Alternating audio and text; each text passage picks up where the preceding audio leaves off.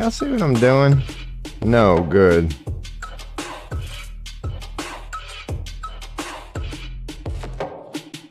Alright, we're good on YouTube.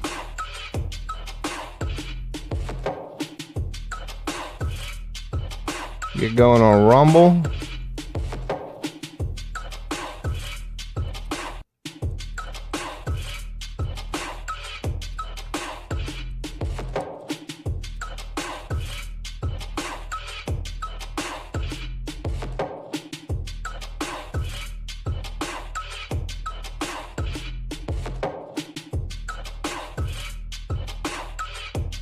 Bam, bam.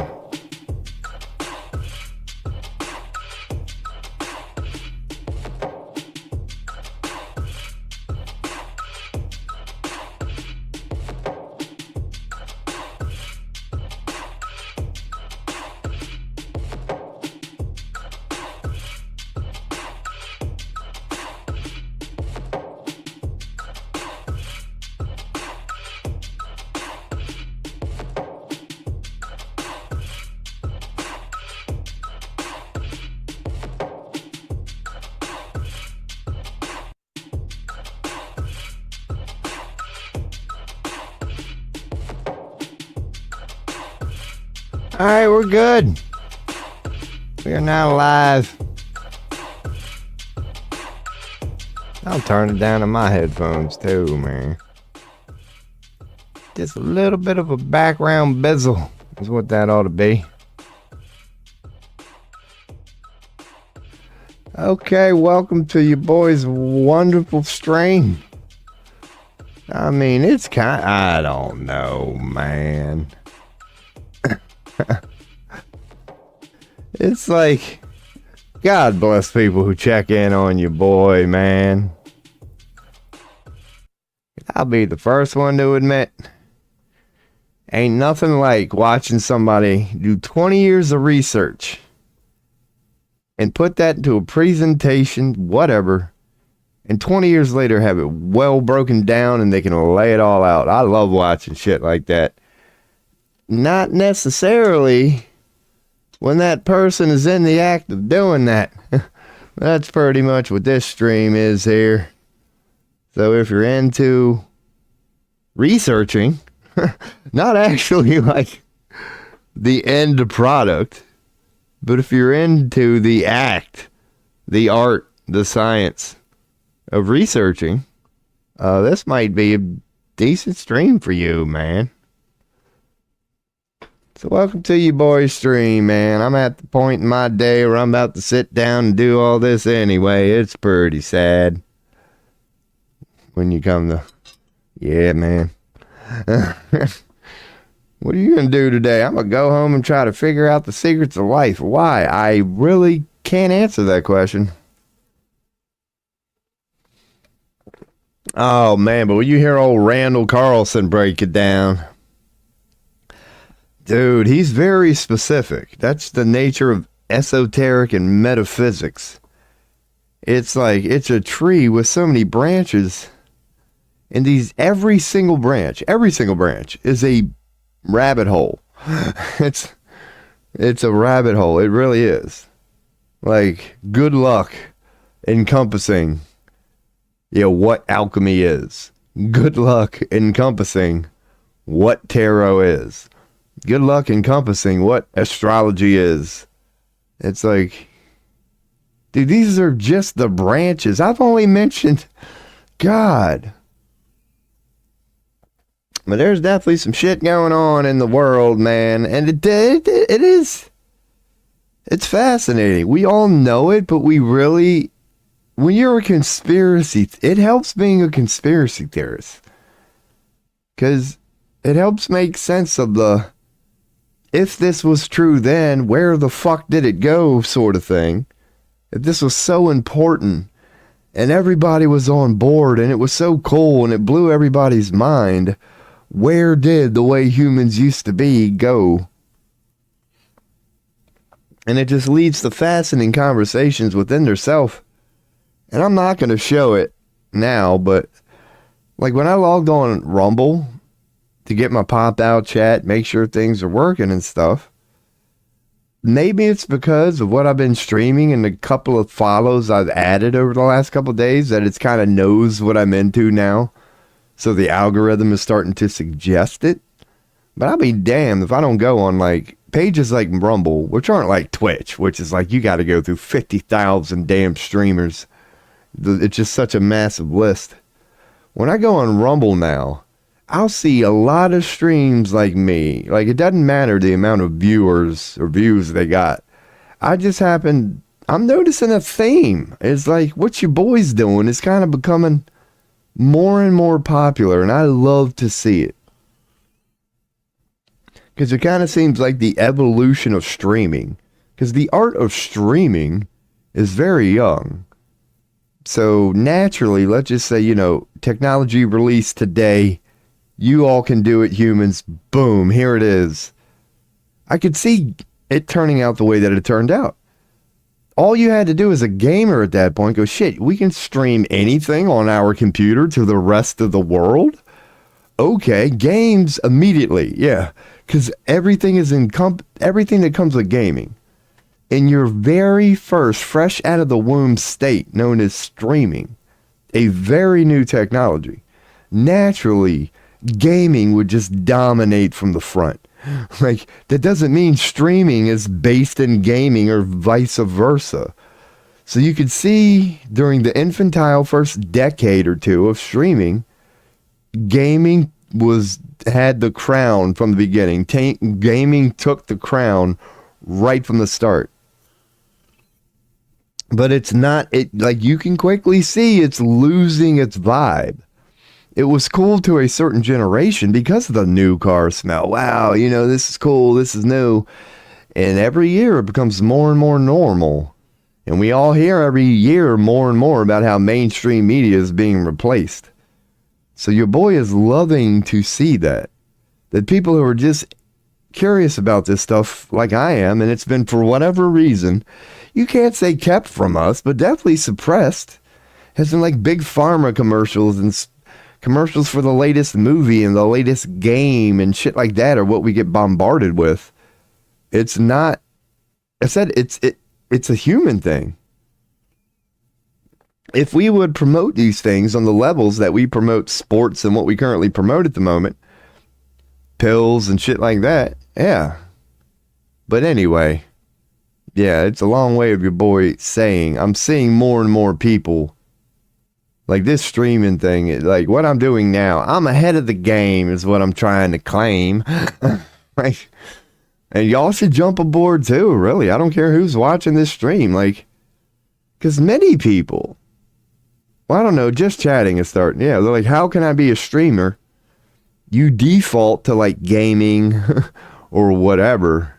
And your boy is telling you, like, recommending, hypothesizing that based on a pattern that I believe I'm seeing, yeah, just if you build it, they will come. Whatever you're interested in, even if it's boring, hit record, because you're not the only one right now. You see your boy. I'm seeing a bunch of people come up right now. So I do believe, man, yeah. Hopefully I'm going to stop looking for the bad, because I love bitching and moaning and complaining. Because if you look for the good, it's out there. It's out there. But we do love talking about the bad. Including your boy. That's why he normally starts this stream with checking up on the world. Because I think we all should, keep up with the Joneses and just... dude, we're living in end times, so it doesn't hurt to check out the news from time to time and find out what the orchestrators of it, you could say, have in store for us. It is funny how the way we're headed into end times is funny. It really is funny. It's hilarious to me because whether or not, yeah, just assume this, let's go with the dark Illuminati thing. So you got the Trumps and the Elons and the Netanyahus and the Federal Reserves and, the British royal family and yada, yada, yada. That think their plan is going to work is where I'm getting at. Like these Elons and these Trumps and these royal families and, even the Aleister Crowleys. I know he's dead, but people like that. that they're nefarious and they claim to know and they have all these secrets that we don't have, us stupid humans. They're nowhere near as smart as they think they are. And you just look at the nature of the game. It's like, what are they trying to do? They're trying to mock God. They're trying to, mock the laws of the universe, the way this fucking thing is mapped out. And it's like, good luck with that. Like, the moment you open with that your goal, as far as convincing me that you're intelligent, it ain't gonna work on your boy. Because your opening line, and I can respect the hustle, why not? Is you're going to try to go out there and mock God. You're going to try to tell God about itself. Like, we know the way this reality works, but we're going to purposely try to defy it. Like, yeah. And that's what this Illuminati big picture is doing now. It has turned into them believing they can take over the world, believing they can do this, believing they can do that. Believing they are gods, and they are. But here's the part that they leave out, that they even know this. They are gods. So are you. So am I. Like, so that's where the divide and conquer comes into play. Because basically they've just unified. Unity, the power of they just know that's, you could argue, is their secret. They know how it works. As long as they can keep their, in the shadows, groups, unified on a collective vision, they're going to get there. Why? Because everybody's a god. Everybody's a god. So if you can bring people in, remind them of their godlike divinity, and then have a little secret society and only give it to certain people, you're going to notice some results.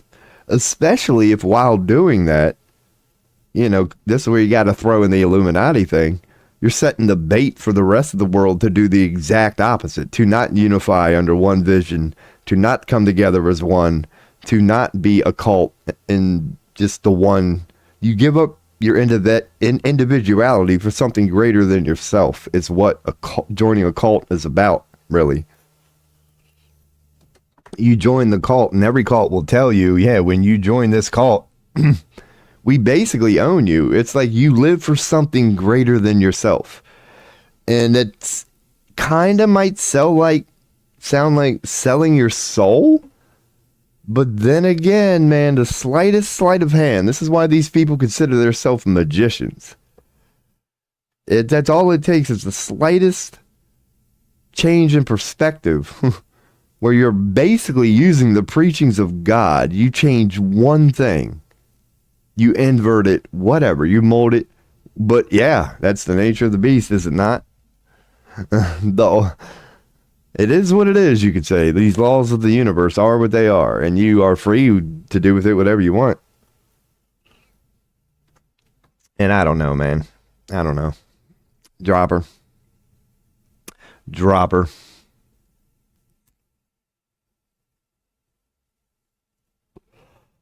And I don't even know if I want to check up on news for today, man. I will do a quick glance.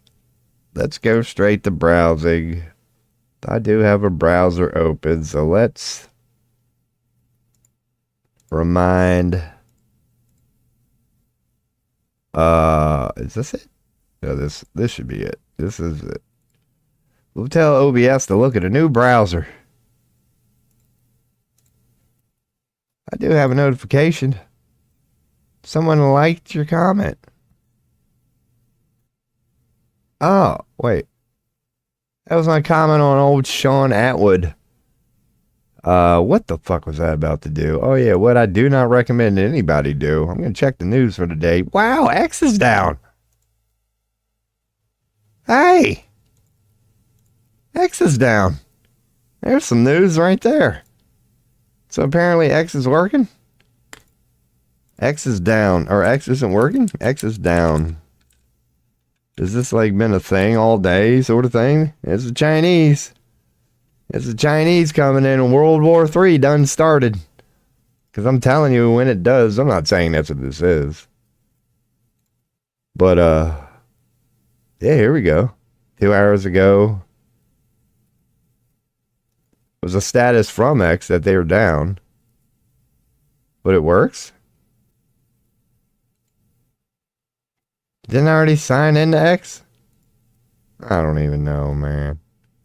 I don't even know. Let's go to this. Yeah, your boy doesn't miss this. It wasn't what I thought it was. It's like an event you had to sign up for, an RSVP for, and all that shit. Yeah, let me bring this up and figure out what the hell's going on with X.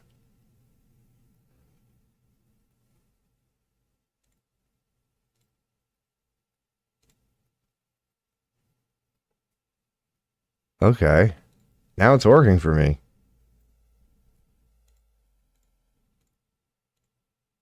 Weird. I thought X was down. Would have been a good thing. Anyway, here we are. Rip Jimmy? Who died? I saw Rip Jimmy trending and I thought it meant Jimmy Hoffa, so it's nobody important. Tomorrow night will be big. Why? Tomorrow night will be big. What's he claiming? The golden age of America begins right now. Speaker Johnson has invited POTUS for an... Holy shit. Oh, man. So Trump just, you got to give it to him. He don't hide it. So he's going with the NWO approach, huh? Oh, come on, dude. They think you guys are children. They think you're children. Dude, I hate seeing on shit like this when I'm an adult. It's like, dude, I got gray hair just like you now. Fucking grow up, dude. Fucking grow up. You're supposed to be a leader. You're out here. Biden never did that. Now, granted, Biden doesn't have the fucking coordination to be able to do that. That poll would have killed him. Like, he'd have fucked it all up. But this is what we're proud of here in America right now. We're like, yeah, oh man, we did it right. Why? Because of shit like this. Dude, if you have to try so hard to convince people you love them, dude, yeah. I mean, come on now. Something huge is coming. I expect Trump will have Kash Patel, or this dude, yeah, liberal tears forever. Yeah, if you expect Kash Patel is going to arrest anybody, that's how your boy knows you're a fucking idiot. That's all you need to see. That's all you need to see. If after all these fucking decades of shit like this, if you still fall for it, what the hell is wrong with you, America? You all are freaking stupid, man. I'm saying this as an American. President Trump just announced that some Taiwan semiconductors will be investing $100 billion in the United States. Bullshit. You telling me? Let's look this up. Let's look this up. I'll prove it wrong right now. Taiwan economy. So you're telling me they're just sitting on billions, huh? You're telling me they're just Taiwan's over here sitting on billions. Let's see, I don't remember Taiwanese prosperity. An unheralded driver of Taiwanese prosperity. Oh, let's look up Taiwan. The first thing you do is you look up Taiwan. And you see that they're right here. And you notice what that thing is? I don't know. Yep, no. Taiwan, you are now one of us. Without a doubt. You got to look at the geopolitical impacts. There's Ukraine, there's Russia. There's Taiwan, there's China. So, yep. If we're going to, because we've already fucked up Vietnam. We're not going to start shit. We're not going in Mongolia. We're not going in Kazakhstan. We already know about the Koreas. There's Japan. So our way of doing to China what we're currently doing to Russia is now we're buddying up with Taiwan. So Taiwan's going to be the new Ukraine moving forward. Okay, that's good to know. That's good to know. That's why he called it the Golden Age, because China's doing the same thing Putin's doing right now. They're looking at a map going, okay, you done put up bases all through this thing that used to be known as the fucking Middle East. This is now an American military system. And they let that go. But now we're reaching for up here. Now we want over here. And yeah, Russia and China ain't stupid, man. America's trying to surround them, man. If there's two threats that what this American dystopia could be, if we want to shove the corporatized American version of freedom down the rest of the world's throat, pretty much everybody would have to sit and take it, except for countries like Russia, China, you could argue India. Middle East is done. We all know the biblical fucking... It's never going to stop. This is the Holy Land of America. Of the world, I mean.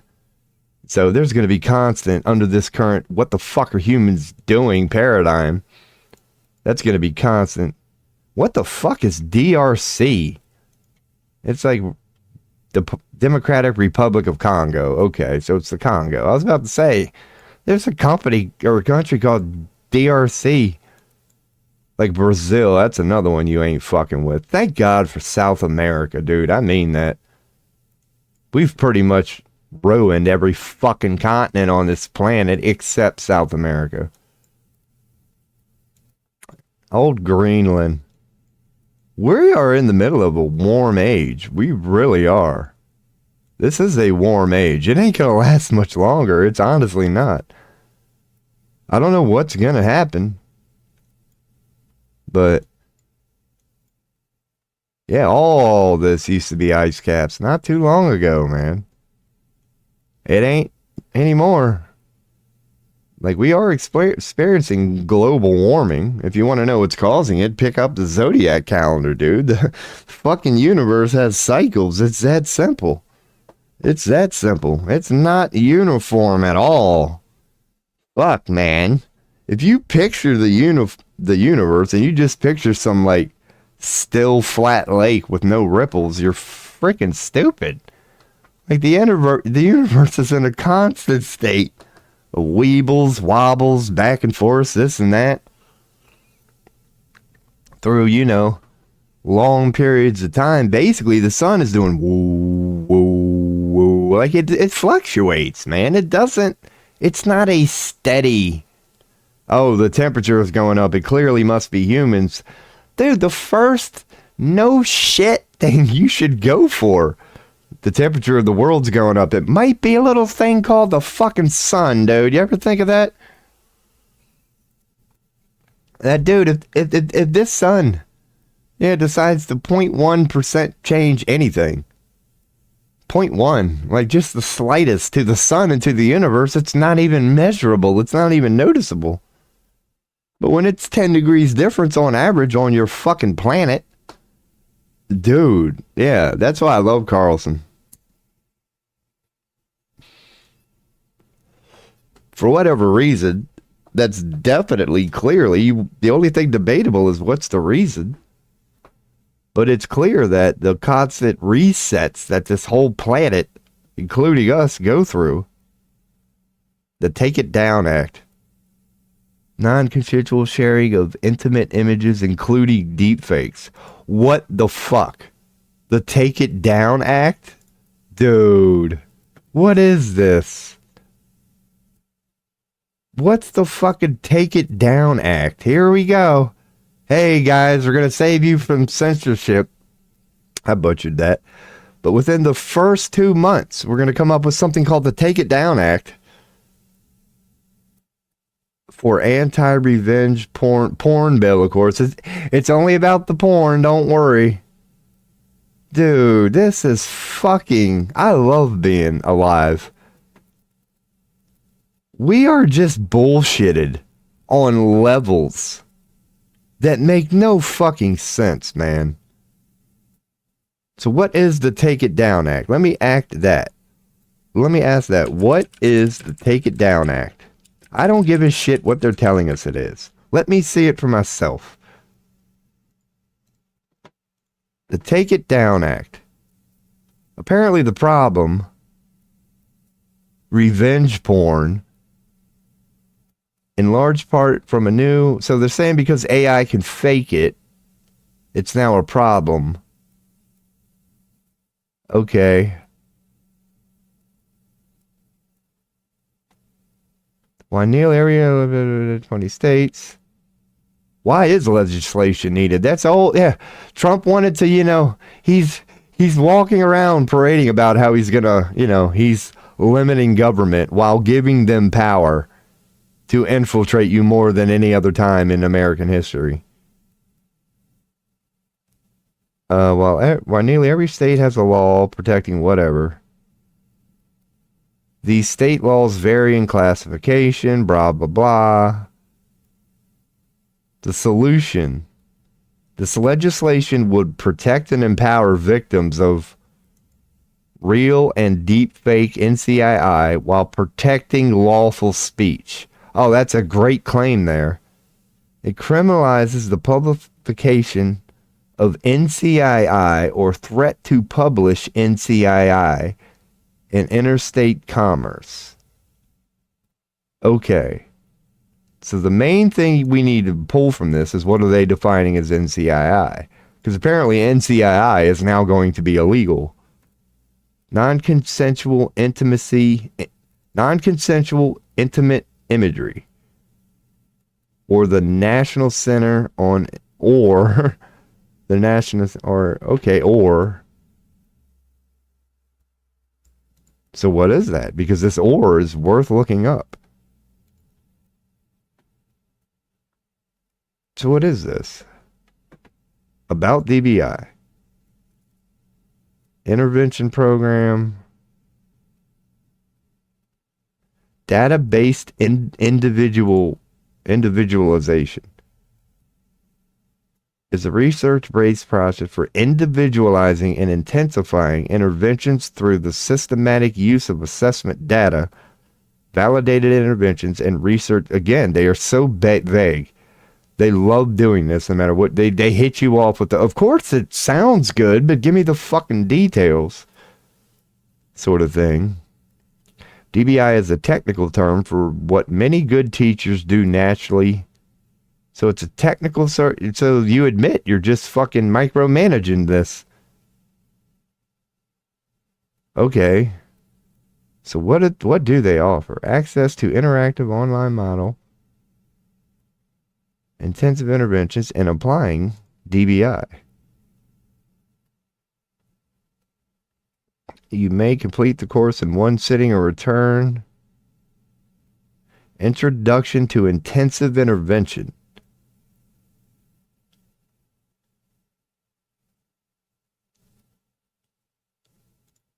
View model.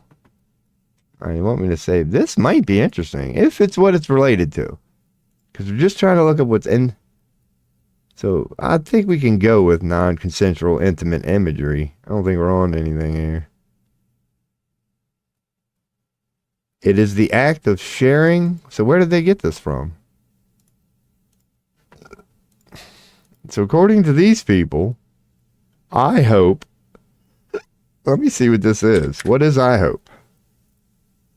Fighting CSAM. Our hotlines remove millions of images and videos of child sex stuff.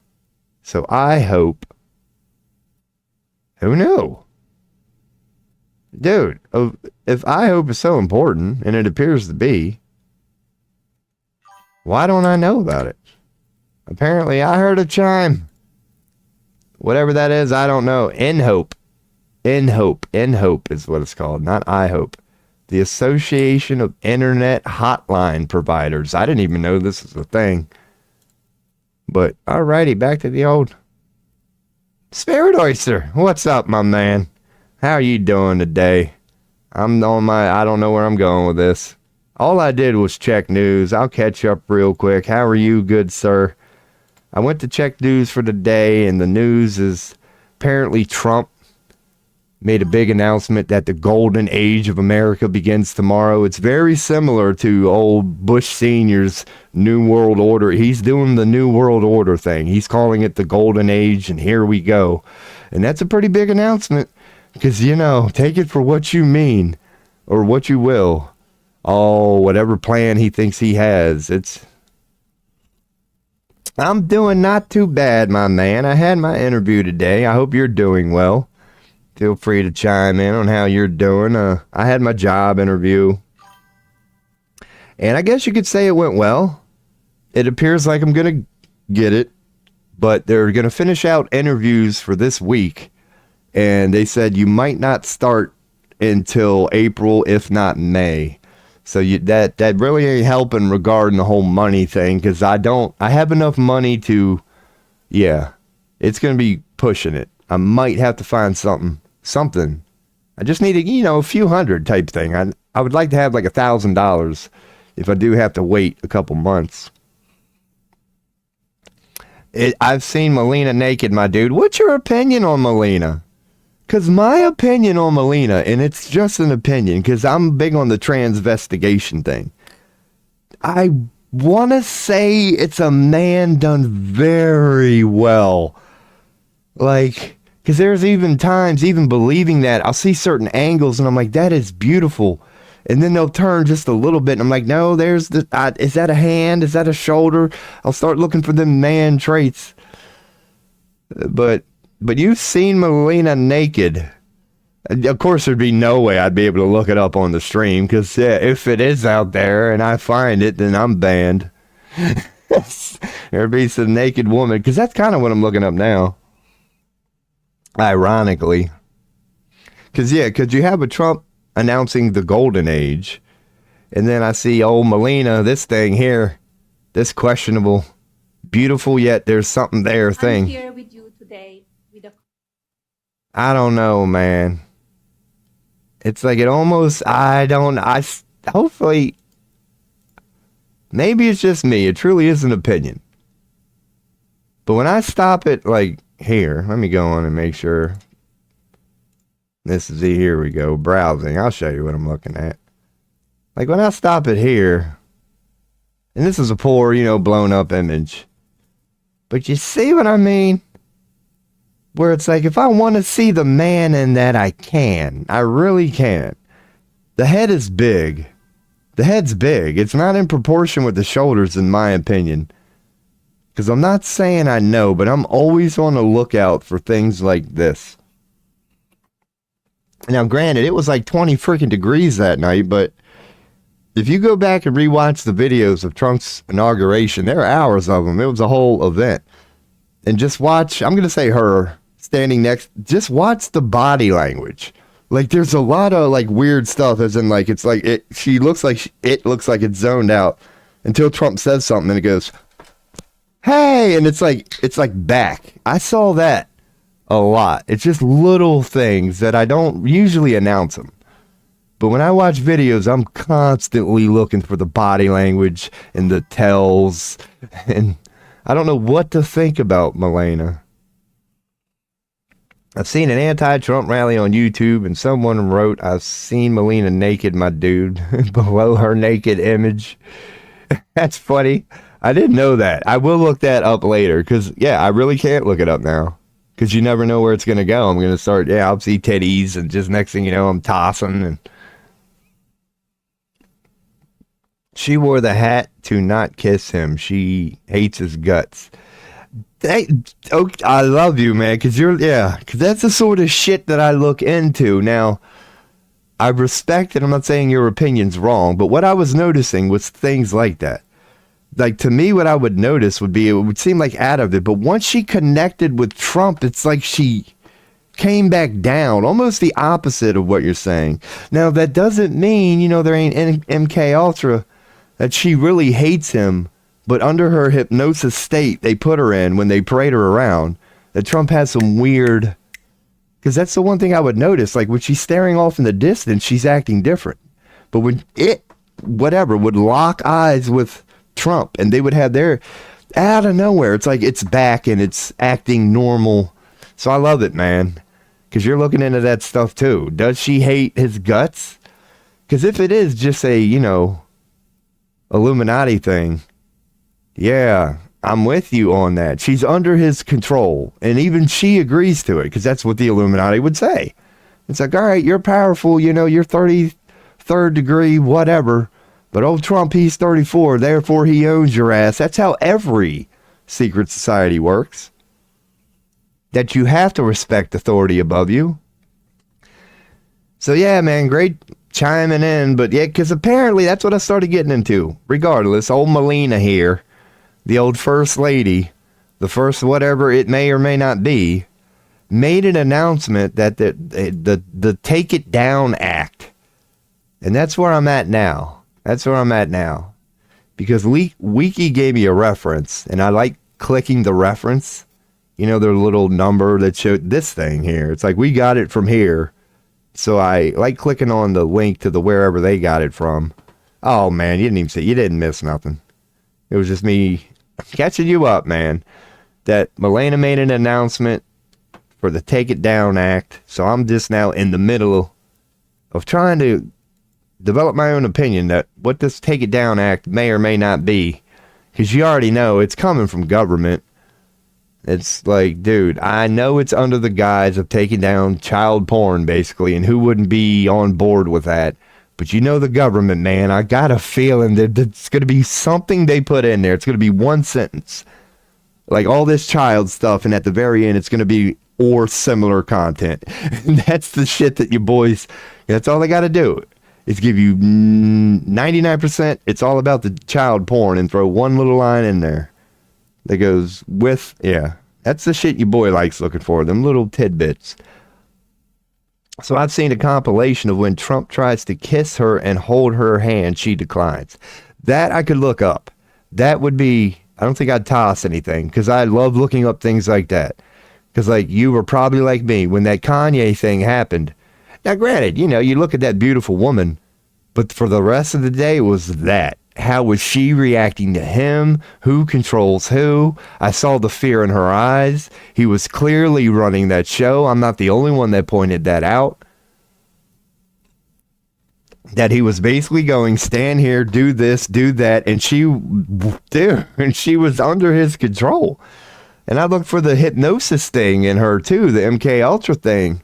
And you can see signs of it. Cause yeah, man, let me look that up. Just to see where it goes. I'll keep that up. Just try Trump kisses Melania. Once again, just to see where it goes. Cause we're probably gonna get good stuff here. Or as in, I think YouTube would be the way to go here. Is just go to YouTube, and I have my studio booked, so I do have to tell it to go straight to the regular YouTube, and let's look up Trump kisses Melania, because I love this stuff, because you can tell so much. That's why I love the Zelensky meeting. It's like those moments of quote-unquote realism. Melania's hat. Okay, that's funny. I'm not going to look into that one. Melania pulls back? I will look into that. So they're using the hat. Apparently recently, I think that was the inauguration day when she came out looking like old Raiden from Mortal Kombat. So there's an example of that. But yeah, maybe I won't be able to find them. But I will look into that. Because I can already say I believe it right from the start. I really do. That's technically not the marriage or whatever that's an agreement. It's not a marriage. It's an agreement between two people who work for the same secret whatever. Trump fails at holding Melania hand. I'll do that. That's a good. Trump fails at holding Melania hand. And I know I may still be on just chatting. Trump fails on holding Melania hand. So I will bring back up just so you can see the results that has yielded. I like this now. We're getting somewhere. So there's more than one. This was 4 years ago. Okay, even if they're old, I don't give a fuck.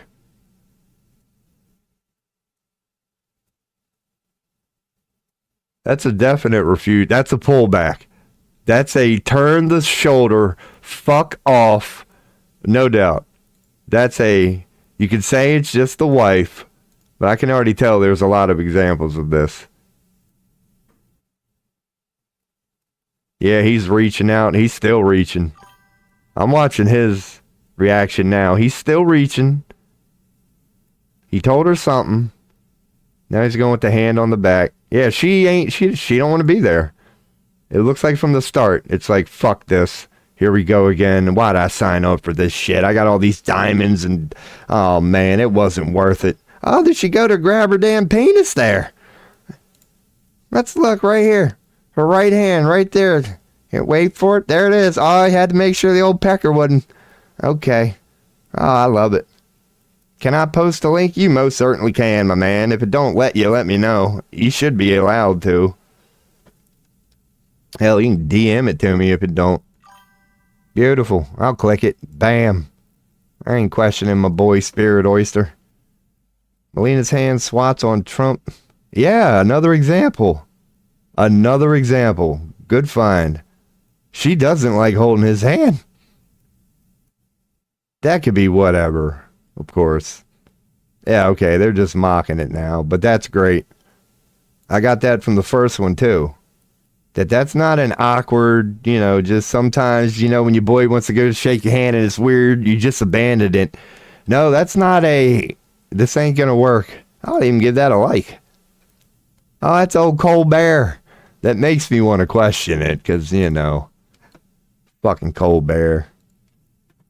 So yeah, there's another video. I'll give this a like. This apparently out there, yeah. Your boy didn't know. Other than what I naturally keep an eye out for all the time. But yeah, here we go, dude. There are so many videos of her.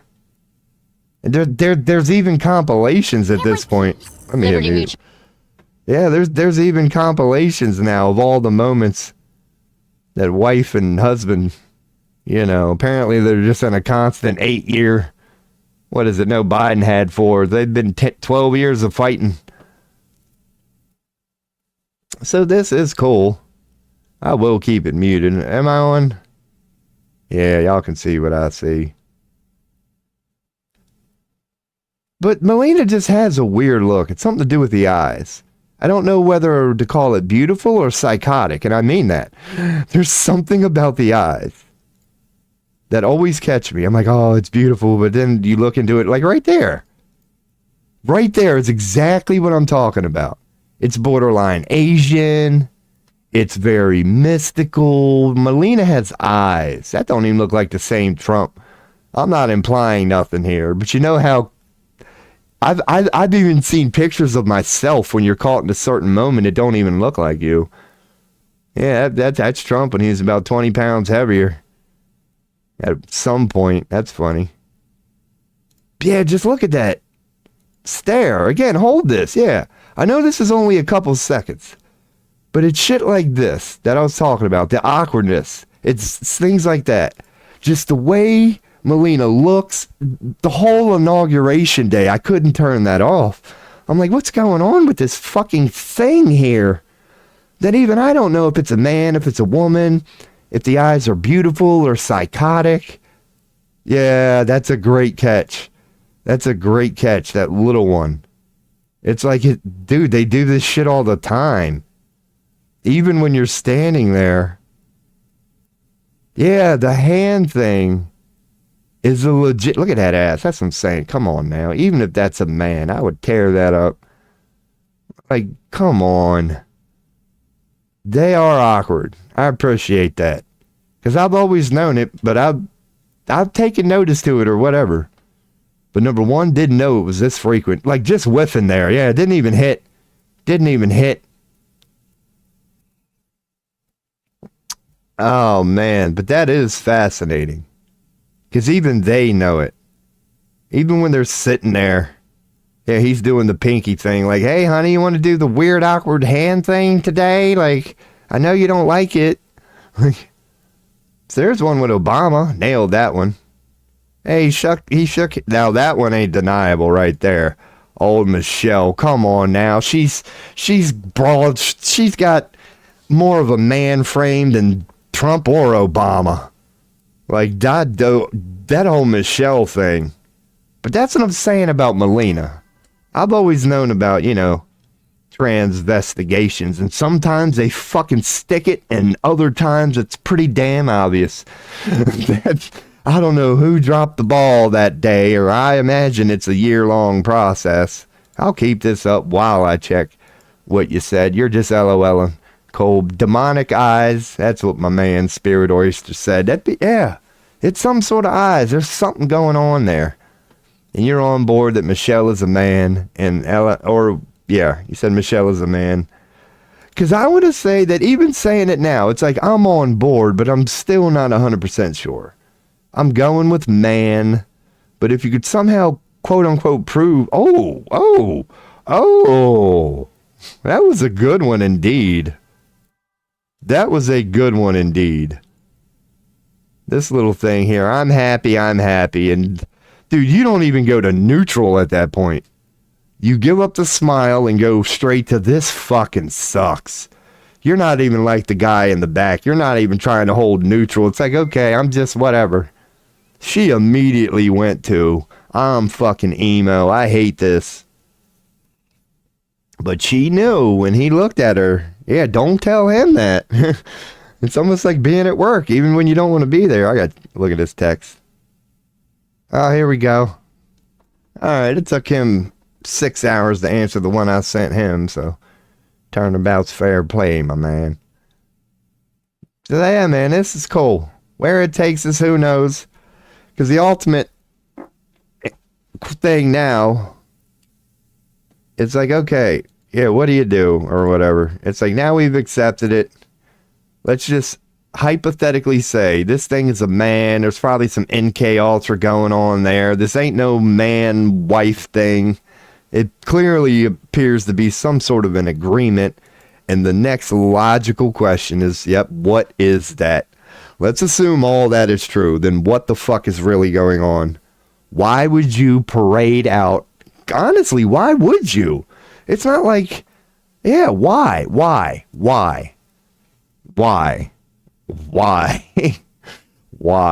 Like, what the fuck is going on?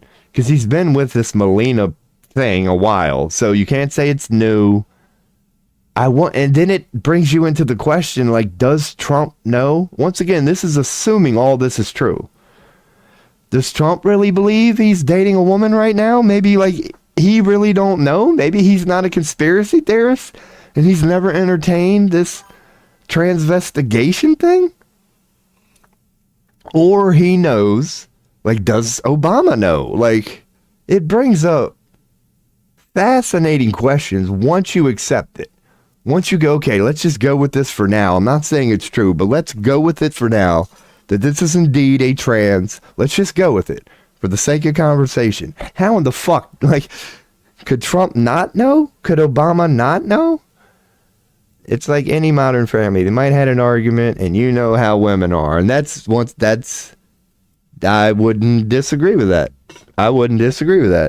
I've been in relationships 5 years. That from day one, me and this broad knew we screwed up, but we stayed together, and we bitched a lot. We coexisted a lot, but we didn't like each other. It was weird. So I know what you mean there.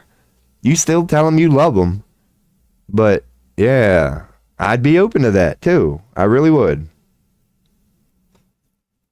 For similar reasons, because when I'm going through this as a blue-collared worker with it's like, well, we do help each other with rent, so we're staying together because two heads are better than one, and yada, yada, yada.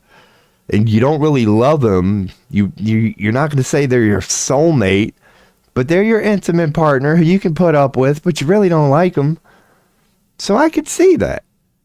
Because I'm just talking about how to pay rent. Yeah, if you're like Melina, you're definitely not trying to pull out of this. Pun intended.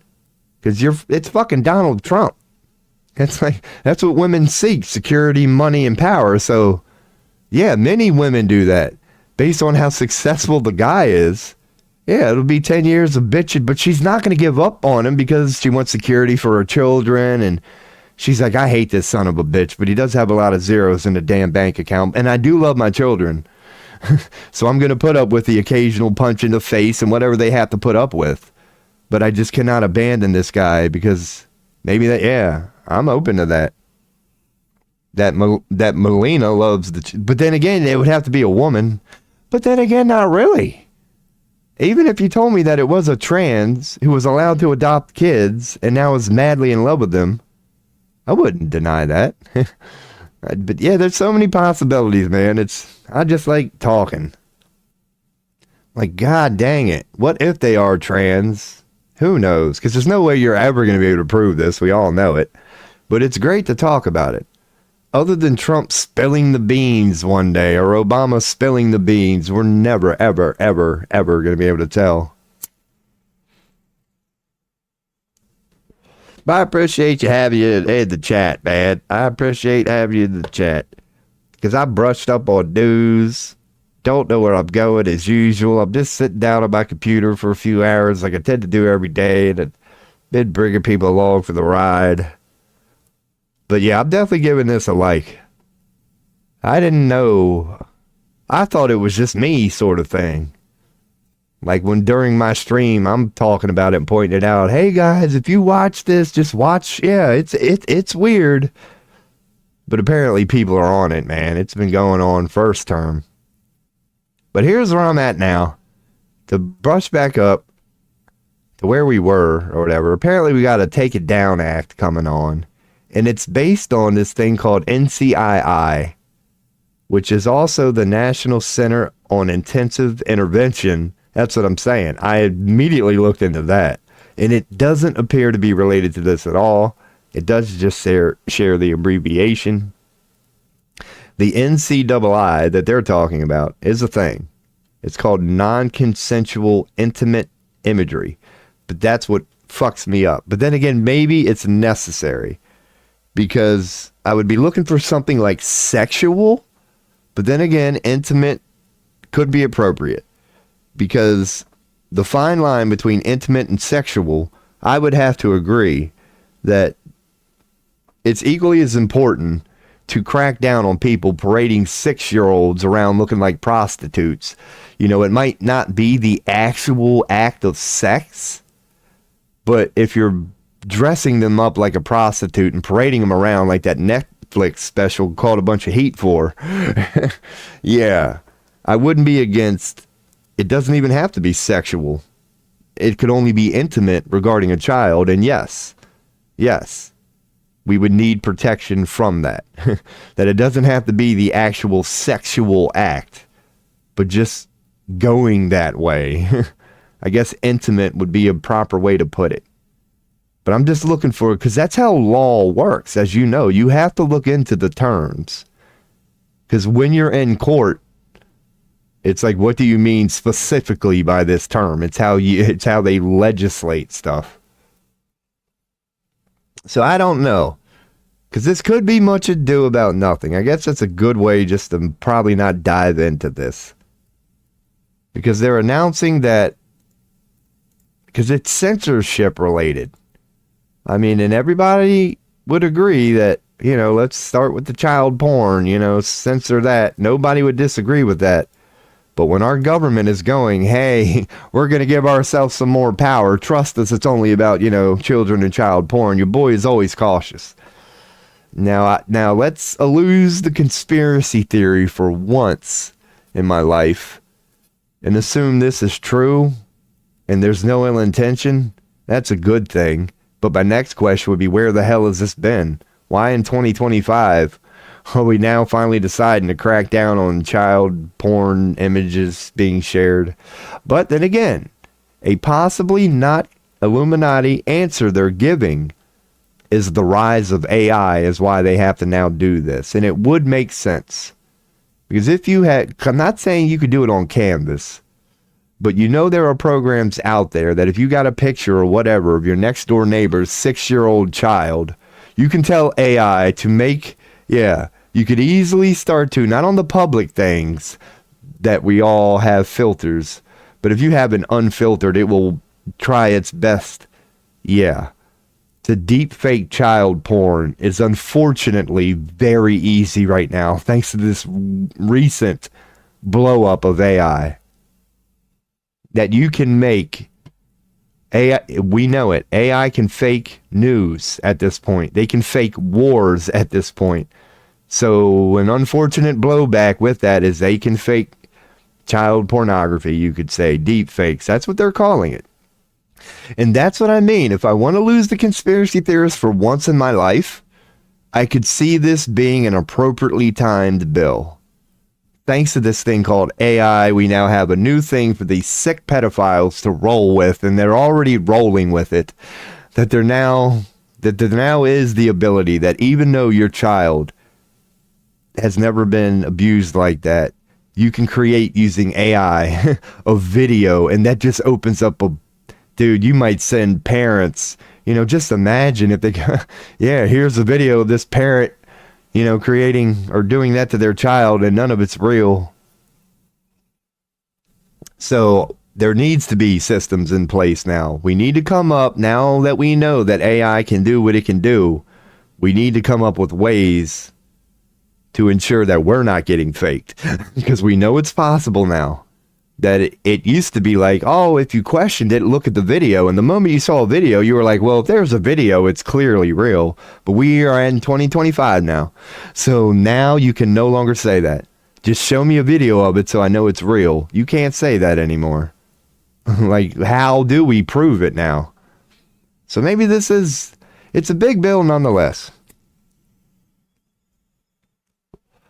Because perhaps I will continue that. Because all I'm doing at this moment is just brushing up on news for today. It's my first time doing this. So the news for today is Trump has announced the golden age is coming tomorrow, as in tonight. And Melena's out there going, AI is now taking child pornography and abuse of minors to places we didn't expect 10 years ago. But now that we're here, we have to pass a bill. But still, it's a slippery slope because, yeah, whether it's AI or real, it's still illegal, you know? Whether it's AI but it does open up a new thing, yes. Because unless you were very good at Photoshop, you couldn't frame people. You couldn't put heads on them and go, oh man, but now thanks to AI, you can attach heads to these. So who knows? So before I check, I will check. No, let's go. The Take It Down Act. Yeah, that's the same one. That's why it's trimming. Not trimming, trending. Take It Down is the thing Melena's talking about, and tomorrow night will be big as Trump's news for today. So yeah, there don't appear to be a whole lot of news after that. What your boy is going to do, he'll leave the old chat up. I'm going to take my famous 30-second squirts. So let me throw up the BRB and take my first pee of the stream. 58 minutes, so I'm on about an hour average today. I'll be right back and we'll continue with whatever. Oh my God, I gotta go.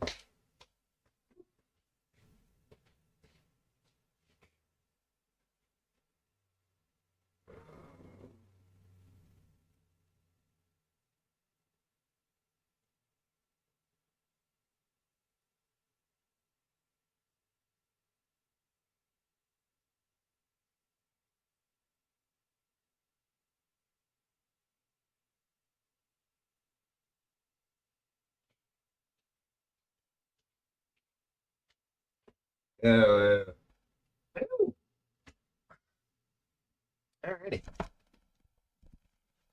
We is back. 3:41 p.m. here on the East Coast in Pennsylvania, the United States of fascism. Man, maybe you could change the flag. I don't know. We've kind of been getting into gold here on this stream a lot, but yeah, for him to announce a golden age, man, that sounds better than New World Order. That had, New World Order was a little spooky, but it's the same thing as that. Because you can't deny that the New World Order was the beginning of the perpetual war era, you could say. When he warned us. He said we're headed towards a New World Order. We can see what he meant now.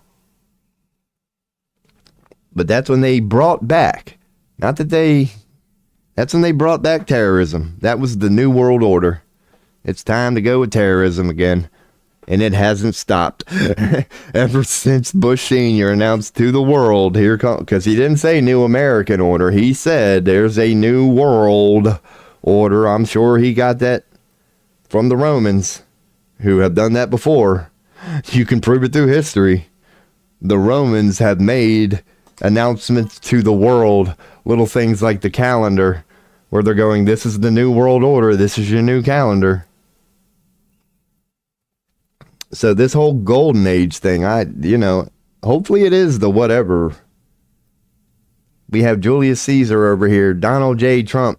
Yeah, that's how I feel. I'm cautious because I know how many people wanted him to be that guy. Like, I know how much that whole story means. He's the savior of America, and we all want that story to be true, but I'm not buying in. Even today in this moment, I want that story to be true. I mean it. But from what I'm seeing, he is the complete opposite of what I was hoping on. Like, I just think Americans are being misled. It's like, I don't think those things, the numbers they're telling us are false, but they're missing the bigger picture when these things are being reported to them. They really don't know what's going on. General Trump, OD, the Federal Union of America. That's how I feel. I like how you put that, the Federal Union of America, because I guarantee you there's some intelligence behind that. Because, yeah, by the books, we're not sovereign at all. By our own books. We are controlled by the British, by the Fed, that we have people we answer to. The president is not the highest, even when you look at it, the president is not the highest ranking person in our government. Of the Federal Union of America. But yeah, that's what I see, and I would hope most people see that now. Trump Gaza is the perfect example of that. Like, that's the only thing I respect about Trump. He's not hiding. He's not trying to be as diplomatic as the Biden administration, who we all know tried to lie to us, and we know why they were really doing it. If there's one thing I respect about Trump, he's way more bold. Yeah, he is not against going, this is the plan, fuck you. And I can respect that. Like, I would rather be told an uncomfortable truth than a comfortable lie. So even though I don't want to hear it, if it's the truth, I still would rather have it. And I see Trump doing that. He's being honest. But I don't know. Trump Gaza, I didn't take it like the rest of the world took it. And I don't see how anybody would. It's like, dude, why is that a good thing to anybody? To anybody. To anybody. That whole Trump Gaza thing that he released, that is really from Donald Trump. I still got to unblock the person. Because when I first ran across that Trump Gaza thing on X, it came from a page I was already on the fence about. And when I didn't believe Trump Gaza was real, I'm like, dude, you're just AI and shit. And I blocked this guy.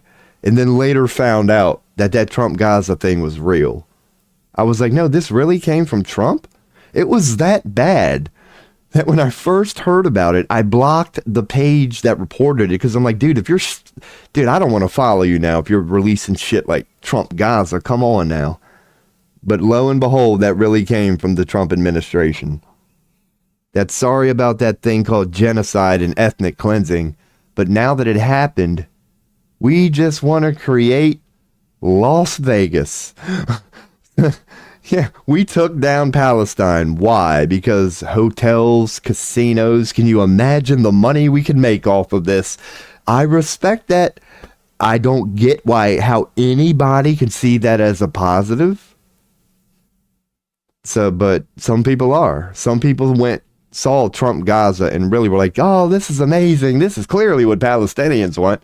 And I'm just like, what the fuck is wrong with people, dude? To me, that's a satanic commercial. That's advertising, materialism, everything the Bible warned you not to be. Trump is now going, no, be it, because here it is. Project 2025, similar. I don't think it's World Economic Forum related. That's one of them things I've heard about. But I know the World Economic Forum has a 15-year plan that they released in 2015 that's going to it's going to end in 2030. And when you read it, and Greg Braden's a good one, he's talking about it. He's like, dude, when you read the World Economic Forum's plan for 2030, their 15-year plan that started in 2015. If you read that and you turn on the news, you can, oh, dude. Yeah, it appears like all this we're doing now is what the World Economic Forum is not hiding. This whole, because the way they're putting it is they want a military-free world. They're like, we just want to demilitarize everybody. That sounds great on the surface. But it's like, it didn't, well, how would you connect that to today? And I've said it here on this show. It's like, dude, the world is even telling you now, Israel couldn't do this without the military of the United States. The Middle East can't defend herself without the military. We are already at a point where it's basically America, Russia, China, that there's only a few countries that have a well-established military. Every other country has to call up one of these countries if you want to fight a war today. So that's their way of going, that this perpetual war is indeed a way of the World Economic Forum depleting the stockpiles of militaries throughout the world. That's why we've been in perpetual war for the last 15 years. Is that now literally so many countries are just like, we can't make enough weapons to keep up with this. Like, there's only a few countries that do.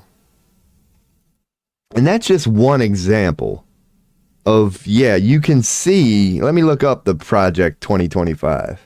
Because the World Economic Forum is just one example of that. And the Project 2025 might be another. I know it is. I just don't know the details about it. But indeed, when you start connecting the dots and turning on the news, if you want to make sense of it all, start on things like this.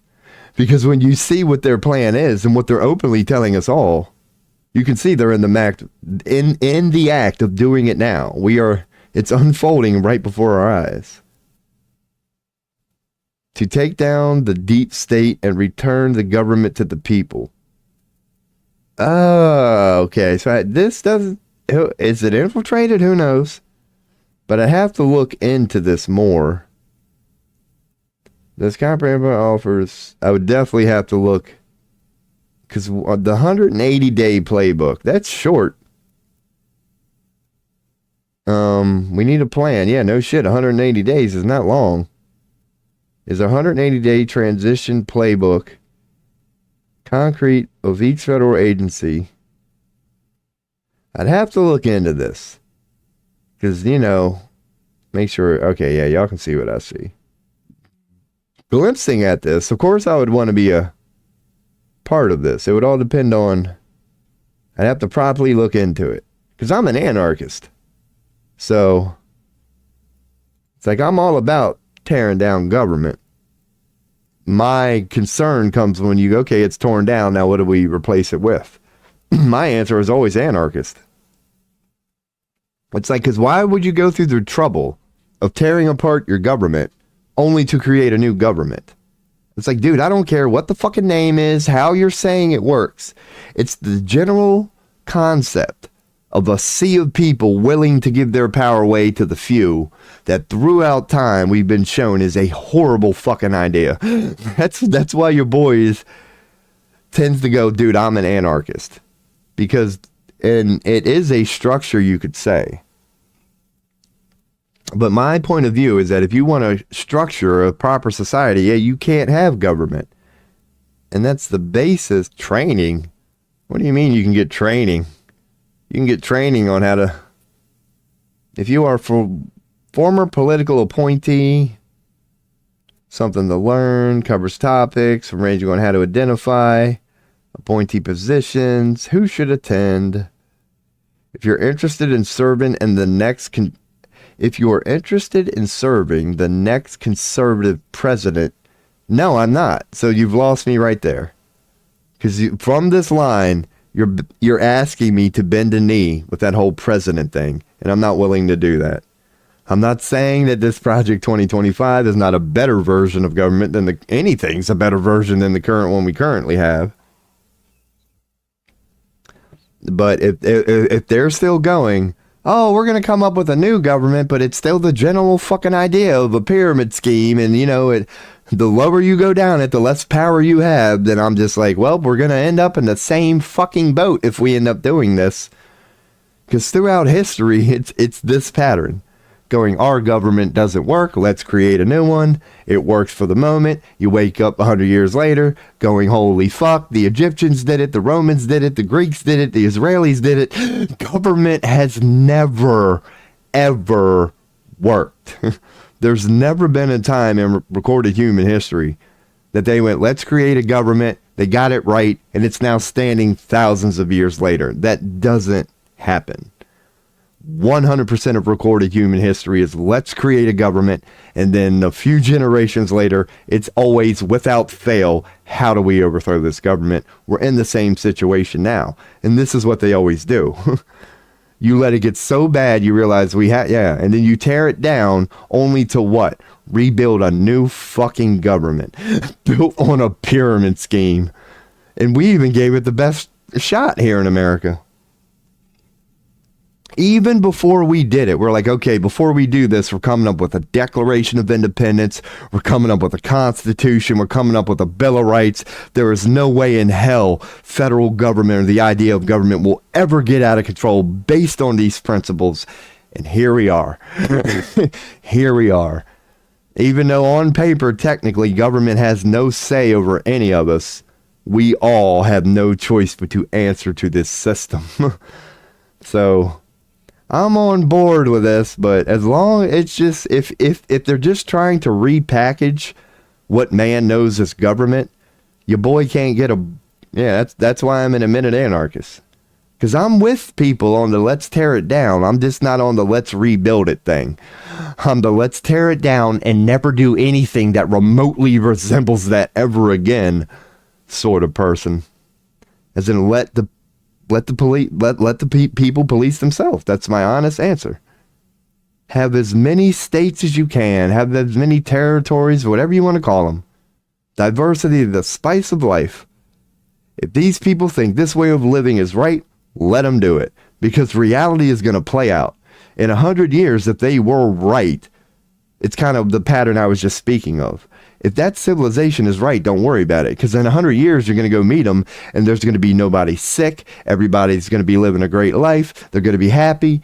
Reality will tell you if they got it wrong or not. And if they got it wrong, 100 years later, you're going to wake up to an unfair proportion of wealth. You're going to have a 1% that's living a great life, and you're going to have a lower class. And yeah, you're going to be able to tell based on the society itself, this was a horrible idea. Look at the fucking society. It's not working. But if it works, you're going to see nothing but positivity. You're going to see abundance. You're going to see health. You're going to see enlightenment.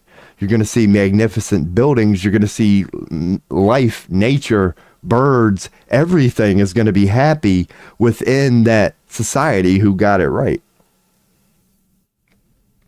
The one who got it wrong is going to be in turmoil.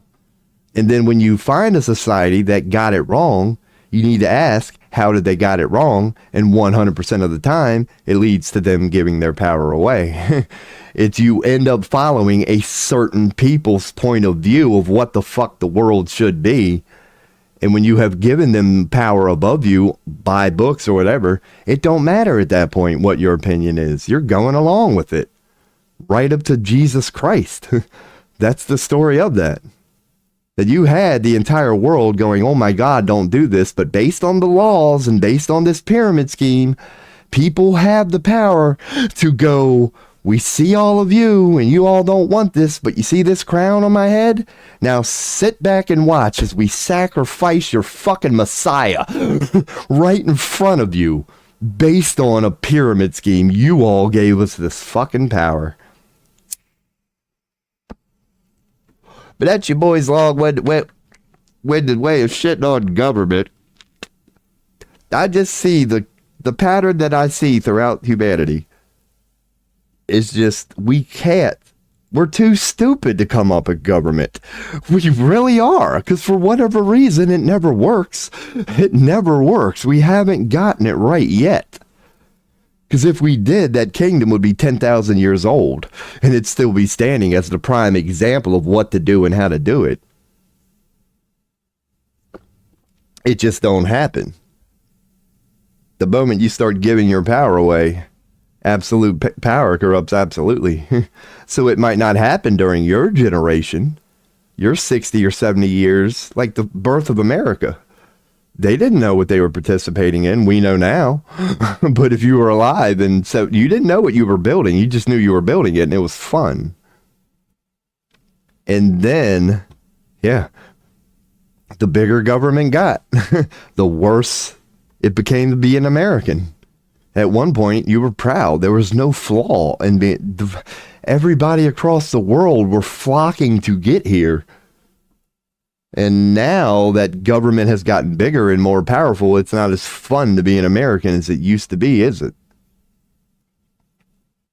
Because now you leave the house, and what do you run into? Stoplights, red lights, speed signs, laws. I'm not saying they're not needed, but the moment you open up your door, you walk into a world of people going, this is the way. You might be an adult, but you're not free. You might be an adult, but here are the rules. And if you stray, we have a little thing called jail, prison, probation. Oh, you get punished. You get your hand slapped when you buck the system and you're not the good little boy, because they've got it all mapped out. This is how to be a good person, clearly. Don't buck the system. And a lot of the geniuses we get are people who end up bucking the system. When you hear a lot of the great successful people throughout this world, throughout history, ask them about how well they did in academia.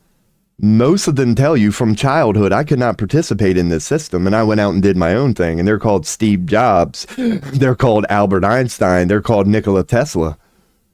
That they woke up to a world of people who apparently had it all figured out. And they were like, no, call me crazy, but I think you're fucking wrong. And then when you're bold enough to utter such a daring statement before kings and queens, go, look, I see the crown on your head and I see your fancy building, but I don't believe that you know it all, dude. Those people are, number one, outcast. How dare you say that, the universe isn't mapped out a certain way? How dare you say capitalism isn't what we're telling you it is? How dare you come up with an alternative opinion? That's how every person is treated. I mean, we all know about the suppression of information. There could be no such thing as the suppression of information if you didn't have a pyramid scheme, as in a few people who can suppress it to begin with. It wouldn't even be a thing without this elephant in the room called pyramid schemes. Why do you think the Illuminati or whatever put that on the back of the dollar bill? From the jump, the first one, they were saying none of this could have ever worked if you all wouldn't have agreed to this fucking pyramid scheme. But now that you did, we're going to wave it in your face. You've given us control over money? Fine. Fine, we'll gladly take it. They didn't demand it. We actually agreed to it. It's called government. We actually go, yeah, it's a good idea to give these smart people control of our money because none of us stupid asses can figure it out. We actually believe that. We end up insulting ourselves, our own divinity, in ways that are hard to fathom. You have a human being that, on an esoteric level, will tell you all this stuff. Oh, yeah, I'm connected to God. I'm powerful. I'm this, I'm that. I know about the esoteric. Well, then why in the fuck do you agree with a thing like government? You're going to tell me that you know your divinity and power to create worlds, but yet you agree that you need to be led. So you're a God that doesn't know what it's doing. Well, I think if we're all being humble, we would admit that, including myself. We are all gods who don't know what the fuck we're doing. When you get down to it, that's really the ultimate truth of it all, you could say. What has the Illuminati been trying to keep from us? I mean, that's been ushered throughout time. They're trying to keep from you a little secret that you're a fucking god, dude. That you don't have to answer anyone or anything. That you're free to go out and mold reality itself. You have the ability to move mountains if you so choose to. But if you want to go on and, dismiss all of that and go, I need to be led by the fucking thing on, I need like a horse and cattle. I'm too stupid to know what's good for me. touche. That's why government doesn't work. Because the truth of the universe is you are a god. All that stuff about esoteric is true. Government is man-made. And we know that. We made government. Never in religion and shit do they tell you that they made government. That is a man-made invention. No different from money. I mean, they have religious scriptures, have the story of man's battle between man and man-made shit woven in it. They really do.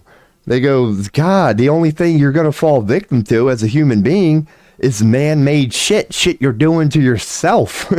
And that's what we're doing. Money is not made by the universe. Man made that. Now we're enslaved to it. Government is not a law of the universe. Man made that. And now we're enslaved to it.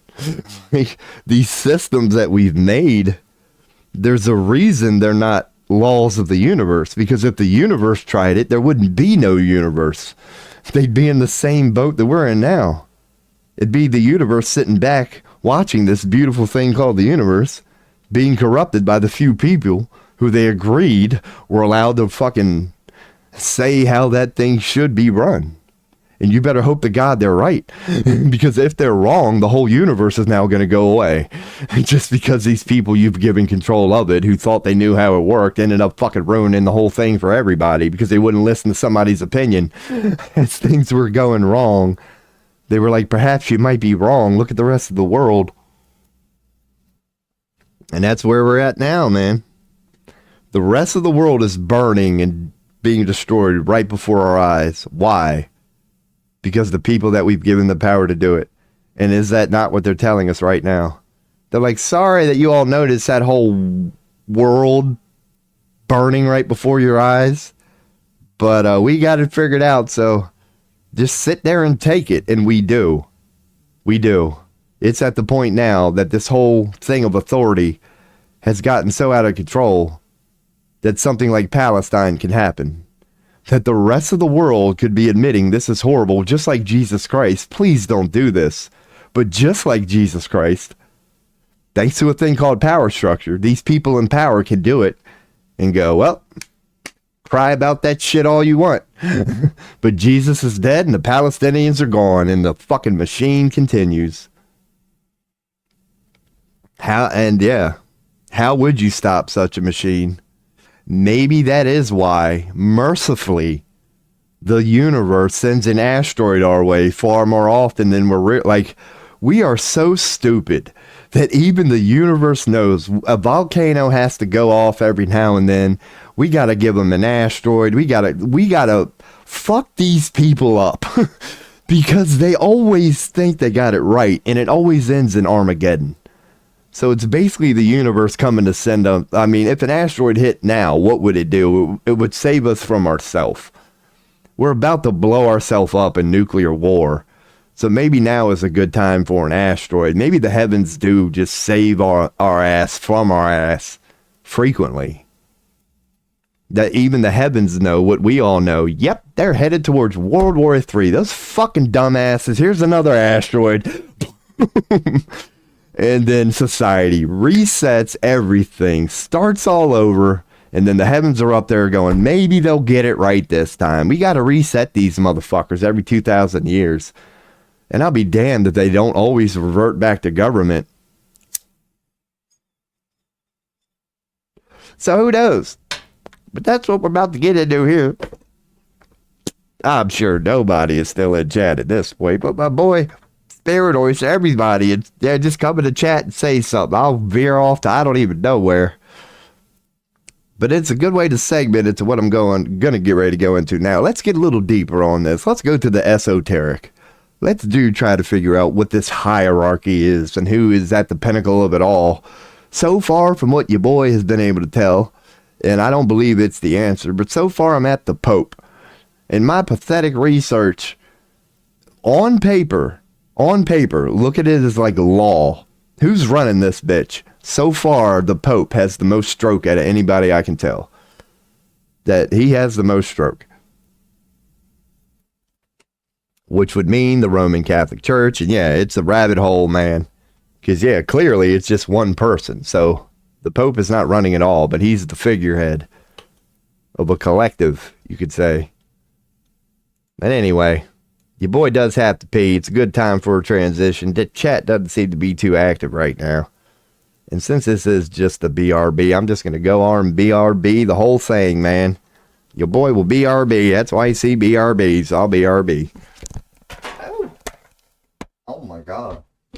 Oh, man, my flip-flop. There we go.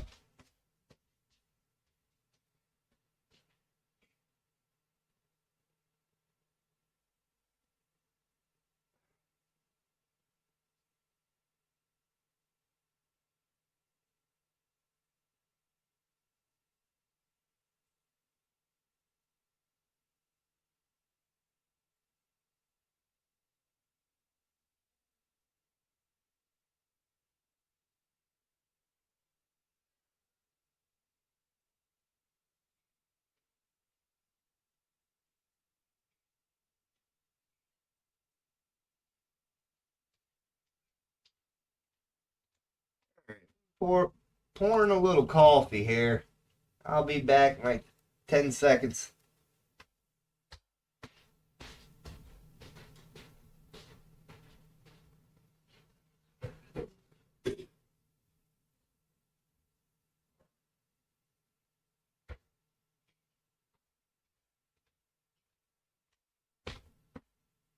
Oh, man. Ooh, okay. Oh, my God. Oh, I almost poked myself in the eye with my damn microphone on the headset. Hell yeah. All right. What are we going for? Cam? There it is. Cam. Cam Newton. Got the old Cam Newton. Hell yeah. Rip the chest open. Oh, goodness. Oh, God. It's 4:09. I don't know. You can bullshit for a little bit. 11 minutes, if you know what I'm saying. If you know what I'm saying. If you know what I'm saying. Yeah, it's the only thing you boys got to worry about, man. The old pee test regarding this new job of his. Now, the good news is, you know, your boy's probably going to be making a whole bunch of money here soon. But the bad news is, that ain't till like April, maybe. If somebody, you know, if a whole bunch of people start quitting. They even said during the interview, I always forget the fucking spoon, man. Hi, dammer. All right, give me a second. My God.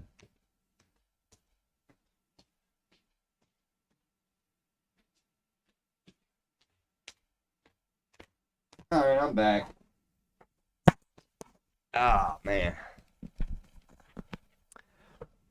Yeah, they even said if a whole bunch of people start quitting out of nowhere, they might call me a lot sooner. And I was like, okay, cool. Cool, because I wasn't planning on starting tomorrow anyway. But yeah, man. And God bless their heart. It's hard to believe any job during an interview. But when they were asking me why I've left my previous jobs, I was like, mandated OT, my man. Mandated OT. But I get it. You know, overtime is quote-unquote required sometimes, but then again, not really. It's like when I agree for 40 hours a week, that's what I'm agreeing to. As in not 41, not 45, not 60. I'm agreeing to 40. And many times when you get into these jobs... it quickly becomes, oh, we're going to need you on Saturday, as in need you. As in it's required. If you're not here, it's going to be just like you not being here during your regular schedule. I'm like, really? So even though I've given you my 40 and held up to my end of the bargain that we agreed on, it ain't good enough. That's where I end up quitting. But this job doesn't appear to be that way. They say we don't even like giving out overtime, but in the unfortunate times when it happens, it's based on seniority. And I love to hear that. Because, yeah, I hate working for jobs where they shove it down your throat. You have to do it. I love working for jobs going, dude, we've got plenty of it, but only if you want it. So we'll see.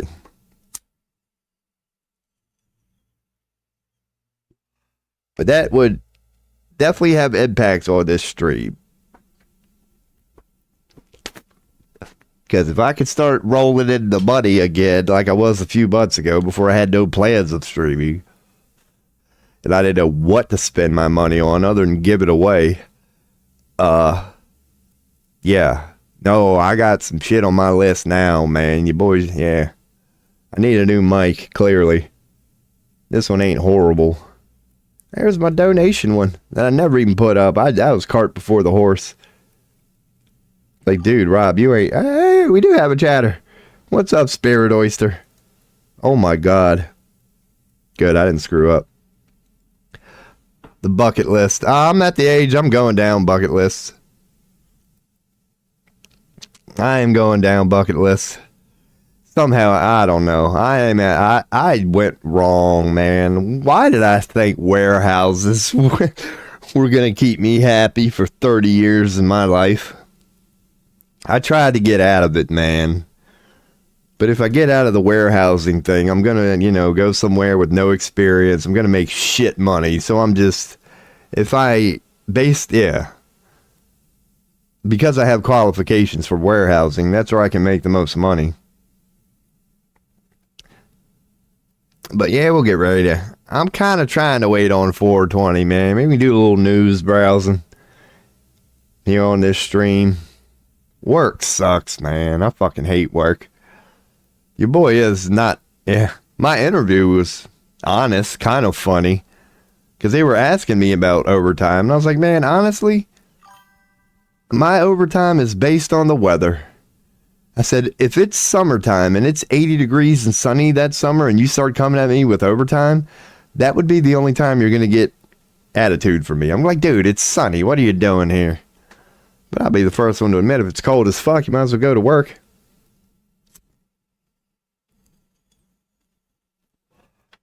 I don't know. But yeah, we'll see. So now I'm in a little bit of a boat. I think I am just going to rip this and start going in. It's close enough to 420. It's the thought that counts. But I do hate work. I freaking hate work. Just the act of driving to work sucks. God. By the time I hit my first red light, I'm already cussing. I'm like, what's wrong with these fucking people? Go! Like, or whatever. It's been so nice to sit here. It's truly slavery. I'm glad you are still in the chat. I have never hidden that. I was like, dude, any of you guys who think that, the ball and chain days of cotton picking slavery went away, like, you're fools. It didn't go away. It evolved. I'm 100, and I will have an hour-long conversation about that. That I really mean that from the bottom of my heart. I agree with you. Work as we know it is just an evolved version of slavery, and you can prove it. You can fucking prove it. Where do you even start from all the money corporations are allowed to make? It's like, dude, we're clearly overproducing.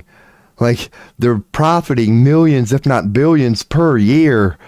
And let's not even talk about the millions, if not billions, of perfectly good product that they're throwing away for the dumbest reasons.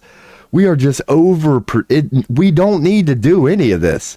We don't need to do any of this. As a species, if we actually tried to be efficient as we could be, you could eliminate 80% of work right now.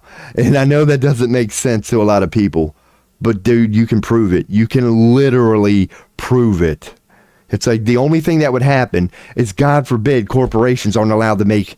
They're only allowed to, make enough to survive. And if there is extra, it should go to the people. But no, we're putting it in banks that draw interest. And who ends up paying the interest? Me and you. That's just the whole fucking system is legit built for the conspiracy that they say it is. When you lay it out and can look at it, it's literally designed. It's literally designed to keep people down, to have a disparage of wealth.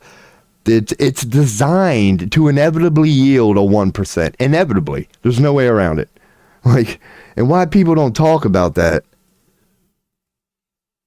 I 100% agree with you that work as we know it, not providing for your family, and no, it's a different thing.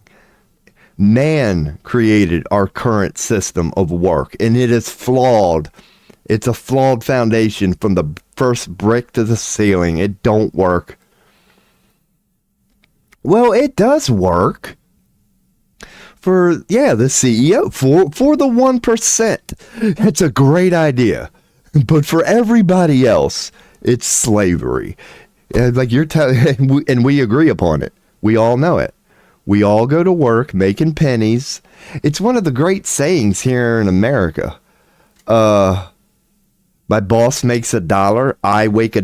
My boss makes $1. I make a dime. That's why I don't mind shitting on company time. Like it's those people who go in the shitter and take, they just spend most of the day in there. And I can understand where they're coming from, because that's where their way of saying, why should I feel bad about this? I'm making pennies compared to my supervisor, who makes 5 times as much to me, compared to his supervisor, who makes 10 times as much as him. And they have a valid point. You're the one out there in the dust, sweating, bleeding, like just working in the filth. But yet the guy above you, who you see once a week, he's always got a cup of coffee and the cleanest clothes. He don't do a fucking thing. And he makes not only more than you, but his one paycheck is your entire fucking salary, dude. He makes more in 1 2-week pay period than you'll bring home the whole year. And we agreed to systems like that, and it don't make no sense, man. Why don't they pay us monthly and use AI and robots? That's the point I'm getting at now. I'm not saying it's definitely going to turn out positive, but the AI replacing our jobs thing is not necessarily negative. And you've probably heard me because you're a frequent on this show. I say that all the time. I'm like, if you hate your job, do not be afraid about this AI thing. Like, you might be a little concerned of where else am I going to find employment. Once again, providing for your family is a general thing that's instilled in us all. We're just trying to figure out the best man-made way to do it.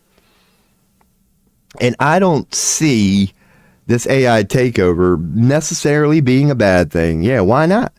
Because like I'm saying, with me being a warehouse worker, I've been the guy loading the boxes and working the lines and putting them. It sucks, dude. It's fucking horrible work. Nobody likes it. Nobody likes it. The older you get, the harder it becomes. I have seen 50 and 60-year-old people in these environments, and it's sad. You're looking at what you know is somebody's grandmother or father doing fucking physical labor. Like, and just, it's legalized slavery, man.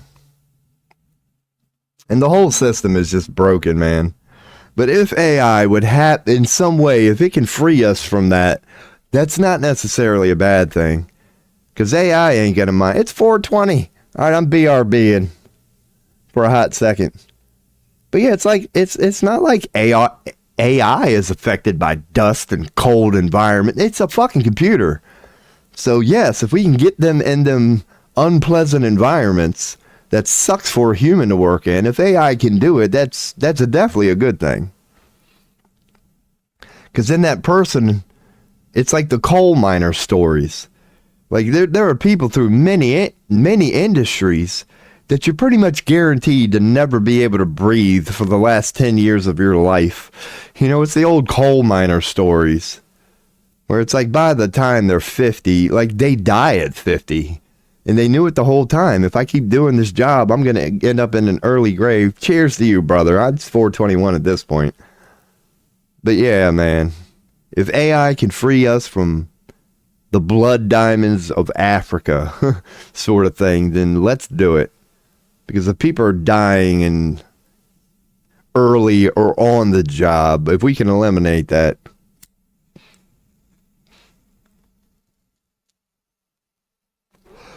So cheers, Spirit Oyster, and whoever may be listening, because it is 421 East Coast time.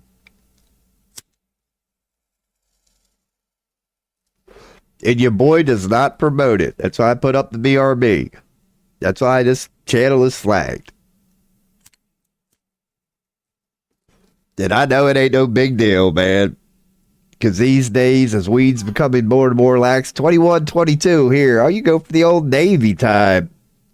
Or the proper time. We call it military time here in the States. Because most of us go by the AM, PM thing. But I have met military people who would never let it go. I'm like, what time is it, man? They'd hit me off with the 21, 22, and I'd have to take a second and go, wait. Okay, I'm with you, but I gotta take a second. Especially my boy, man. That brings me he fucking blocked me on Facebook. I thought it was because the last thing he shared with me was a meme, those like 20-minute shorts video, and I ignore all my friends. And I thought he took offense to this one, and I got blocked because of that. But he didn't tell me a week before his fucking dad died. So, yeah. But he is a military member and Freemason. You may have heard me talk about it. I hadn't brought it up much. When I say I know one actual Freemason in my life, it's him. He blocked me, but he sent me a friend request today. I was surprised he blocked me too, because that's my boy, you know what I mean? Like, he's not my best friend, but we're tight. And yeah, he blocked me. I was assuming because I didn't comment on his damn meme. But there was a part within me that didn't acknowledge, like, that didn't forget. Dude, he just lost his pops. You don't know what he's going through. So apparently it was something like that. Or he went through something and just needed a fucking break. And I'm not mad at him, dude. If his opening line is, Rob, I'm sorry. I'm going to be like, dude, you told me your pop died. You owe me no explanation. I mean, look at me now, Spirit Oyster. I'm in the middle of unplugging. So I'm not going to judge a guy from just falling off the mat from time to time. Going, look, I'll explain later, but bye. I get it. I'm doing it now. I've done that to everybody. I got a text the other day from somebody just going, you still breathing? And that's how you know you got a real friend right there. Is it not? Dude, would you actually get somebody who hits you up for no reason just to be like, are you okay? I haven't heard from you in a while. That's how you know you got a real one right there. That's no favor. They don't follow it up with, by the way, I need $5. It's just, are you all right? I was like, yeah, taking a break. And they knew. That's all they needed. They're like, okay, you need a break? Cool. Because I'm known for that, man. And I don't mind getting deeper, but you know me. One of the things I'm proud to represent, none of us are perfect. We all go through depression, pain. We all fail ass.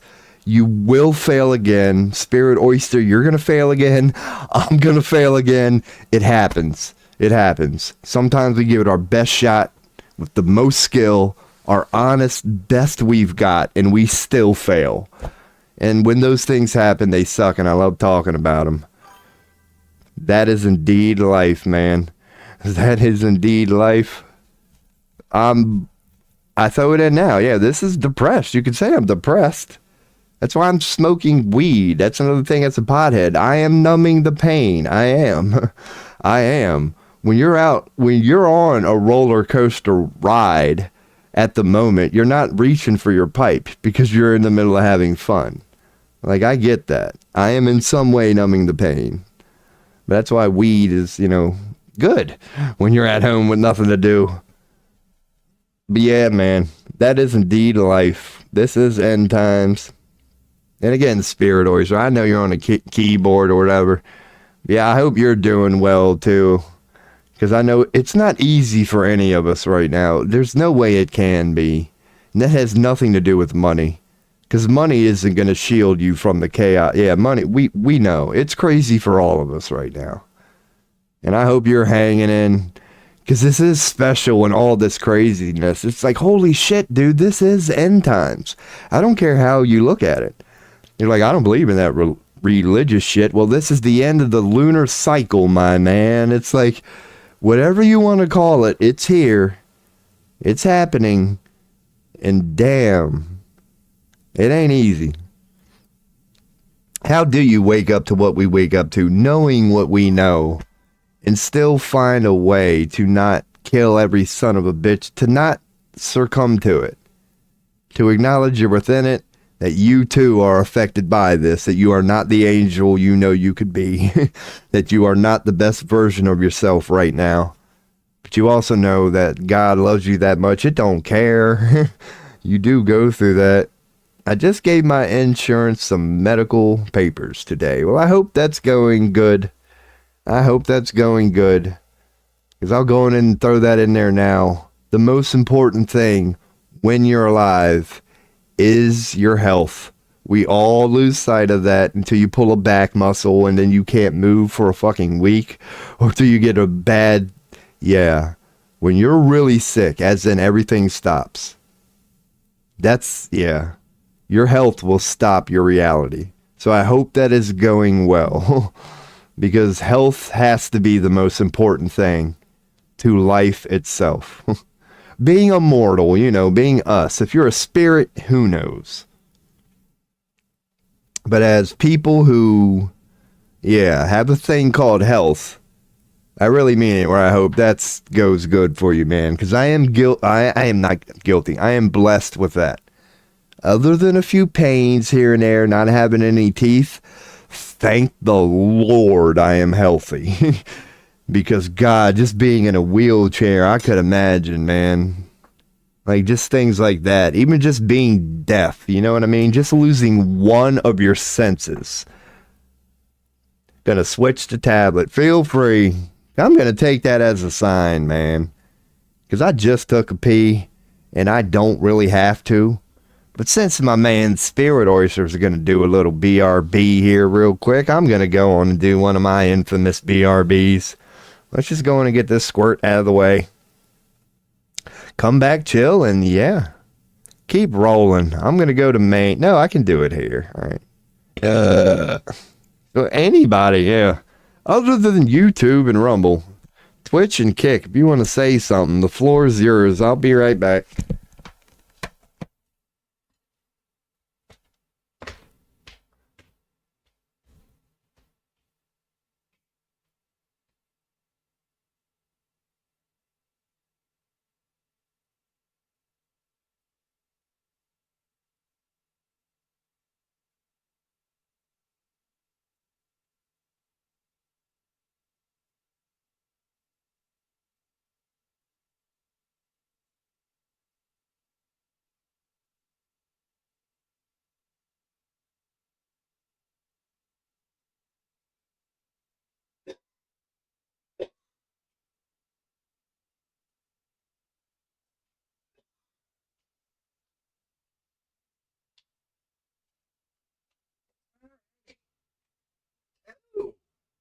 Man. One of these days, I'm going to rip my damn headphones out. You know how it likes to catch on your swiveling chair arm? And if you swivel, you're going to rip your damn head. Yeah. Your boy likes to flirt with that a lot. One of these days. Well, who knows? This current streaming setup sucks. Like, regardless. I moved into this place 6 months ago and knew I wanted a computer room. It wasn't necessarily going to be for streaming, but I wanted a badass computer room. But where they have the cable coming in is here in this room, so I'd have to call up the cable, and I was willing to do it. And then I started running into the many problems oh my God, that I was not aware of regarding this house. So now that I know, regardless, I don't want to be here for too long. I could get through one more summer at the most. But winter in this fucking house? Hell no. Dude, I'll be homeless before I go through this crap again. You can't keep heat in this son of a bitch, man. And look at your boy. I am admittedly notoriously, like bad with cold.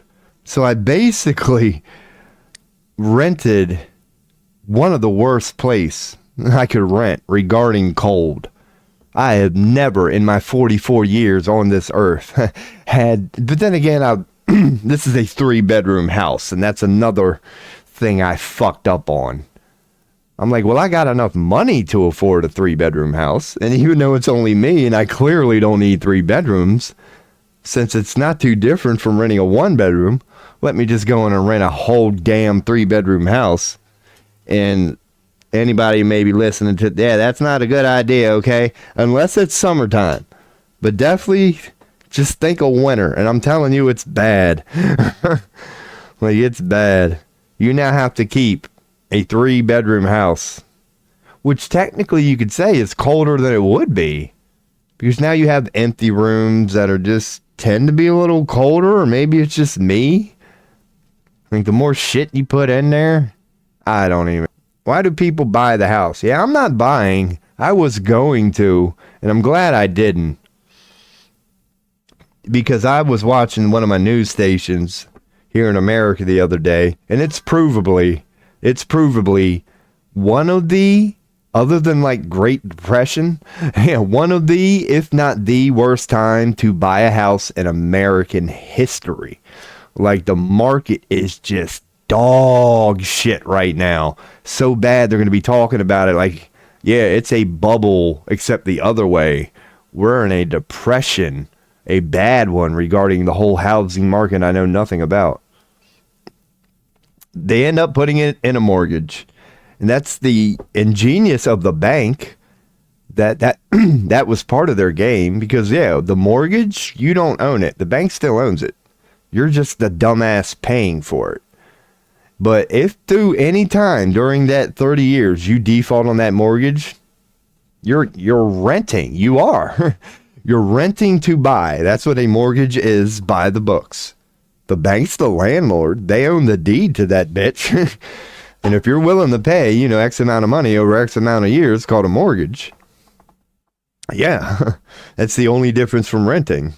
Just if you do it long enough, eventually they'll go, fine, take it. But it takes 30 years, so you could argue you do it your whole fucking life.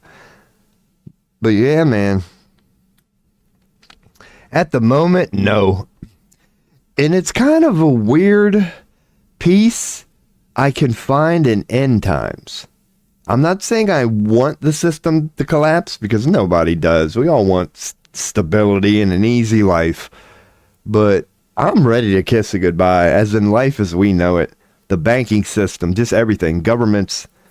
So if that's the case, that the system is crashing right before our eyes, and you happen to be a broke son of a bitch or whatever, why would you care? You almost want it to. I could understand being rich and you've been spending the last 20 or 30 years playing this game and working at it so hard, and you have all this money. You wouldn't want it to just collapse because of all your hard work. I get that. But when you're just a regular son of a bitch like me, who wasn't born into money, yeah, you don't care. You really don't care. So when I sit here and I think about things like, man, I'm 44 and I'm still renting. Fuck. Yeah, I can find peace in all this chaos where I can go, well, the system is okay, whatever. Yeah. Because this system, yeah, I mean, in 5 years, where are we going to be, sort of thing? In 6 months, we could be, in 6 days, in 6 hours, we could be in World War III. Like, dude, and yeah, at that point, as we've touched upon on this show, forget the bombs. What World War III is going to do to the global economy, you think it's bad now. And we're going to go through COVID on steroids. Like, every economy is going to plummet far worse than it is now. Like, economy, just the economic impact, if we make this World War III thing official, is insane. So the system is on the verge of collapsing for so many reasons. There are so many things right now. Because they even argue, like certain countries could collapse another or whatever if they just stopped doing whatever. Like America, we're heavily bent on the petrodollar. If every country in the world, I believe it's still true, just decided at once, fuck the petrodollar, we're plummeted it into a Great Depression tomorrow. Like, we really are. Many people will argue it's the only thing keeping the announcement of a Great Depression from even being a thing. We're kind of leaning on AI. That's why that's big. But anyway. Yeah, man, it's so unstable right now. It just makes you question everything. Like, just, Yeah. There is no such thing as a 30-year plan because there's so many variables. I'm not saying don't have them. Yeah, we could get ready to go esoteric deep into this because it goes hand in hand with the 30-year plan thing. Poet didn't know it. Yeah, like Randall Carlson. You've heard your boy talking a lot about him, man, because it does relate. Because he's big on the cycles of humanity, where we can prove. Yeah, I know I'm just hanging out on X now, but he's all about, and he ain't the only one, but we can prove humanity goes through resets all the time. These comets are far more common. These floods are far more common. These biblical events are far more common than anybody thinks. So it's like, so regardless of just the man-made system collapsing on itself to a man-made thing called World War III, regardless of anything man can do, the astrological cycles, yada, yada, yada, there's a comet, there's a something, there's an astrological reset that's due any moment now. What it's going to be this time, who knows? Because it appears many times it's fires, many times it's floods, many times it's asteroids. But every not too long amount of years, I believe it's like 2100 or something like that, we're here. No, it's clearly 2100 or something like that, because look at the calendar, it's 2025. That's, again, astrology telling you we are at the end of a cycle. We are leaving Pisces and we are going to Aries. And just like when we left, whatever comes before Pisces, dude, every time humanity does this, there's a crusades, there's a flood. Every 2000 and some years, humanity either wipes itself out or the cosmos, there's something that happens on this earth where we basically reset ourselves. All history is lost, not all of it, but this is where that preserving the sacred knowledge thing comes in. It's common. It's what we do. We reset, we try to pick up the important pieces from the past, rebuild, move on. So it's like we are in that, it's like the great reset. Thank you. Is it not political, biblical, it's the great reset. It's a great way to call it. End times, whatever, Dark Night of the Soul. Again, let's go on and on with these 50 titles, all talking about what's going on right now. We're being reset, but we're in the middle of it. You know what I mean? It's not going to be black and white. It's not going to be flicking the switch. It is going to be an ever so gradual. It's going to take years, if not decades. But this is the process nonetheless. It's that through the incremental changes we call day-to-day life, looking back on the whole down the road, it's going to be they're going to be like, yep, this was the chaos. They had a guy named Elon. They had a guy named Netanyahu. They had a guy named Trump. They were very digital. They were waking up to perpetual war every day. As in, it wasn't one war, it was 20 or 30 years of war. It wasn't an event, more like a mentality. Exactly what's going on right now. It's happening, and we're in the middle of it. And that's what I mean. You hear me try to throw it in there. How cool it is? Painful, yes. Painful, yes. Naturally. Nature of the beast, pun intended. Painful, yes. But welcome to end times. Like, now, don't forget the beautiful part at the end. Do not forget, for the love of Jesus Christ, purposeful pun there. For the love of Jesus Christ, do not forget the story. It's magnificent. But there is a thing called end times right before that. And here we are. Here we are. And just like they got through Jesus Christ, because imagine how painful that is. Come on now. You're here when Jesus dies. You know that one's got to sting a little bit. So whatever the hell we're about to go through, that's going to admittedly be a little crazy. And it might hurt a little bit. At least you weren't alive when you got the news that they did what to Jesus? You know that one hurt. We talk about how much Kennedy meant to us over here. Man, the death of Kennedy stopped the whole country, not only for a day, not only for a week, but we couldn't get over it for like a year. Like, Dude, think about Jesus. Come on now. That's like Kennedy on steroids. Because the Kennedy story is one that deserves to be told and put right beside Jesus. But even Kennedy would tell you, come on now, we're talking about Jesus. I'm a pretty good guy, and I admit I had some pretty cool things on my bucket list, but I wasn't no Jesus bucket list. Can give credit where it's due. Like, yeah, to be here when Jesus got took down. You know, we think we're pissed at what our Illuminati's doing now. Like, hot damn them, why won't they stop? Imagine being them going, hot damn them, why did they kill Jesus? Like, what the fuck? So if you wonder how sick these people can potentially be, they've already they've crucified the Messiah, people. I don't think they have a little thing called, you know, they don't mind. It ain't about any of us. Welcome to Satanism. It's all about, yeah, it don't, even your own planet. If you got to step on something from time to time to get ahead, that's the ingenious twist to Satanism. Go on and be selfish. But even to a Satanist, you'd be like, come on now, dude. Come on now. I agree with being selfish. You know, whatever. I can see where you're trying to come from.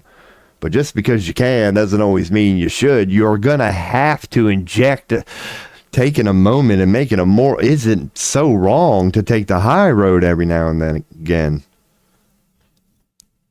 No, man, you don't always have to just because you can abuse your power or whatever. But here we are again. And again, as bad as this version of end times, this version of cycle may be, you could find peace in going, is it worse than going through the Jesus version of the provable reset? Such big of a reset. We are still acknowledging that calendar to this day, 2025 years later, that something so big happened. They said, we got to reset the whole damn calendar. Like, yeah, that was a pretty big deal back then. And you could argue, you know, World War III would be a similar result. Hypothetically speaking, your boy loves doing that. We blow each other up. We got to pick up the pieces. One of the first steps is, yeah, let's go on and hit zero. We would say that. Let's just hit zero because we're going to try to leave a story for the people that come behind us that we done fucked up. And we got to just reset this whole thing from zero because there's nothing left. Like, there's nothing fucking left. This is basically zero. I don't care how evolved we were. And that isn't so uncommon is where, when you piece it all together, this story gets at. That's not so uncommon about the viruses walking around this ball called human beings. We frequently do it. So, this is how we reset ourselves this time, and it is fascinating. But, admittedly, it deserves to be mentioned. The thing that you have to throw in about this version is, you know how they say, and this is true in all of this, that astrological calendar, I don't know how it works, but whatever you want to call that outer ring, that's like a 30-something thousand year cycle. And that's what makes this one special, does it not? There has to be something. That's why this one is so special, because it's the end of that massive astrological calendar that takes 31,000 years to go through every possible variation it could go through. But even now, it's done its cycle. And this is also the end of every cycle, you could say. That's what does indeed make this one so special. That the Pisces and the whatever era Jesus symbolized, whatever went into Pisces, I could bring it up now, whatever went into Pisces, because we're going into Aquarius, which is the beginning of everything. When you start that 31, when you reset the astrological calendar to zero and hit play for the first time, it starts on Aquarius. It starts on where we're going. You could argue we're there now. It's this. So that's what makes this one, dare to say, bigger than Jesus. Because just going from an astrological point of view, Jesus was at the last cycle, which would have been notoriously big. But we are this is the end of the entire cycle. Jesus happened to be the cycle right before the end. And I'm sure the universe intended that on purpose. And this is the end of the cycle itself. So that's why, who the fuck knows? You would have to reach far back as 31,000 years to go, well, what did humans do after they went through this one? Who the fuck knows? Your guess is as good as mine. Who knows what change that was? Who knows? Who the fuck knows? Like, that's when you would get back to Atlantis sort of civilizations. It was a change so big, they're now in the bottom of the ocean. So you start from there. That's the level of change we're talking about. That there are indeed even stories potentially greater than the biblical floods we've heard about. Where you thought it was bad during Noah. Yeah, get ready for a change. And I'm not saying that's what's going to happen, it's that. Because who the fuck knows? We have nothing to reference. You're going to have to go back 31,000 years. In the Egyptians, Mesopotamia was 12,000.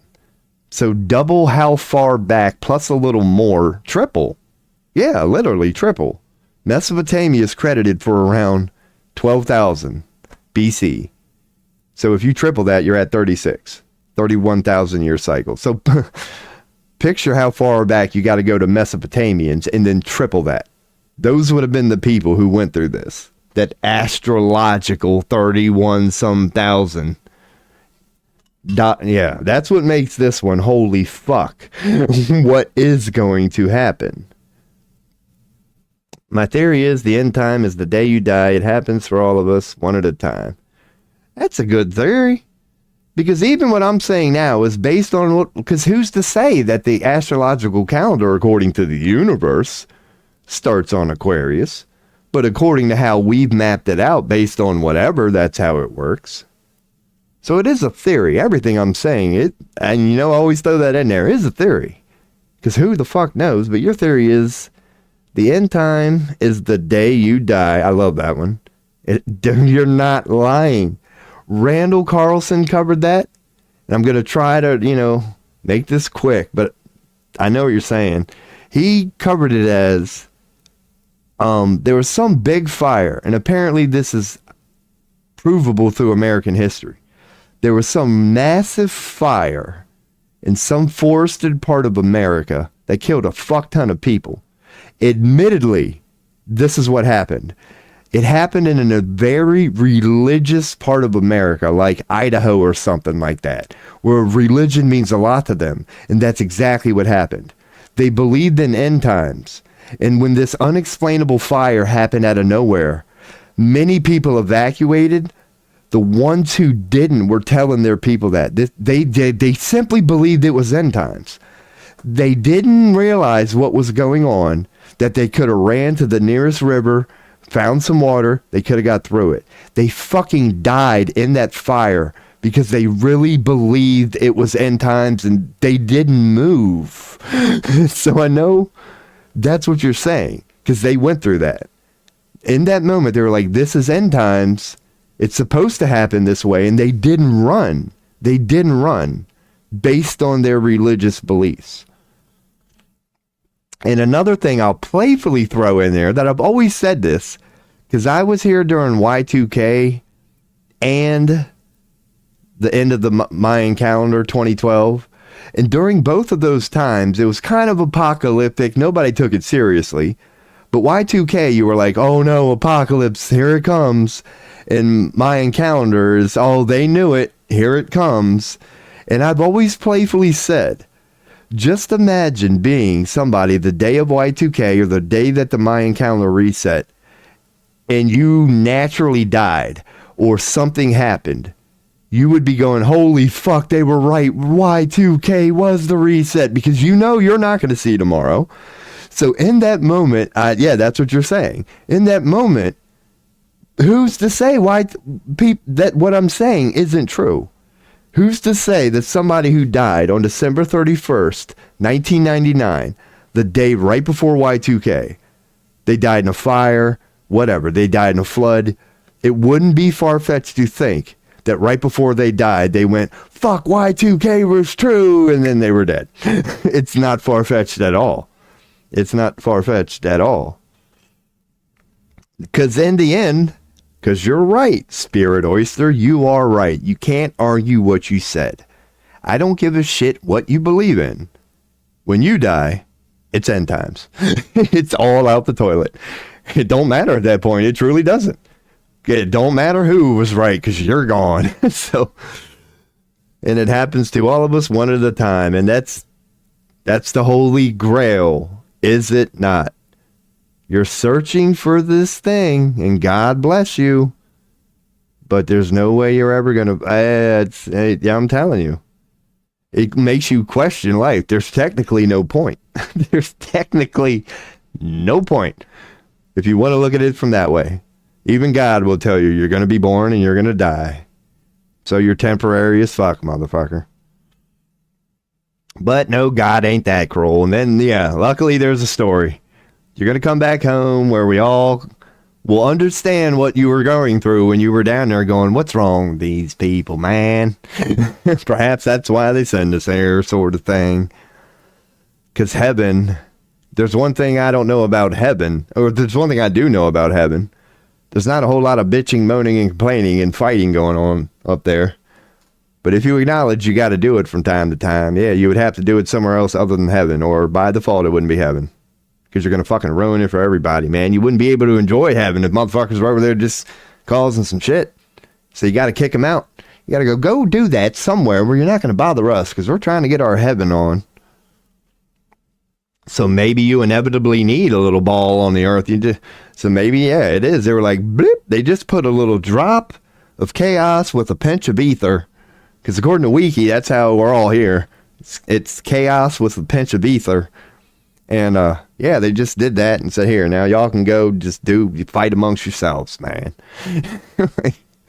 And maybe the gods took that offer, because our religion ain't that way anymore. But they, according to old religion, that the gods did fight from time to time. And I'll be damned if every time they did, we paid the price somehow.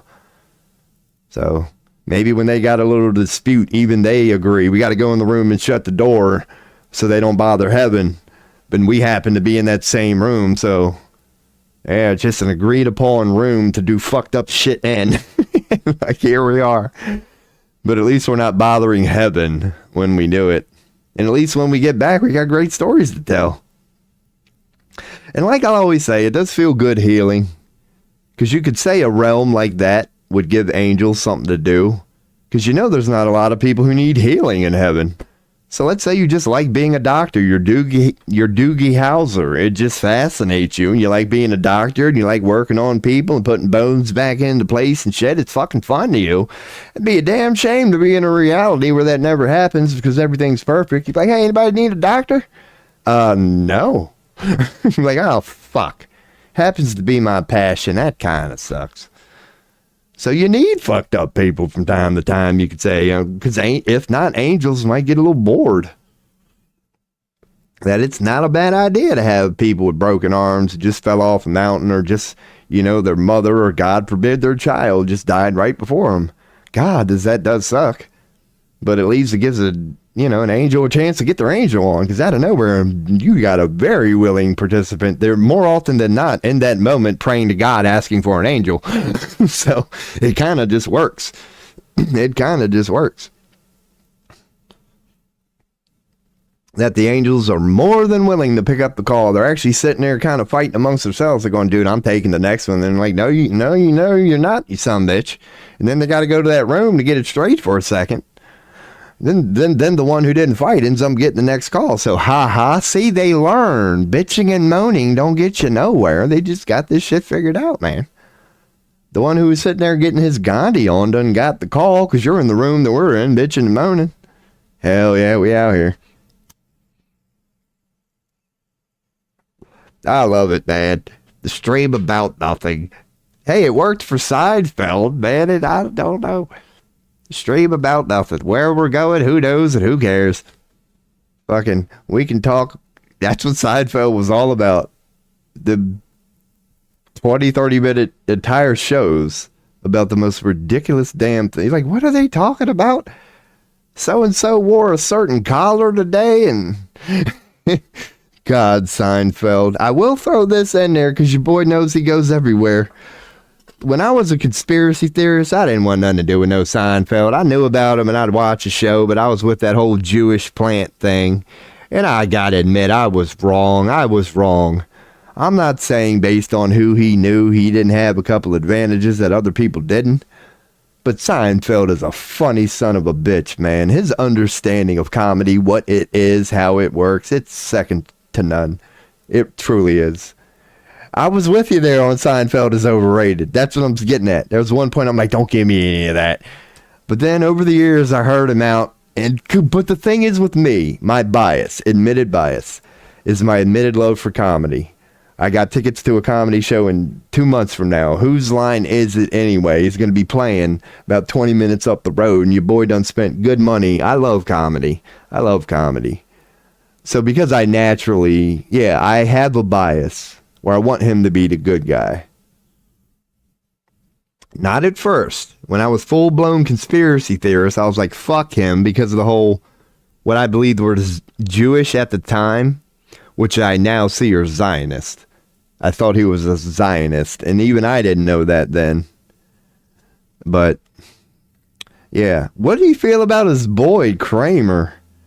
That's the guy, Anthony Richards is his real name, who flipped out. He's another Jew, definite Jew, Zionist, who's to say. But he's the one that dropped the old N-bomb. He, in front of an entire audience, he flipped out, dude. He snapped just straight up right back to just prime American racism. Just the most ignorant things you could say. He went straight there with a mic in his hand. Kramer, Anthony Richards.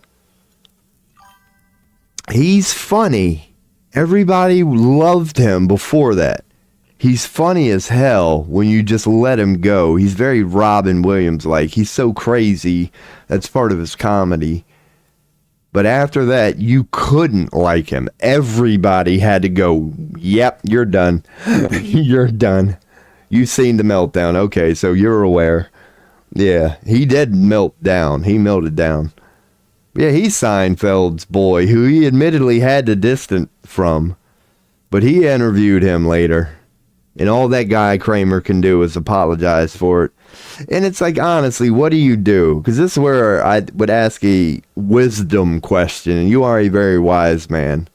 Okay, he did that. What if he's really sorry? Like, I'm not, like, how do you apologize? Can he apologize for that? Is there any way, even if he means it? And then the next question would be, do you, I don't think he can ever make up for that. No, he could. He could. In my opinion, if for the last 10 years he was boots on ground out there in African American communities and he could prove it, you would have to forgive him. You wouldn't waste 10 years of your life doing that just for marketing. I don't know, man. I don't know. Because he has never been forgiven. That's the first case of cancel culture. It kind of is. But based on the ridiculousness of it, yeah, he did it to himself.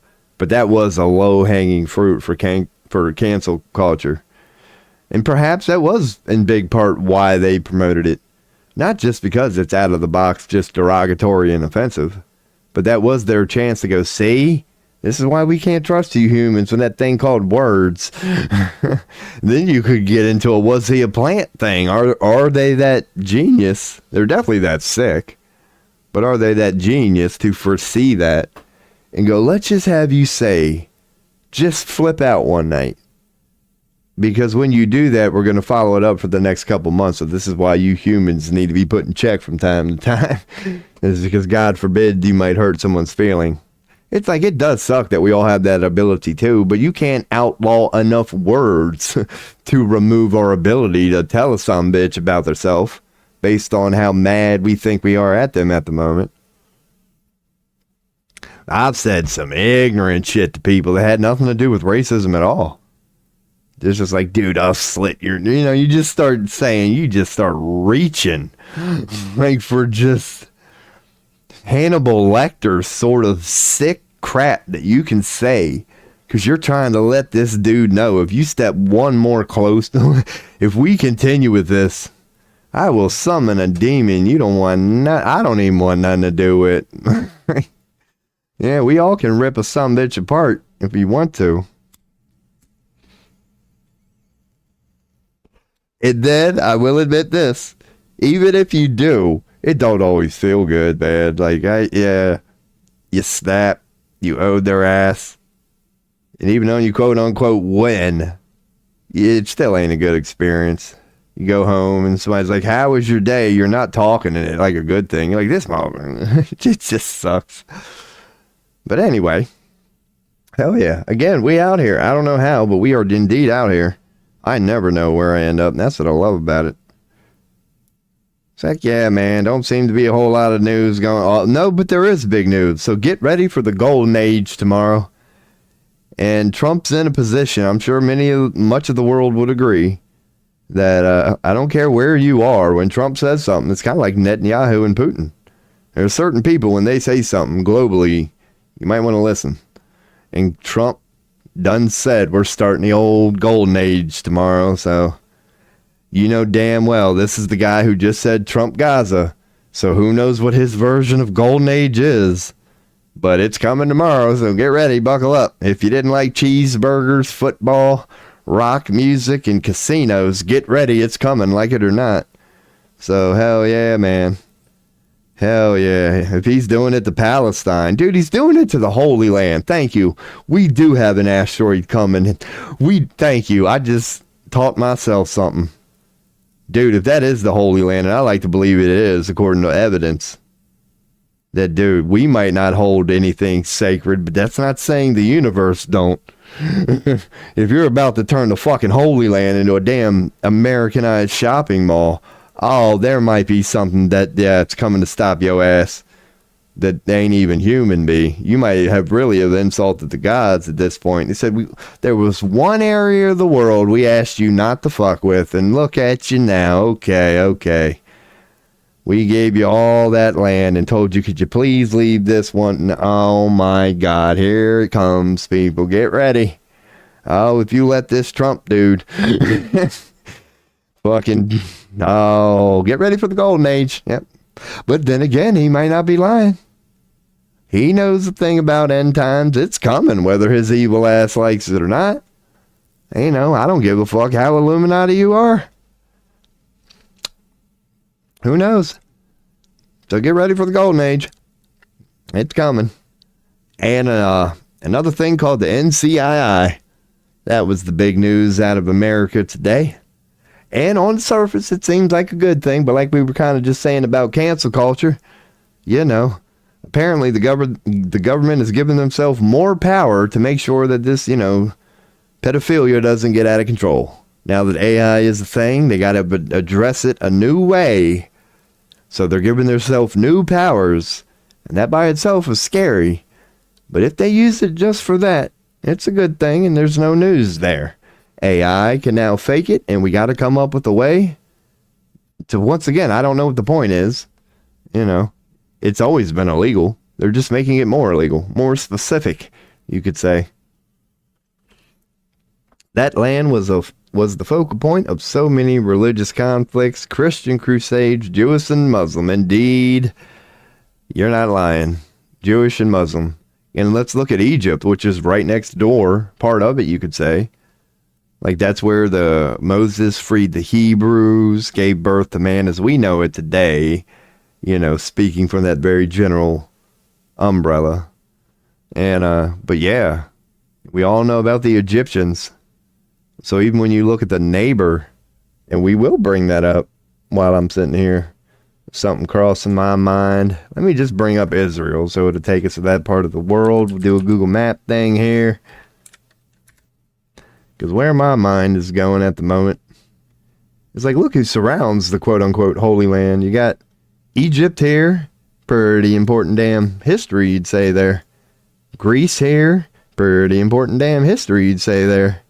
You got Iran, the Iran Arabic great tradition, which is not the same as the Hebrew one. There they are. That's why they perhaps hate Iran so much. It's like that, all that happened right there.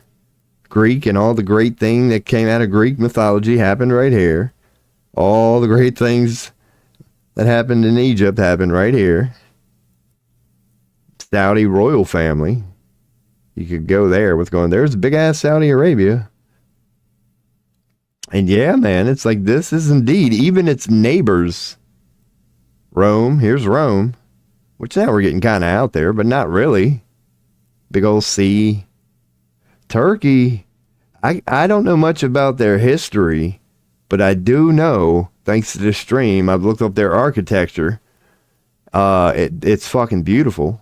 It's beautiful what they've done to Turkey. Like, I'll look it up. Turk-I. Okay, the proper way to spell it, you American. Because you know me, I'm going with, like, this shit. Right there from the start. So you already know something's going on in old Turkey. And there's their, is that their moon? There's the crescent, or their flag? See, and look at their sort of building sort of thing. On a very thin pool of water. So there you go. It's so cool when people do that. We did it here in America with the Washington Monument. How if you put a thin pool of water, it'll be like a mirror. So that's what I'm saying about, I know enough. I heard the chime. Yeah, just my ignorant ass. Briefly, I'll leave this one up and then check that message. Briefly looking at Turkey, you can already tell something's going on here. Something's going on here. Look at that. All right, let's check the old chat. Greece, Egypt, and Iran. It's a triangle of the best civilizations. The triangle one, fucking, god dang it, that's the donating one. Give me your money. Yeah, the pyramid. God. Randall Carlson is all I can say. I don't want to try to find that clip because I might fuck it up. But he breaks down what the pyramid is all about, and it's all about sacred geometry. But yeah, that's kind of what I'm getting at here as an admitted ignorant son of a bitch. That there is so much sacred geometry going on here. And I know that's not what you were referring to with the pyramid thing.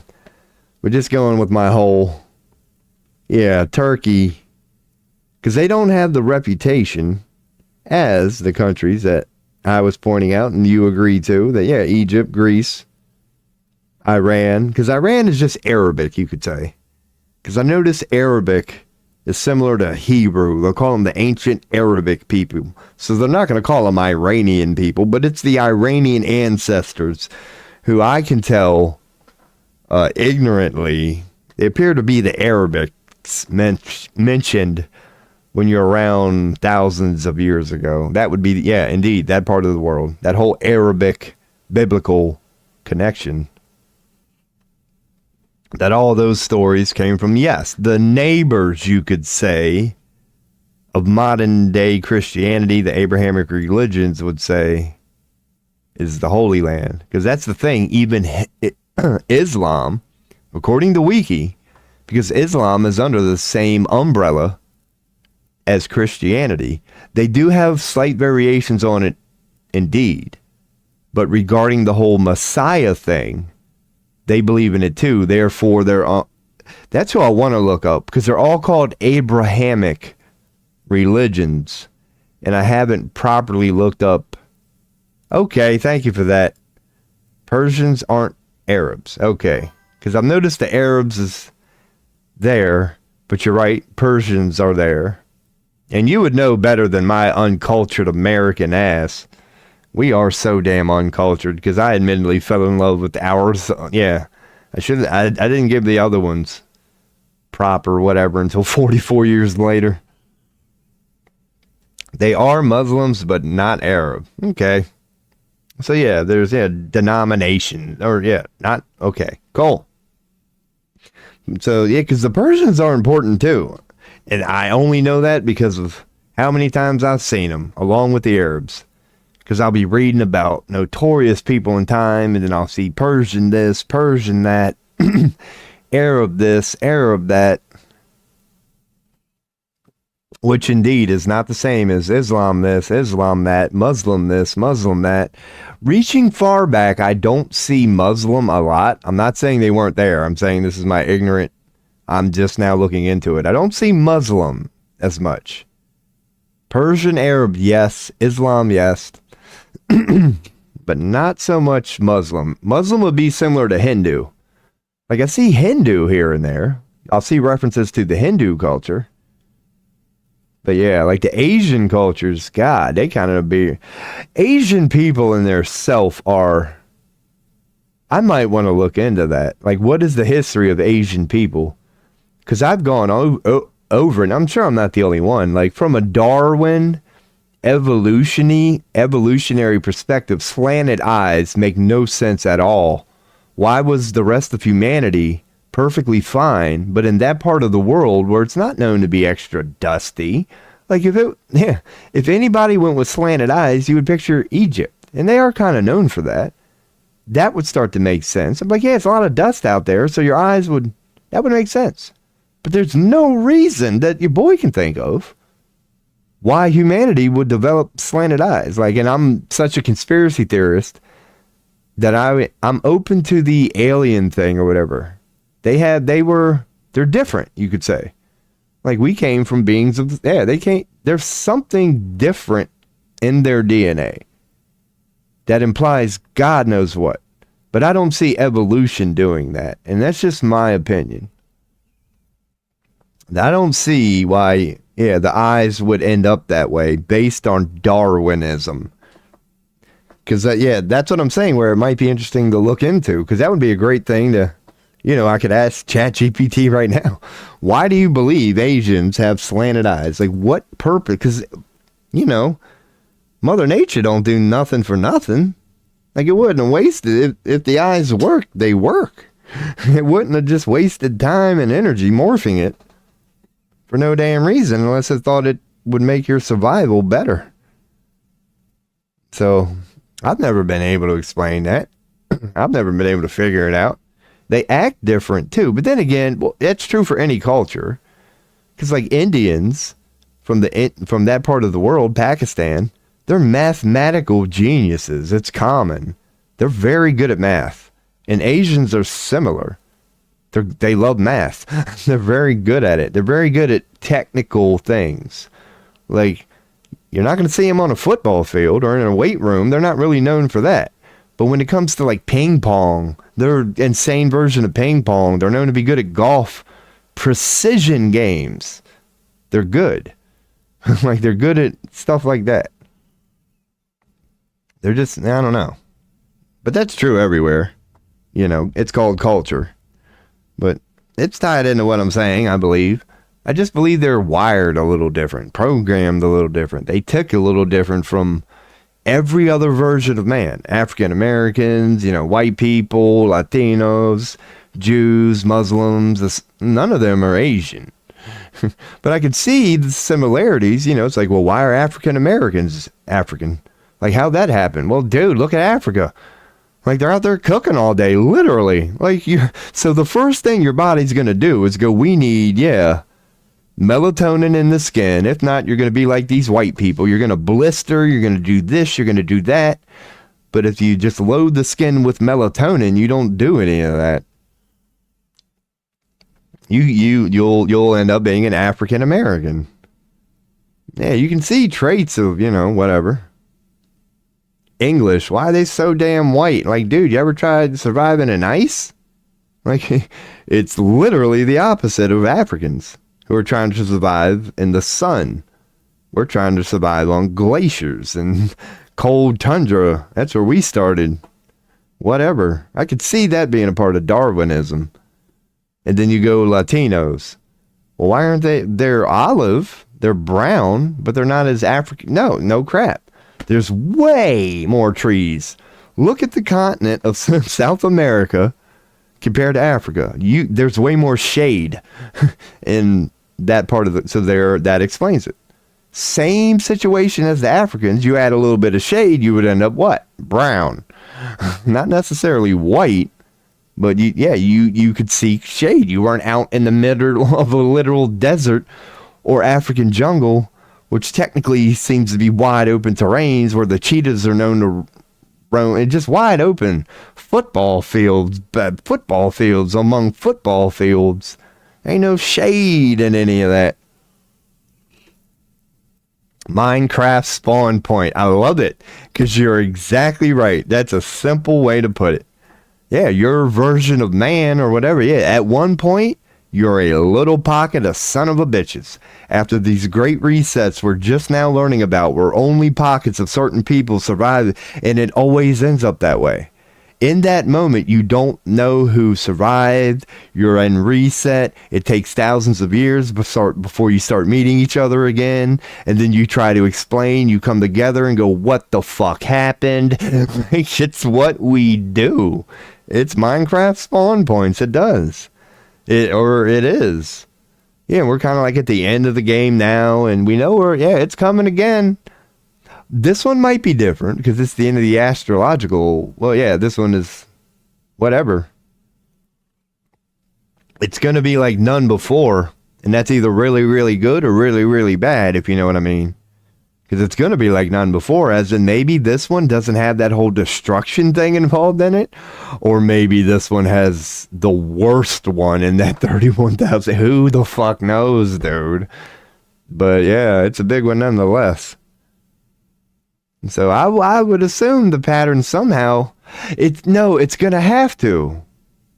Because what does religion say? It says the meek are going to inherit the earth. But I don't think it really gives a scale on that. Perhaps I could be wrong. I don't think it says the meek will be many. I think it says the meek will be the few.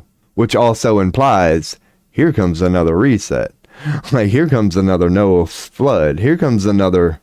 Yeah, there's only going to be Minecraft spawn points left after this shit. I don't know, but the only part that I know is that famous one, the meek shall inherit the earth. But I'm not sure if I know the numbers behind that. Meek is one thing. You don't participate in the fighting. You're not involved in the alpha energies at the moment. You're not participating in the dog-eat-dog world. You're considered meek. But if you continue to do that, you're not going to be a part of the dog-eat-dog world that's inevitably headed to kill their self. They're going to kill their self. There's going to be no winners. So, yeah, that's what that means. But I don't know if it has numbers behind that. The only thing you could take from that would be those who don't fight will be the ones who survive, and those who go to fight will die. But that doesn't mean anything about numbers. And that's even if it's a fighting thing. I'm not sure if it says that's what the ultimate end time. I really don't know what it says. What does the Bible say right before? And I don't even know if it's worth my dumb ass trying to look it up.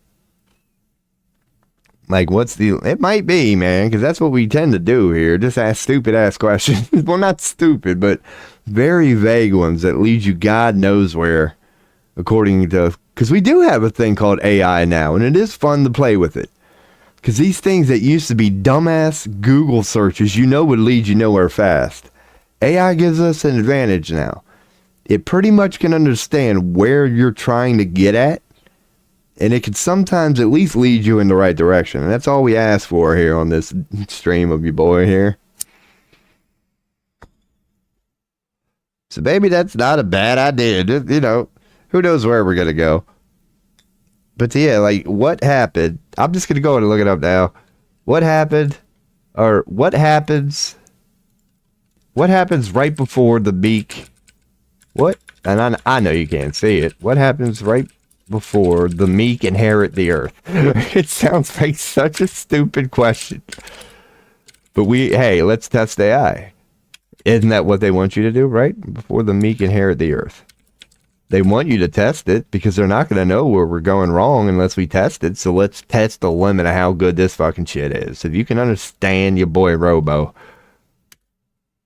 we're getting somewhere. in the Bible according to the Sermon on the Mount in Matthew 5:5. See what I'm saying? It at least gives you, okay, so it's pointing me somewhere. The phrase inherit the earth, it left out the meek part, refers to the idea that, oh, there it is, that the meek, good. I was about to say, you think you're fast, AI. I was way ahead of you on that one. Meaning those two, no, then I can't even read. Those who are humble and submissive to God, that's what I was just saying, see? Will be blessed and ultimately receive a place in the kingdom of heaven. This happens not before a specific meal. I guess it's proper to throw that in there because, we all know about the Last Supper. They knew the last one was coming and they said, let's microwave the Totinos here and do a little celebrating. But as a metaphorical, we're all about the metaphysics here, statement about the ultimate reward for those who live a righteous life. But it doesn't say when it's going to happen. So, again, let me bring this up, because I'm asking questions at this point. When your boy does that, we're going to go to just chatting for a second. Because I have to I'm chat GPTing. So I'm going to make sure I'm logged in, chat GPT. Try it, log in. Bam. Bam. Bam. If your boy ain't on the list, he's going to be one. Just look at Chat GPT. Some of the questions, I know you all can't see them. I've asked it about supposed alleged child traffickers. I've asked it about the head of the CIA. I've asked it about the ICC and Netanyahu. Oh, they hate you boys. So let's add to that. What are we asking? If now I'll bring you back. You're there. Is there a final event according to Christian, quote unquote, end times? Can you help me out, ChatGPT? Yes. There is a final event that concludes history. I never knew about it. I'm feeling like a dumbass. Different Christian traditions. Okay, now we're making it vague. We're muddying the waters. Fuck all that. So many will agree on a final. Okay, the last judgment. This is the ultimate event in which God, oh my God, will judge all people, determining their eternal fate. Okay, either life with. Okay, this event follows others, such as the second coming of Christ, the resurrection of the dead. Get ready. Somebody somewhere is going to start getting ready to resurrect some dead. So that's in there. The millennial kingdom, a period of Christ's rule on earth before. Dude, I don't see Christ ruling anywhere, but I'm not saying it ain't there. No, I can't say that. That would be saying there ain't no good in the earth. There's definitely some good in the earth. Where it's coming from, I don't know. So, the final defeat of Satan. After being released for a final rebellion, Satan is ultimately defeated and cast. I guess it goes hand in hand with the they ain't hiding it no more. Have you seen Abracadabra from fucking Lady Gaga? So Satan has been released. They're advertising it at this point. I'm hoping so, because if not, they're saying, oh, it could get a little worse. The creation of a new heaven and new earth. The final event marks the completion of God's plan for history, leading to the eternity in either heaven or hell. Okay. I've heard that from an energetic standpoint. In all of my alien things, I've heard we're at a threshold of energy right now that the gray area is over. That there is a split. It's what they're saying is heaven and hell. From the alien thing, and it's all intertwined. That's the story they're telling. That from an energetic perspective, if you stay mostly negative, there's a fork in the road and there's no return. Like, not that they don't acknowledge infinity, and that there's no such thing as time. But there's what they're saying here. Whatever you want to call eternity in heaven or hell. I've heard that one too, regarding the alien thing. But I was looking for a well-defined event. Would you like an explanation from a specific... I'm just going to say sure. Sure. Oh, thank you and sure. Thank you, sure. Because it asked me if I wanted an offer or whatever. I'm just going to go, all right, whatever. Because I'm way too stupid to try to figure out where to go from here. So, according to Catholics, that would be the one you boys interested in. It's getting to know me, see? Or maybe it is. Maybe it even knows. If I'm going to give you a proper answer, I have to open it up with what the Catholics think about it. And I would agree. So, I'm pretty much don't even need to read the rest. What do they think? The second Parousia is what they call it. Now we're getting somewhere. I've never heard of this Parousia thing. But according to Catholics, this is the second coming of Christ. Kind of important. Yep, right here. It's called the second coming. Now, why wouldn't you think you'd call it Parousia? But anyway, we're going to come back to that because we're getting somewhere. You know your boy and his tabs, man. We'll have 20 of them open by the time. What the hell? Oh, don't let that be a squirrel. I'm about to get my Satan on here in a second. If it is, fuck all this holy. Resurrection of the dead. That's the... Oh, even they agree with that. That's the part that concerns me. You know, I don't mind a little necromancy every now and then, but Jesus Christ, people. We are not the type of chimpanzees to be trying to resurrect the dead just yet. We can't even keep our own alive. When suicide rate is at its highest it's ever been in recorded history, it's not a good time to try to No, you don't want to resurrect the dead when you can't even keep the alive. That it's so bad they're looking for their own way out. That ain't a good idea. So we got the final judgment. All people will stand before God. New heaven and new earth. No pre-tribulation rapture.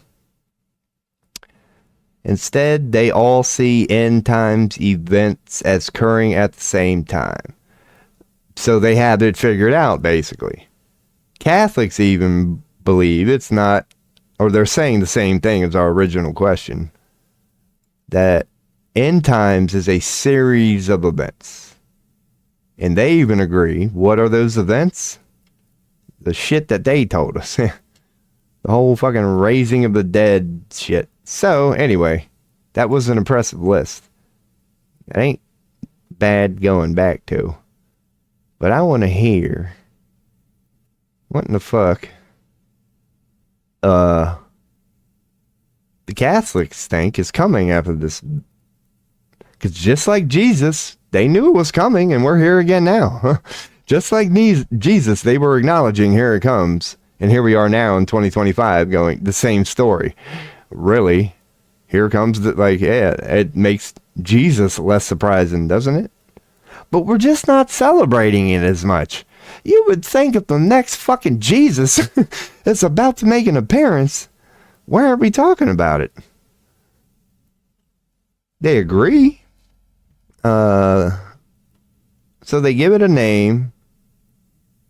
Specific date, so we know when it's gonna happen, but I'm looking for I don't even know what I'm looking for at this point. Just that they acknowledge the general picture.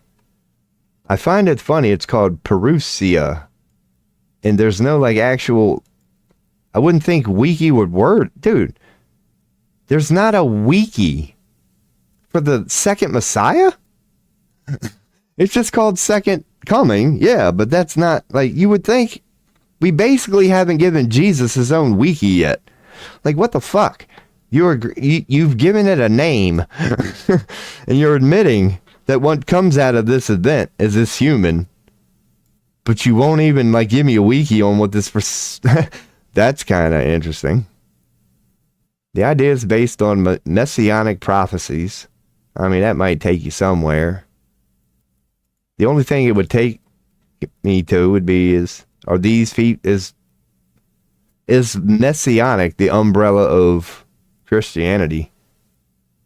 No, it's books of the Old Testament. Anyway, that's not getting it, because New Testament is no concern to me. Only the Old. But I guess the New Testament would that. Maybe that's why I'm so ignorant to this shit. The New Testament would be more about where we're headed instead of where we've come from. And your boy's generally interested in where we've come from. But this where we're headed thing, now that we're here now, thing is pretty important. Because I'm just going to click on these things. Because what is this fall of man depicting? Because it's like maybe if you see what... No. That's going to be small as shit. See, the fall of Adam. They're talking about... Oh my God, there's some toss going on there. What are these people grabbing at? So that's the Adam and Eve thing. I don't think we're going anywhere with this. The fall of man. It's talking about the first one. I'm talking about the one that's supposedly about to happen. Like, holy shit. Here's a wiki for the devil. That's nice. They gave the devil a wiki. Left out the next Messiah, but here's one for... Then again, it's a devil. It's not the devil. It's a devil. Okay, it's a personification of evil. I agree with that. I mean, the word evil is in devil. It's de-evil. It's the the D, I don't know. So it should be people. The personification of evil. If that's what it is, why don't we call it people? Quit being so people. I don't know. So, yeah, none of this shit's leading anywhere. Other than finding out that, yeah, we do have a second coming, apparently. And there's not much to say about that. It's got a name. But if we're looking for dates when they think this thing is supposedly going to be here, they're not giving you any. Here's the Last Judgment from 11 AD, but I don't... Because it does... No. Like... What this sort of shit we find? Do you think it's in an account of what has been, or could this be a warning of what is to come? That's a great question. I've never because when you look back, I don't know. Most of them are pretty self-explanatory. Unless we do have another Jesus coming. Like, let's say that the end times that we're headed for, and we don't know it yet, is going to be sacrificing somebody on a cross. We just don't know it yet. So then that would change all these pictures of people being sacrificed on a cross. We're like, oh, that was clearly Jesus. If we end up doing it that way, then you could go, well, shit, man, maybe they weren't trying to tell us about Jesus. Maybe they were trying to go, this is what you all are going to do. But I doubt that. That's a reach, an admitted reach. I'm pretty sure it's all Jesus related. But apparently we got a second Messiah coming. Humanity. This is indeed end times. And its name is, I don't know. So let's look up second coming. Because again, what the fuck? You'd think this would be a household name. The second damn coming. But it's called Parousia. And if I do a search for itself, you know your boy. Let's just go to images. Are there any? Because the second coming, even if it's ancient, if these paintings are true, for example, AD, well, again, if these, okay, if Parousia is known as this, if this is Parousia, then you can't say this is the story of Jesus. Because this would be another, and it's not going to be very big. So again, let me maybe eliminate some disappointment. It doesn't always work. I'm going to tell it to look for nothing but large. The Forgotten Parousia would have been what this painting would have been called. It looks kind of old. So again, if this painting agreed upon at the time when these people made it was Parousia, it would have been the second Messiah. It would have been, unless you say, well, I don't know. No, because they're going with Jesus is the first, as far as I know. That there's no denying that Jesus was the first. That I can tell. There was no Messiah that I know of before Jesus. So, I don't know what the fuck. Because this ain't where we're at now. I mean, we do have, I don't know. I doubt it. I doubt it, is where I'm getting at. I was asking a question, and I doubt it. I don't see anything that would lead us here from this one picture. But if they are saying this is the parousia, as in second Messiah, unless Jesus was the second Messiah, man, there's not much. And again, this is just a image search. I like starting there. And then looking at the ones that appear to be old, you can never tell. So the only thing I would get from this would be they are saying it's coming from the sky. That the second Messiah is going to come from the sky. When was this made? Christian model of humility, the virtue of humility, the grace of God. That doesn't necessarily say the second coming of man, but this is called the ascension. It's called the ascension is a common term these days. Your boy's into that in his own way.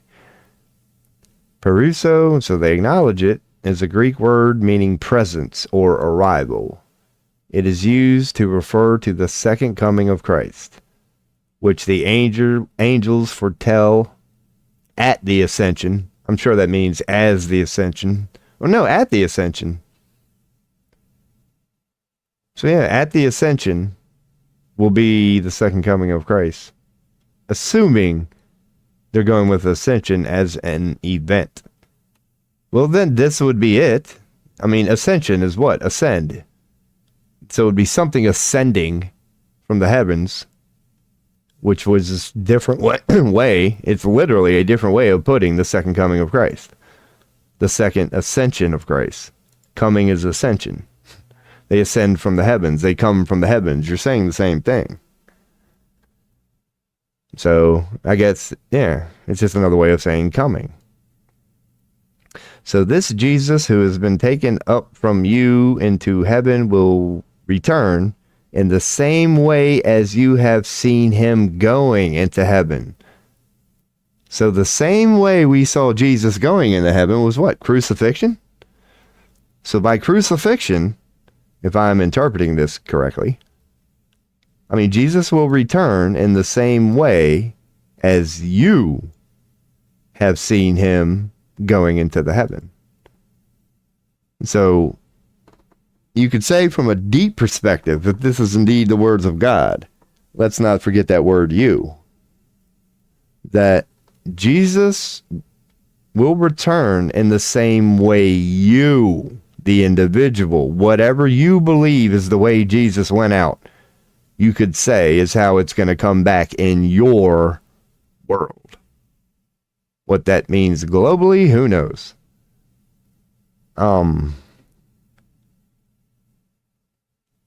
Lord Jesus. However, Jesus also promised, behold, I am always with you. There's the Holy Grail again. There's the Holy Grail again. You're searching for it, and it's right in front of you the whole fucking time. Behold, I am with you always until the end of age. According to this, those are words from Jesus himself, and those would be pretty powerful. And at one point, Jesus said, behold, I am with you always until the end of the age. Until the end of the age. And we are at the end of the age. So that's when even... Good night, Rob. See ya, Spirit Oyster. It's been a pleasure. That's my man, Spirit Oyster. It's 5:41 over here. I'm glad I looked. You have a good night, man. I'll sit here. I appreciate where you sent me. I don't know where I'm going to go for here. But it's all interesting, man. So get ready for the dead raising. That's all I can say. Don't have any nightmares tonight. But get ready for the dead raising. Who knows? You know, that's just an interpretation, but it's an agreed upon one. So good night, good sir. Because that's the one that struck you, boy. It's like, dude, we're going to be raising some dead here soon. And you wonder, yeah, how true that is. or what that means. Yeah, that's a more appropriate way to put it. You wonder what that means. Or at least I do. I also wonder a lot of things, like why I'm such an idiot. Why this stream is so fail. Oh my god, yeah, nobody can even see. Good. Because we're transitioning anyway. Wasn't looking at nothing important. Alright, that was fun. Ooh. So far this stream, we've been down God knows what. Well, that's what we've been down. God. Apparently there's an end times not even coming, man. I gotta stop putting it that way. It's here. We're in the middle of it. It's gonna be a long, drawn-out process. The good news is we got a golden age coming tomorrow. At least old Trump didn't say we were raising some dead. But we've got a lot of them to raise now, man. There's plenty of them in Palestine just laid out. You want to raise some dead, man? I'm sure we ain't cleaned up all the corpses in that freaking debacle.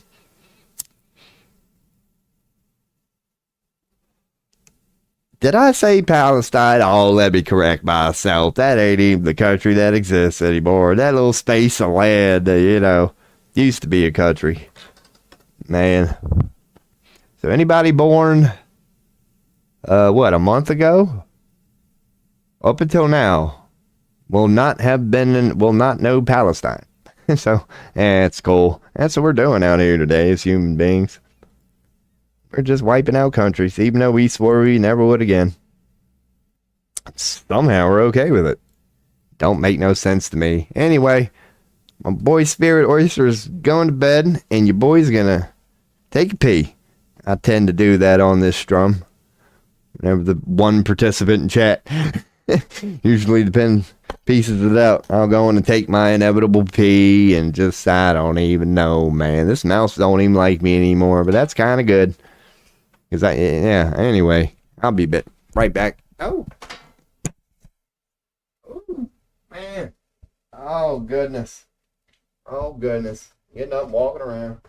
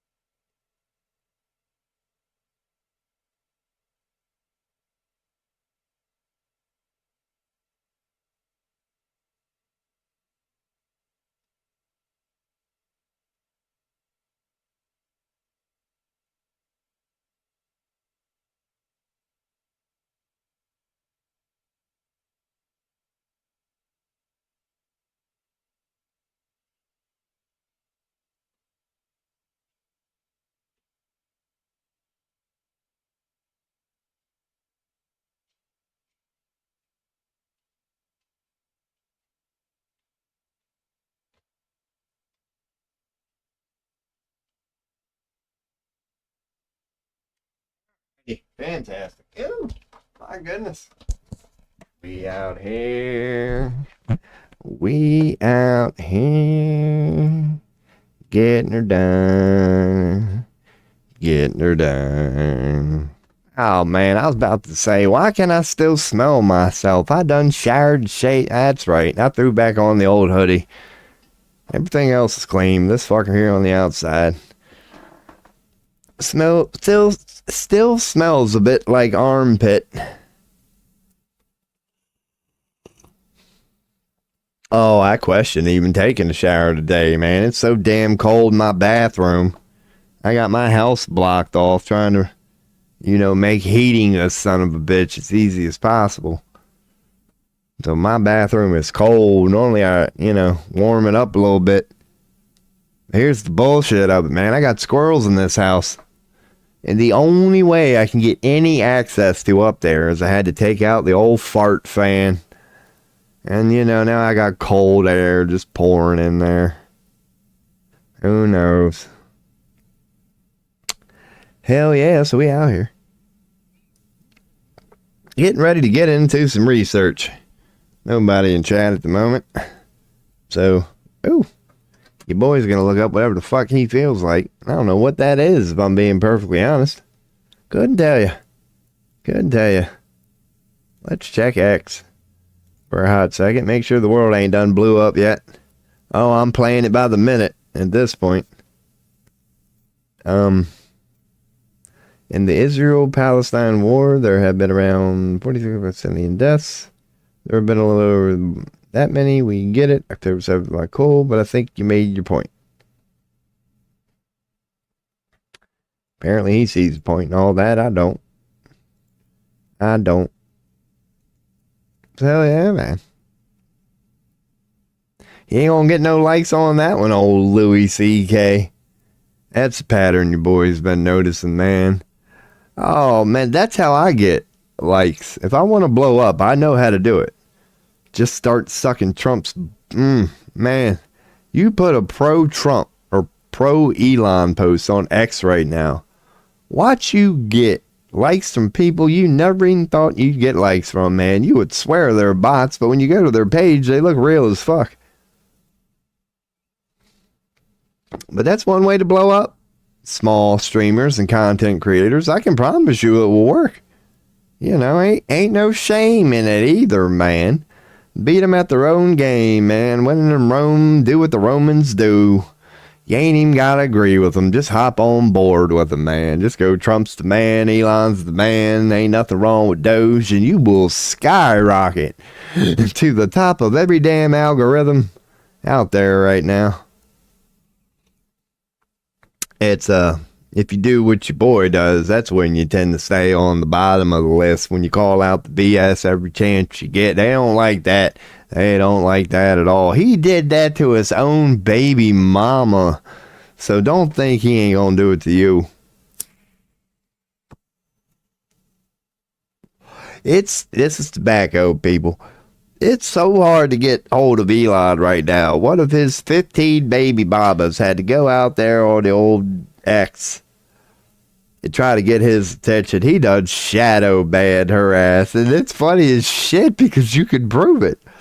Like, there are people out there right now trying to look it up. It ain't there, but you know the post is out there. It's like, dude, we can see what you're doing.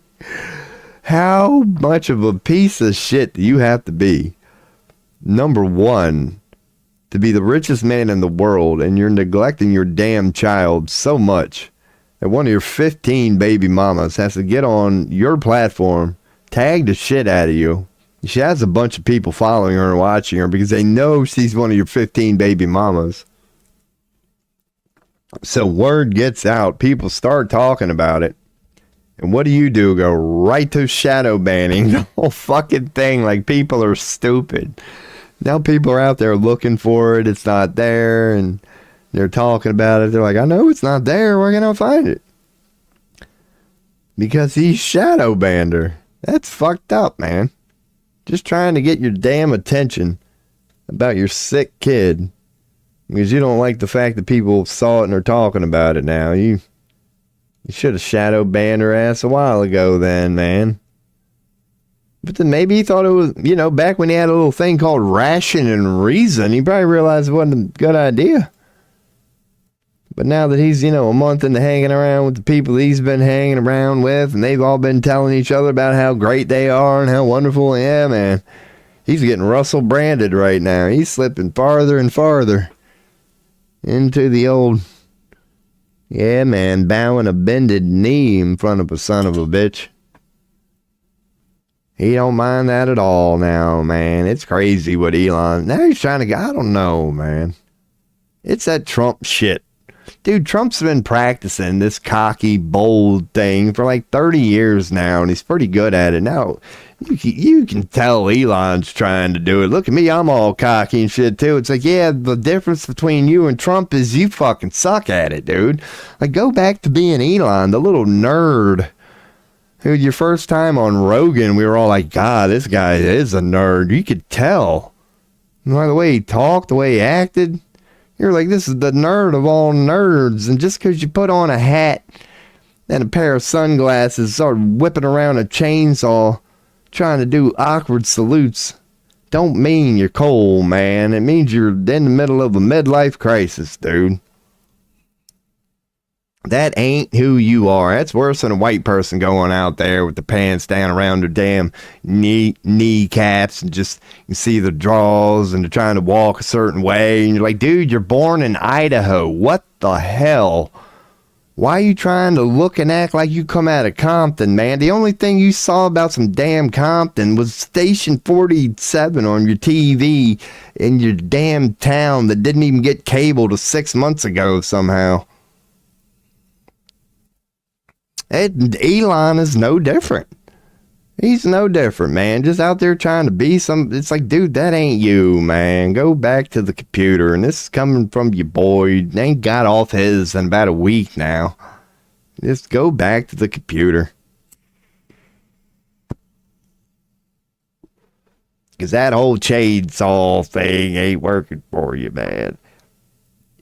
Neither is it for that cute little adorable Argentina dude with the Wolverine sideburns that likes to, you know, walk around and convince the world that he's big bad shit. That dude's freaking adorable, man. He's the guy that gave him the chainsaw. He's like, here you go, Elon. I've been telling my people for my entire reign, ain't nothing I can do about the economy, just like our president tells us, but I'll be damned if he didn't find out a way to make a chainsaw out of pure gold just to give to the richest man in the world.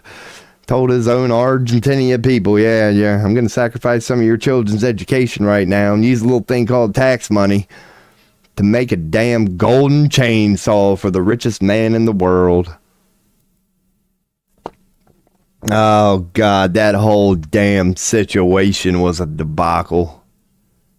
Little wannabe Wolverine coming out giving a chainsaw to a guy who thinks he's a rock star and has forgotten he's a damn nerd. You got to give it to Bill Gates. As, you know, whatever his intentions may or may not have been, at least he stuck to the sweaters, the pink sweaters and the goofy glasses and the fucking pencil protector. He never lost sight of who he was or she was. Whatever. But old Elon did, man. I don't want to hear nothing coming from him about psychology. I done invented the Elon psychiatric course. I'll be like, God, I'd sign my kid up for a Biden course before I'd sign him up for a damn Elon course. He's done lost his ever-loving mind, man. Biden lost his mind too, but in a far more forgiving way. He just can't remember what yesterday was or how to take a piss. But, dude, at least he ain't rocking a golden chainsaw and wearing... You gotta give it to Biden. Through all of his failures, he never wore sunglasses indoors. He always knew the point of sunglasses. They're called sun freaking glasses for a reason. And when no sun around, when Elon rocks his, man, and, you know, he ain't fell off a stationary bike yet.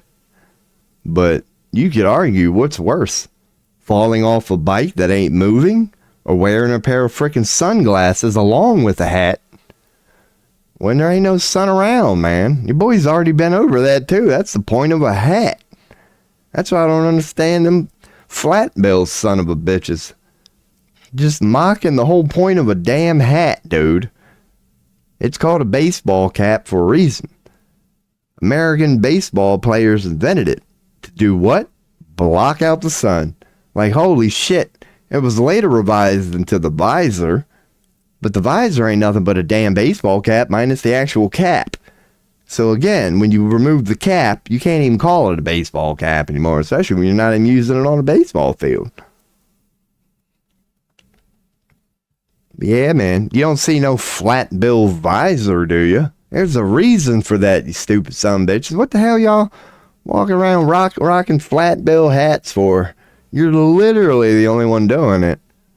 Ain't no other damn, I don't know, you could say a good solid rain hat, you know, that Raiden looking thing that old Molina wore during the Trump inauguration shit.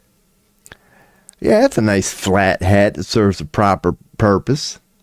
You know, but even that's normally got a little brim to it. I don't know, if you go with the flat, it just looks cooler than son of a bitch. Because then, you can kind of tilt your head and then you get that little drop of water going. You can water your plants. But there ain't no point. If you're outside watering your plants in the middle of a rainstorm, I'd slap the shit out of somebody doing something like that. But, man, we out here. I don't even know. That's what's going on in the world today. Whole bunch of crazy shit, man. I can't. Religion is so true. Because these are clearly false idols sitting upon false thrones. You'd think they'd be, a little skilled. They'd be kind of impressive. Ain't one of them are, dude. Ain't one of them are. These quote-unquote powerful people in the world. Oh, my God, dude. Have you seen Klaus Schwab lately? Here it is. One of the most powerful people in the world. And if it ain't Elon coming out waving a chainsaw, if it ain't Trump who's all orange, it's old Klaus Schwab going, here he is. They wheel his ass out, and he ain't too different from Biden. It's like, wow, he's the most powerful person in the world. One of them. Let me hear him speak. I can barely get her out, man. You're just like, really? We've given somebody like, oh my God. And it's a story throughout time, man. Old Henry Kissinger, there's a good one. At the peak of his power, man. At the peak of his power. It looked like he had AIDS. Crazy. It's like the more you fall apart, the more you get promoted when you really get into it. All right, little tobacco fix. I don't know where we're going with it. It is bullshit. I did get a text, didn't I? Or did I already check it? No text. Good. I'm due for a Plenty of Fish one. I'm not paying for that again, man. Holy hell. Even Plenty of Fish is giving up on Plenty of Fish now. That's how all dating sites are. You're headed for doom when, like, the moment you do decide to actually use it, the first thing it does is give you a recommendation for its replacement. It's like, have you ever joined this site? It's the new blah, blah, blah, blah. Yeah, man, we're all just out there getting hustled. And I will never forgive the Illuminati for that. You've ruined a lot of things in your time, but when you infiltrated dating sites and then screwed that whole, oh man, your boy can't forgive you for that. Had a perfectly good thing going on, man. They were called dating sites. No advertisement, no pay to use. You just get on there and copy and paste the I care about you message and just send about 50 of them in 20 seconds. You could get results. Oh, the good old days.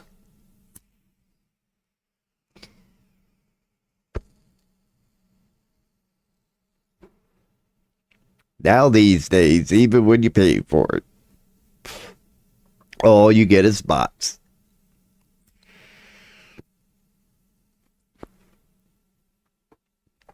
Alrighty, let's get back into looking at something.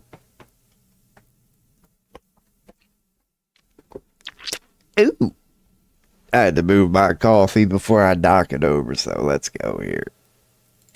Bam. Alrighty. So, we left off at the second coming of Christ. That's pretty cool. Word. Yeah. So even the Romans acknowledge it. Which always... What the hell is eschatology? The sort of shit I'm interested in.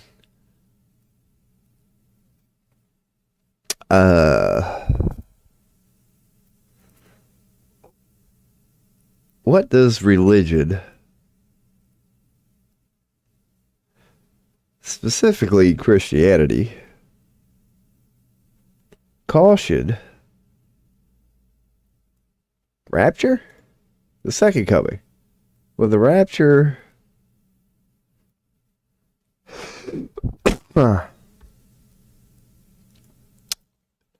is, yep, regarding this event.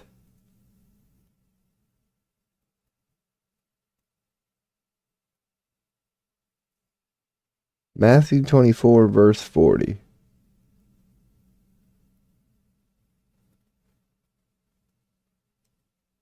I'm looking that up. Because that painting is of that. Then 2 men will be in the field, one will be taken and one left. So yeah. Okay. One at the bell. Ooh. Okay, so whatever. I'm looking for a date. Sometimes you can kind of tell from the pictures, but not really. Huh. Failed predictions. Here we go. It's right down here, a date. So the next... Oh, this is all bullshit. Okay. So they're not going to give you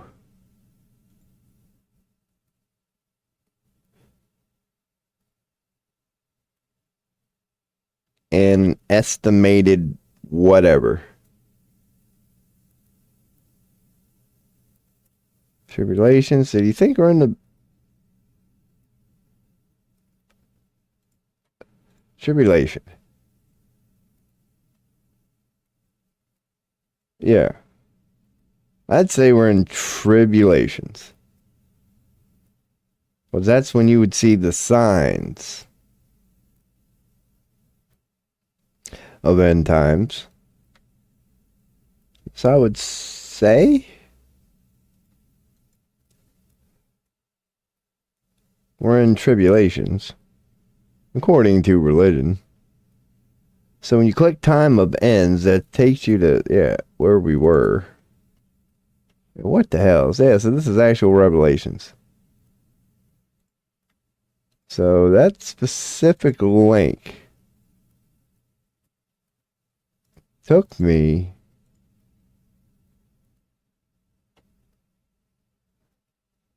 who are these? Clothed in white robes.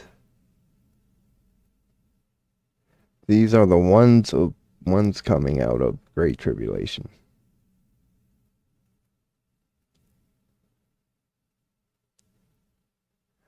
Dude, I can almost see why some people carry Bibles around. Your boy's about... Everybody's going to assume I'm like some church going whatever. It's like, no, technically, the whole point of it is interpretation. Maybe I should just get one. Aren't they supposed to be free? Go rent a hotel room one night and leave with the Bible.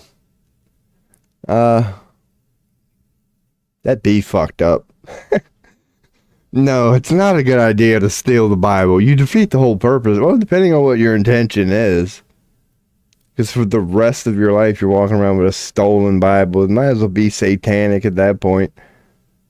So they shall hunger no more. Okay, for the Lamb in the midst of the throne will be their shepherd, and he will guide them to springs of living water, and God will wipe away every tear from their eyes. That one's kind of, if you know what the hell that means.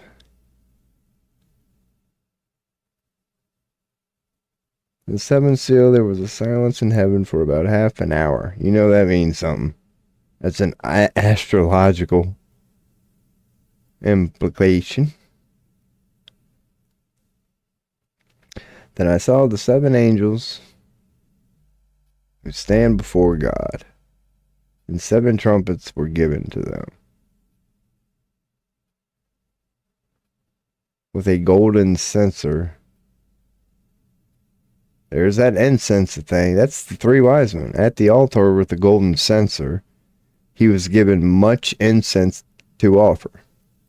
What was offered? Let's make sure that wasn't my mouse bud. He's due. But, yeah, it was gold and incense. So there's that repeated. the smoke of the incense with the prayers of the saints rose before God from the hand of the angel,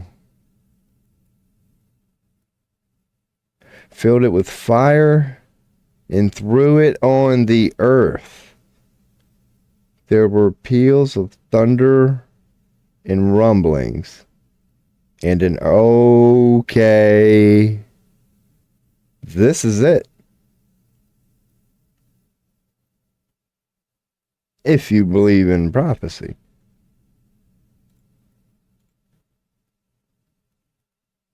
Now that, okay, it makes sense. Hail and fire mixed with,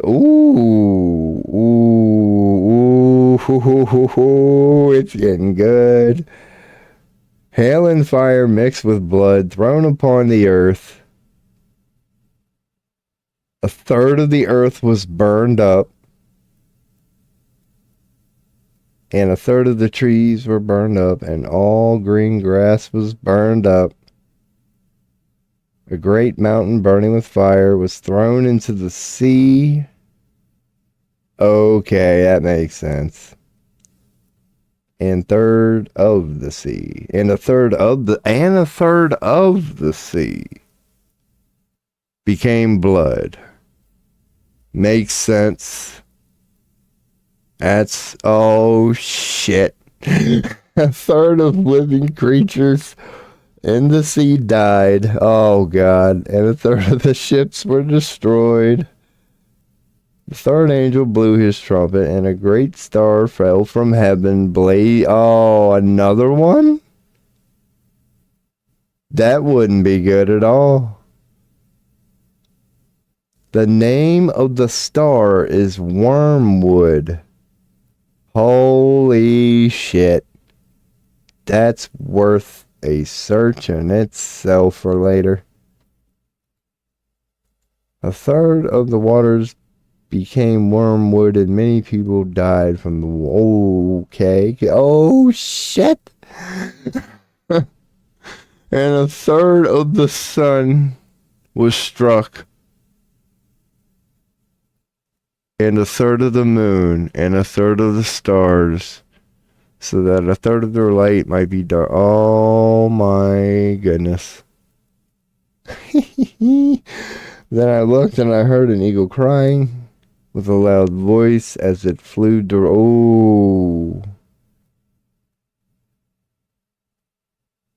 Oh, none of the... that the three angels... Oh my god. And the fifth angel. So that's interesting. The fourth angel. Okay. Alright, there was four. Blew his trumpet. I saw a star from heaven. And he was given the key to the shaft of the bottomless pit. He opened the shaft of the bottomless pit. There was smoke like the smoke of a great furnace. With the smoke from the shaft. Holy fuck.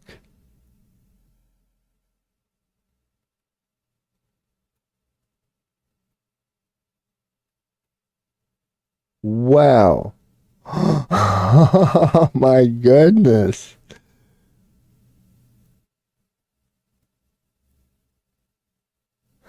That's pretty bad. We're like horses prepare. Oh shit. Crowns of gold. So there's a whole bunch of locusts coming. I know, I'm like, this is horrible content. Unless you're reading right along with me. Which you may be. I know I'm up here. I don't even know we're over here. But your boy's soaking it in, man. That was king. It's for 5 months. Oh, shit.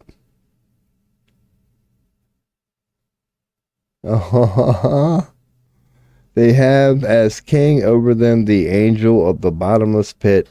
His name in Hebrew is Abaddon.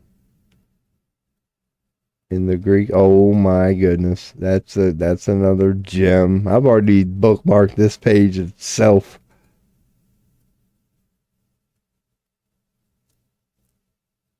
Damn, and there's even another one. How many angels were there? Each one has a bad thing. First woe has passed. 2 woes, they just answered it. 2 more to go. Then the second and heard a voice from the 4 horns of the golden altar before God. Release the 4 angels who are bound at the great river Euphrates. So the 4 angels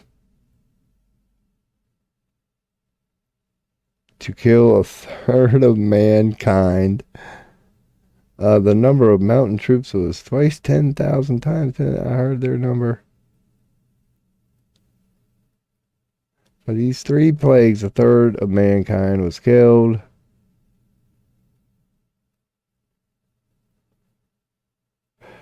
Breastplates, the color of fire and sapphire. What is sapphire? Like what color? Isn't that like a purple? Okay, so fire and sapphire would be red and blue.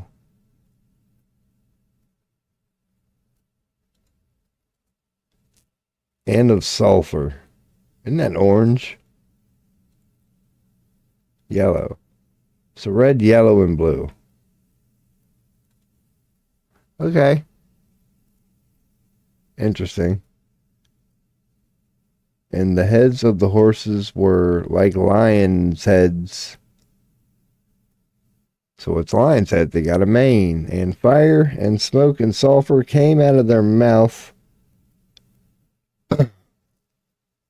By these 3 plagues, a third of mankind was killed by the fire and smoke and sulfur coming out of their mouth. Okay.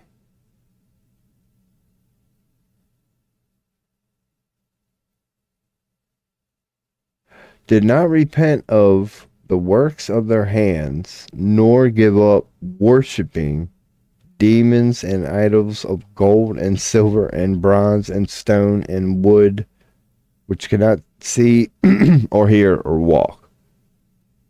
Nor did they repent of their murders or their sorceries or their sexual or immortality or their thefts. Then I saw another. This would be the last one. Mighty angel coming down from the heaven, wrapped in a cloud, with a rainbow over his head, and his face was like the sun, and his legs like pillars of fire. Set his right foot on the sea, left foot on the land, and called out with a loud voice like a lion roaring. The 7 thunders sounded. I heard a voice from heaven saying, seal up what the 7 thunders have said, and do not write it down. Standing on the sea and on the land, raised his right hand to heaven and swore by him who lives forever and ever, who created heaven and what is in it. Scroll it up. The earth and what is in it, and the sea and what is in it, blah, blah, blah. That there would be no more delay, but that in the days of the trumpet called to be sounded by the 7th angel, the mission of God would be fulfilled, just as he announced to his servants, the prophets. What? Go take the scroll that is open in the hand of the angel who is standing, blah, blah, blah. Take and eat it. It will make your stomach bitter, but your mouth will... Okay. And I was told you must again prophesy about many peoples and nations and languages and kings. Okay. That's a simple story.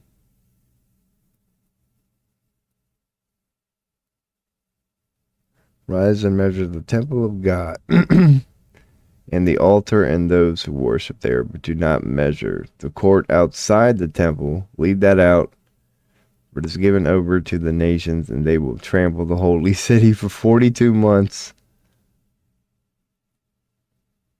And I will grant authority to my 2 witnesses, and they will prophesy for blah blah blah. 2 lambs. That's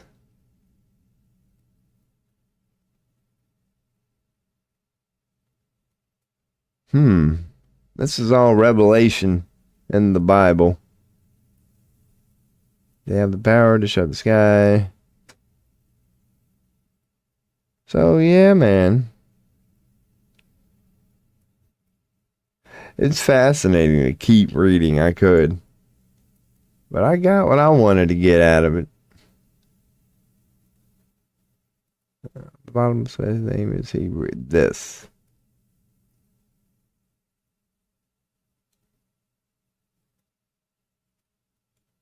Abaddon. This is an interesting character I didn't know about. Now we're kind of looking into the future. This is weird.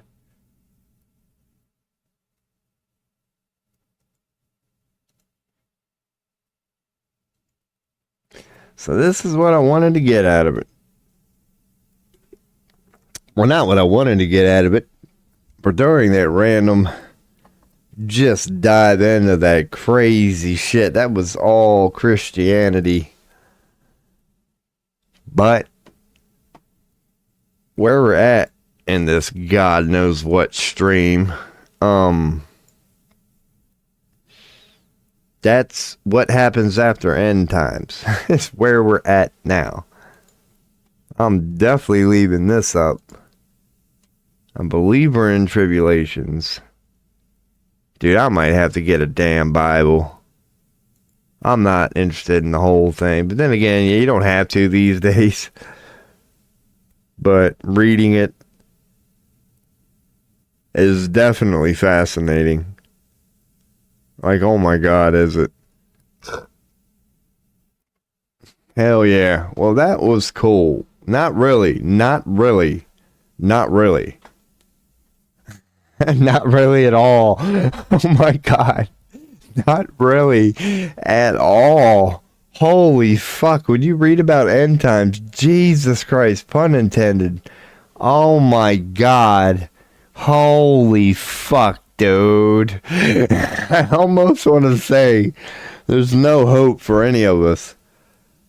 But, like, oh, fuck, man, what did that story just say? Jesus Christ.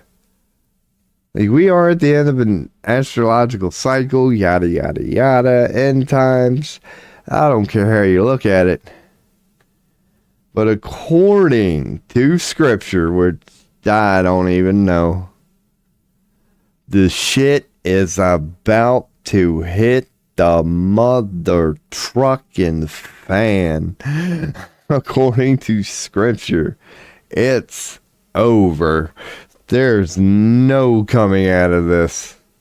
What appears to me, asteroids, earthquakes, just asteroids seems to be the big thing that Christianity's going with. As here come all these angels from the heaven. Here come all these angels from the heavens. And one of them's going to basically, I can go back and reread it. One of them's going to hit the sun. One of them's going to hit the moon. Many of them are going to hit stars. And you would have to go with the filament, I guess. The certain layout of the universe perspective, where technically the stars are a lot closer than any of us think. And according to Christianity, that's true. I mean, because what the fuck, man? If it hits stars X amount of light years away, who gives a shit? Even if it blew that entire damn thing up. Dude. Well, could it? No, it couldn't eject it quicker than light, and it takes light billions of years to get here from it. Like, we're fine for a few billion years. But according to this theory called Christianity, And when you decode it, you know, and to each their own, it appears there's a big ass asteroid belt coming. And it's been given words and shit like that because we're about to get like fucking rocked, basically. Like pun intended, you could say. And it would kind of make sense. I don't want to go with that one naturally because I mean, shit. You know, we all know we're going to die, so it really doesn't change anything. It really doesn't. Like, you know you're mortal. But according to, you know, scripture, many of it suggests that there is a huge asteroid something coming. We don't see it. We don't know about it. But when it gets here, we are yucked. We are fucked. Beyond belief, we're fucked. Like, we're just, there's no way out of this. There's no way out of this. There's nothing we can do. There's nothing we can do. So, I don't know. That's why it's kind of, it's fun to go with. Because who gives a fuck if it is true, man? Let's just, I don't know, pop a bottle. What the hell? Here it comes. Like, you can find ways to make peace with that. And technically, if you're religious, you should have already. Because if it's true and we're here, oh, dude, we really haven't seen and we ain't seen shit yet. There's nothing we can do, including World War III plus more, that can't be as bad as what fucking prophecy is saying. It's impossible. It's total annihilation, period. And it gets even crazier than that, dude. So, holy Hades. I mean, that rabbit hole don't even, that damn. If you ever wondered if rabbit holes had ends, they do. It's called end times.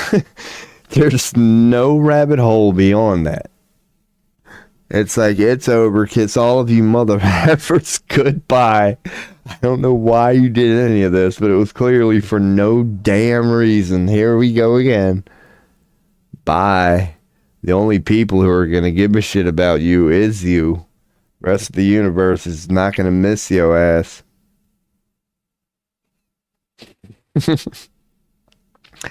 Well, it's good knowing y'all, man. You might as well just let her rip, man. Fuck it. Maybe the Satanists got it figured out, man. Maybe that's all it is. Maybe the Satanists agreed with the Christians. They were like, okay, we're with you. Fuck it. Like, why are we even trying? Like, and it kind of goes hand in hand with Carlin. Just the whole idea of fate in general. If it's already mapped out, why do you give a damn? Because all roads lead to just bend over, no lube. It's gonna hurt. You're done. You're not even going to be proud when you go out. What is going on, Waka Flocka? Hello, my man. Speaking of divine intervention, how are you doing? You don't even want to know where your boy's at this point. I might have reached the end of the damn rabbit hole. If the prophecy is true, there's no point, dude. It's over. Why are we all right? How are you, good sir? I hope you are well. I mean that, because at this point, there's no doubt. We are in end times. I don't care what anybody else thinks. I am convinced this is end times. This is it. The proof is in the pudding. So how are you? I hope well in the middle of this chaos. And dude, it's going to get way worse. And you know I say that with love. I'm just, oh God, dude. Yeah, I'm going to be praying here soon, because of what's coming is what they're saying is coming. I just want to tell you I love you now. It's been fun, brother. I'm not saying I'm right. I hope to God I'm wrong. But yeah, I hope you're well. I thought I was doing good up till about 10 minutes ago. Now I don't know what to believe. God, and in some way, I'd like to believe it's coming, man, because I done went to a job interview. Like, fucking bring it. I mean, God knows something I don't. Call it mercy. My internet is dog water. All right. I did bump my bit rate up a little bit. That should have nothing to do with what you're going through. But my bit rate is now 3250, which is still low. Way, way, way low. So I should have nothing to do with this. Because you're getting 30 FPS with me. Because I'm not gaming. I don't need 60 FPS. So yeah, man. Thank you for letting me know that. So, you know me. I'm not going to assume you're not saying anything is whatever. I don't mind going. Because I really have so many questions just for myself. What the hell did I just stumble across? Revelations is all I can tell you. I want to carry around a Bible. Now, granted, these days, nobody has to. Digital ones are everywhere. But I started at, I believe, Revelation 7 or 8. Dude, Revelations, if you're esoteric in any way, and you're a decoder, take it for however you wish. But it's how the Bible describes the moment of end times, you could say. Because that's where I was getting at. I was like, what happens at end times? Like, is there an event? There has to be a description of how this turns out, and there is. It's vague, but, yeah. So then you get to Revelations, and it's fascinating. Revelations is the beginning of, the new world, which also implies the end of man. Like, if you want to know the end of man, start at Revelations, which is the beginning of new man, which will tell you how the first one ended. So that's where I'm at now. And according to Revelations, fuck, dude. Because what I mean by the esoteric thing, no matter who's listening, is the way Revelations is describing this is angels from heaven. There's like 6 or 8 of them. And they're all coming from the sky, either on a cloud or in fire. Some of them are surrounded by rainbows, but these are all angels from the heavens. I'd like to think we've all agreed they're asteroids at this point. Now, I'm not saying that's true, but this is where you boys coming from. It's already the end of man. Aleister Crowley created modern society. Dude, yeah, Waka Flocka. Yeah, I don't think me and you have really been doing the thing a lot lately. It's been me and my boy Robin on Kick, and we have gotten there. Crowley, you are a wise man. I always acknowledge that. Good sir, I have gotten to a similar conclusion in my own way. You're probably right. Crowley, whatever you think about him, deserves the credit he deserves. He knew an awful lot. Dare I say, if there's any records left, he's going to be known as a prophet, and rightfully so. That if humanity goes on, when all this goes away, they're going to be like, there was this dude named Crowley, and they're going to look at his work, and they're going to go, no, dude, he truly did. You can't fault them for going with them, you could say. The only thing you question is morality. But evidence, you can't deny it. Crowley knew. He knew. He knew how what we want to call it works. He truly did. Crowley is everything modern and progressive about today. Amen. Where didn't? That is... Dude, he made his own religion. That's not easy to do. Normally when a religion is made, it's a bunch of people.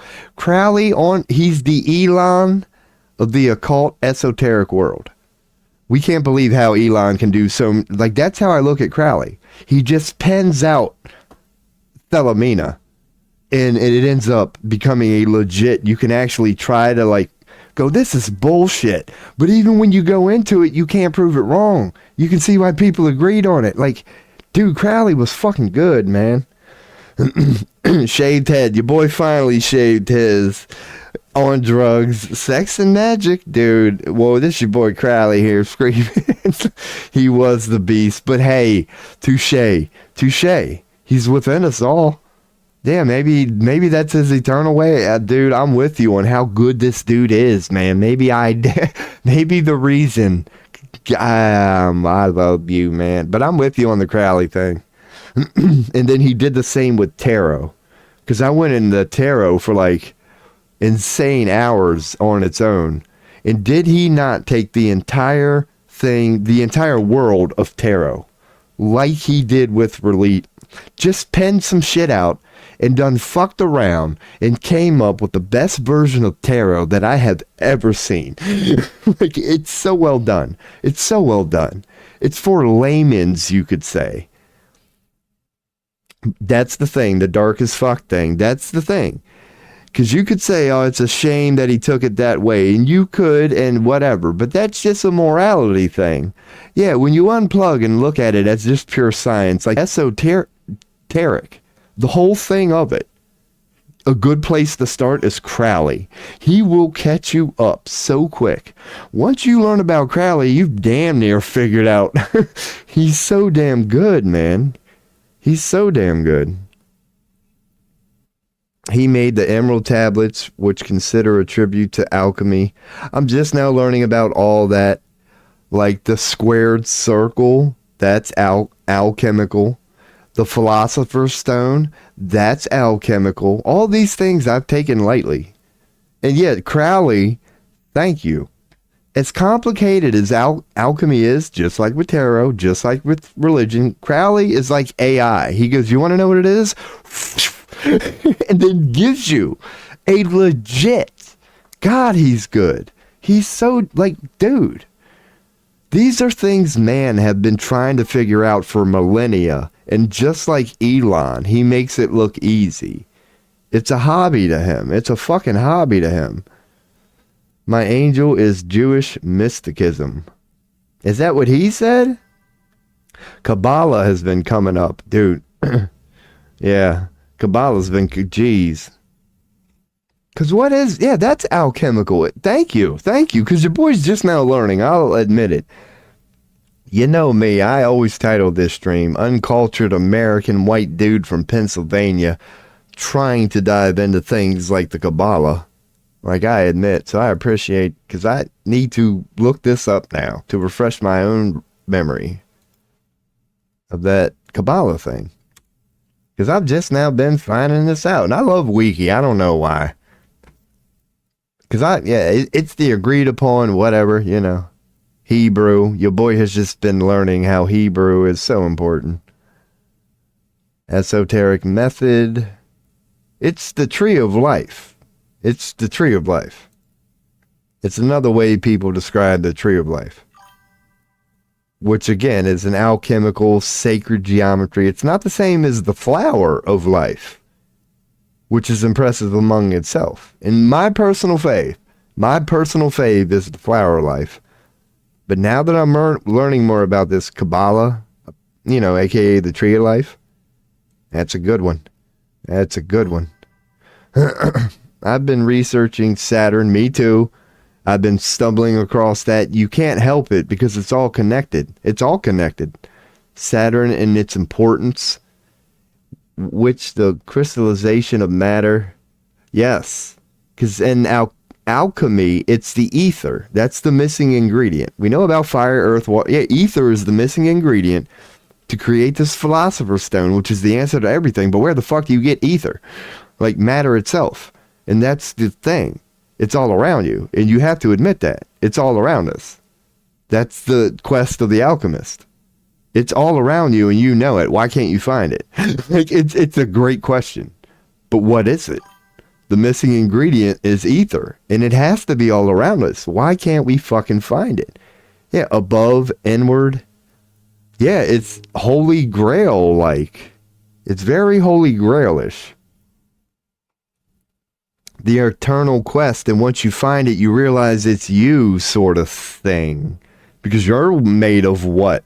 Matter. So the moment you find it, you're going to find what you are made of. It's literally the Holy Grail. It's the alchemical's quest. The same as the religious quest. The Percival, yeah. So many people have died seeking this Holy Grail. So many alchemists have died seeking this Holy Grail. They never find it. But we know it's... Well, there are stories, you know how it goes, of how it's been found, just to tell you how magnificent... Or I don't know about alchemy, but I'm going to say in religion, there's been stories of people who walked around with the Holy Grail for a while and it illuminated the whole room. And there's things like that. I don't know if that's true for alchemy, that somebody had the stone at one time, and when they showed up with it, it would do things like that. I'm not sure. Scientists, thank you. Not only, thank you for throwing that in there. What's another thing they haven't proved, and they admit it? Gravity. That's another thing they haven't proved. They can say they can prove how it works, but they haven't proved it. They haven't. They haven't. Just like the electron. They've proven the theory of it, but they haven't even proven gravity. Thank you. We haven't proven the electron. There's so many unanswered questions. We still admit, like, why do we claim we have it figured out? We clearly don't. We don't. We're taking an educated guess, and God bless us, pun intended. But we know that we don't know. Again, the alchemicals, yeah, the nature of the beast, if you will. So what they say your spirit is really high as kid, you know me, I can't read. As kid, that's why kids can see ghosts and aliens. Dude, I'm with you on that. I know what you're saying. That's why I leave chat up so other people can read it.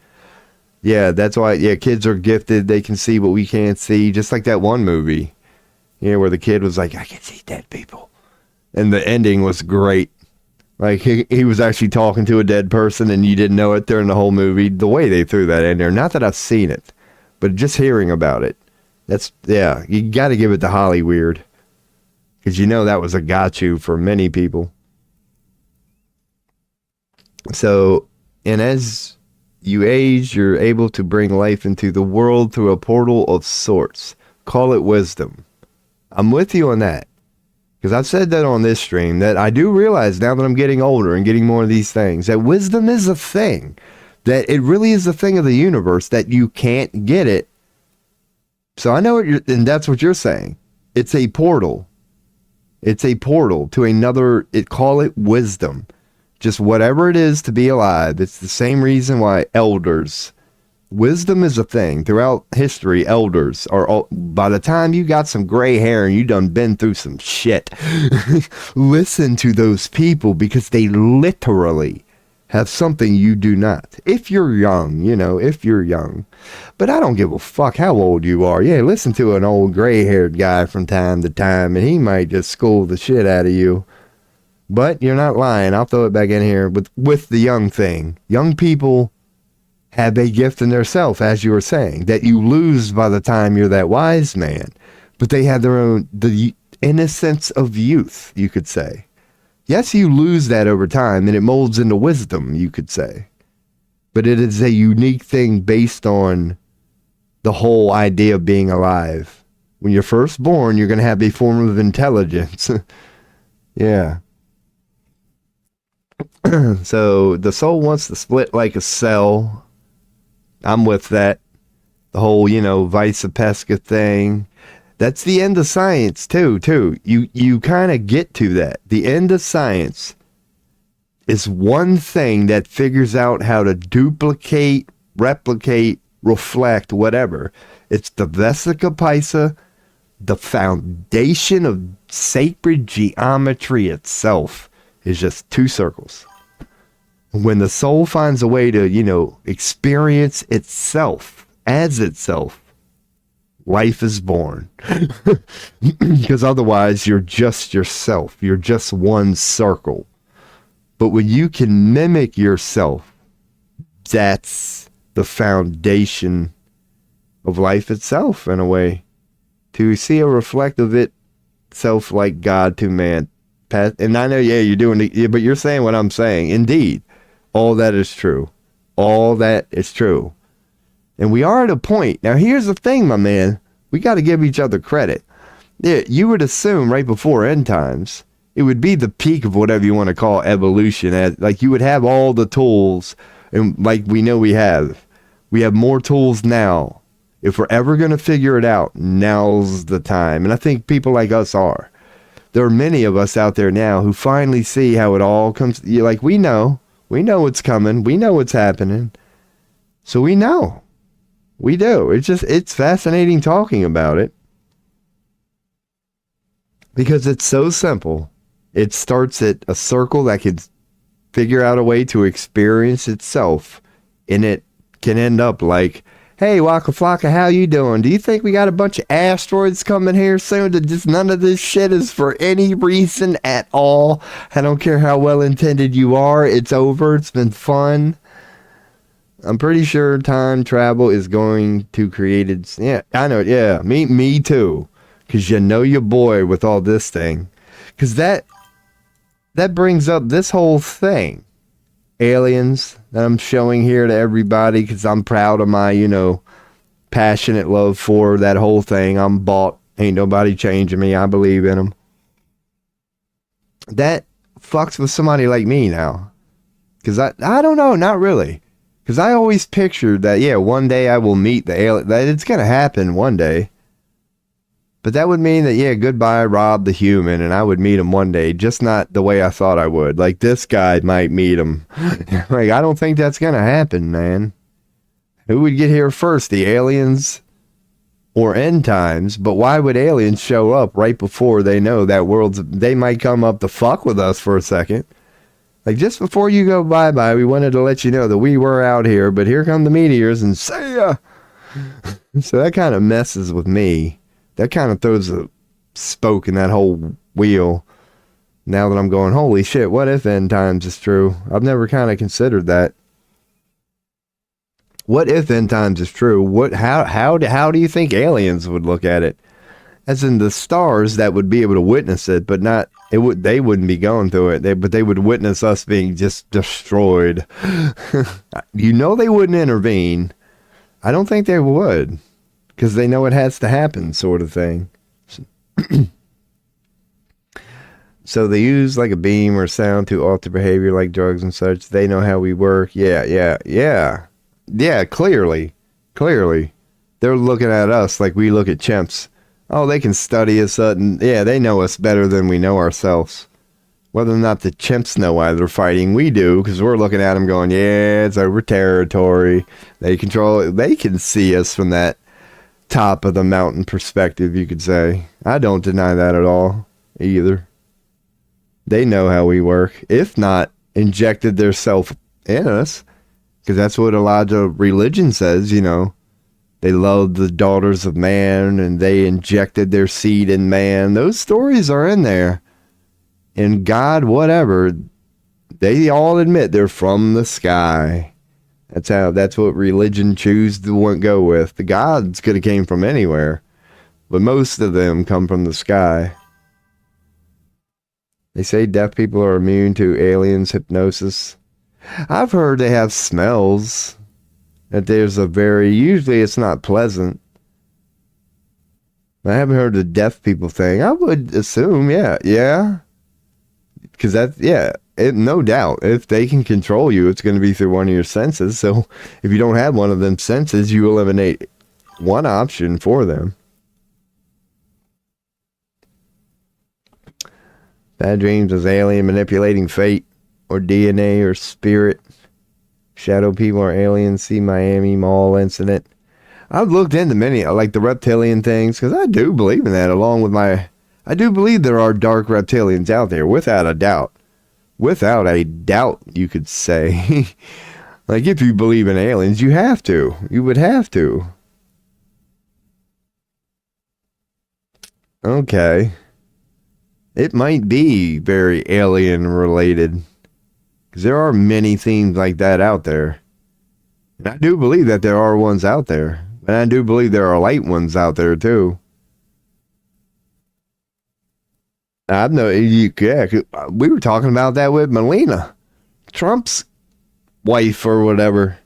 Like, just not really saying anything or implying anything. Like, but those eyes are weird, man. Melania got some. I don't even know if they're sexy or if they're just weird. They're just fucking weird. And that does, yeah. And when you see things like that, I go, yeah. It's like, is that alien? Is that real? what the hell? It looks like a humanoid, but I wouldn't say a human. When you see certain people that look certain ways and you catch them at certain angles doing certain things, you're like, you're about one of the only bitches I've ever seen in my life whose eyes look like that, do that. Like, what the fuck, man? I've seen crooked-eyed people. I've seen cock-eyed people.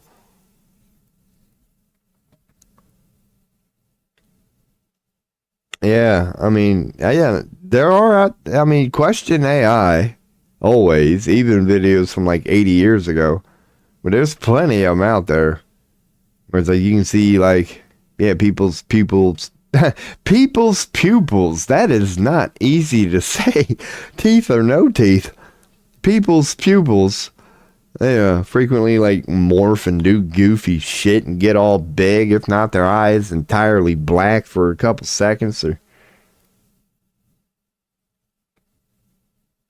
people, because they're looking for energy sources. I do believe in that.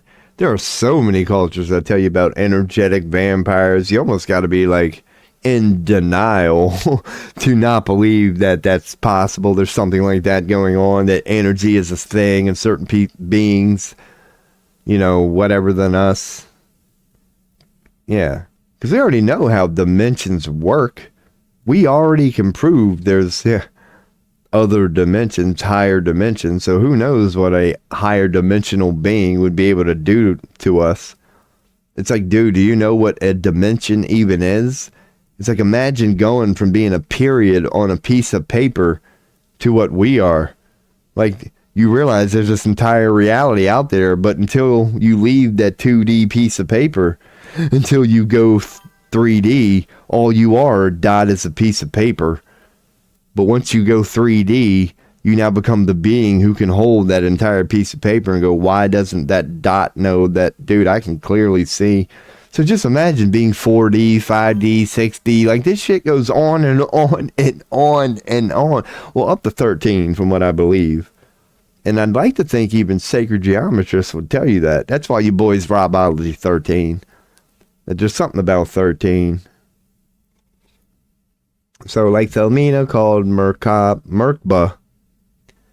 Even just think about it from a guy's point of view. It's type of power and control of marker manhood, bum blasting. I get, it's very alpha. No, exactly. Yeah. And think about it from the man's point of view. Indeed. And hell, Jimi Hendrix has said that. I love that quote. When the love of power overcomes the when the power of love overcomes the love of power, the world will know peace. We all know we're just in love with power now. That's what that whole pyramid scheme thing is. Like, we've all been sucked into pyramid schemes and given our power away, and now we got kings, queens, presidents, dictators. Call them what you wish. They're all just false idols. They're just people with power. And they're all leading us into these wars while we're all going, can we please not? They're just like, yep, nope, we're doing this. Just like they did with Christ. It doesn't matter. If you give power away, they'll sacrifice the Messiah before you because you've given them the power too. Whose fault is it at that point? You know, wicked people who did it, or the humans who keep agreeing to give their power away? That's why I always say I'm an anarchist. Thank you. I'm just like, quit giving your power away, people. It's that damn simple. And is that not what religion is all about? It's like, go forth and be what God already created you to. Quit asking to be led. Once you know there's a God out there, why do you need to be led by anything other than that? Honest, logical question, man. Why do you create courts and systems of judging each other? But I'll be damned if we don't. Like, we're going to figure out what's right and wrong. We're going to pick one way to do it. And if you stray, fuck you. Like, dude, why do we do that? Why don't we just, let bygones be bygones, and acknowledge, even if it's bad. Dude, shit happens. It's in good hands. That's where the whole God thing comes into play. It's really not our job to punish them at the moment. Stop it, yes. Learn from it, yes. but dive right into the let's burn the witch mentality. No, that's the whole point of religion. God even tells you, I'm your judge and jury. Just quit it. Just appreciate. Why won't you appreciate the gift of life I've given you? Quit going around judging each other. Would you stop? We don't. We feel like we need a system. And that's where man starts, is it not? The religion also tells you, the moment you bite that apple of what? Intellect. Going, we gotta figure it out. It's like, what if you don't? What if you don't? What if the moment you go, we gotta figure it out? Even God knows, well, Satan to be here soon. Because you're gonna end up, you're trying to figure God out as God is sitting there telling you, here I am, go be happy. It is kind of satanic when you think about it. Because if you ask God, how does it work? I already told you, here I am, go be happy. Just don't bite that apple. I've already told you, here I am, go. If you go looking for anything beyond that, dude, you're defying the word of God, which is here I am, go be happy. Anything beyond that, you're not Satan, but you're opening that door. That's why it's a snake bite, whatever, the drop of venom. It's not Satan itself, but it's a drop of venom if you keep going down that path. Yeah, intellect was the part that I can't let go. Intellect was the gift from Satan. I can never let that go once I found it out. I'm like, okay. And it goes hand in hand with all those great quotes. Don't think about it. When you're afraid of something and you actually do it, when you get there, what do we say? It was all in my head. Intellect. It was all in my head. What was I afraid of? It was all in my head. Hey, don't deny the dark prince. The only place he can fuck with you is in your head. But if you let him in there, oh man, if you dance with the devil, you just might get Crowleyed. How about her? It's fascinating, man. Just trying to piece it all together. And if there ever was a walk of life that was going to do it, it would be this portion of man here now, man. Because any question, we've got AI. Like, the only question is, can we piece it together? But then again, thank you, Rob. You're doing some satanic shit. You're really not even supposed to piece it together. I guess even God would have to touche you on this one. Well, what if I'm having fun doing it? God would even have to touche you on that one. Going, now granted, I told you, don't try to figure it out, but I've been watching you. And you do seem to love this shit, don't you? You have been having a blast. Like you're not using it for nefarious reasons. You're really just a curious son of a bitch. God would know if that's true. And I would like to think in the infinite realm of everything being possible, as that's possible. Or even God would let you be curious from time to time, get a little sacred geometry on, go, yeah, man, you're getting close. I gotta admit it, you're getting pretty close. But I hate to break it to you, it's a holy grail, my man. Think about the term infinity. Think about the term eternity. There ain't no beginning. There ain't no end to any of this shit, including me.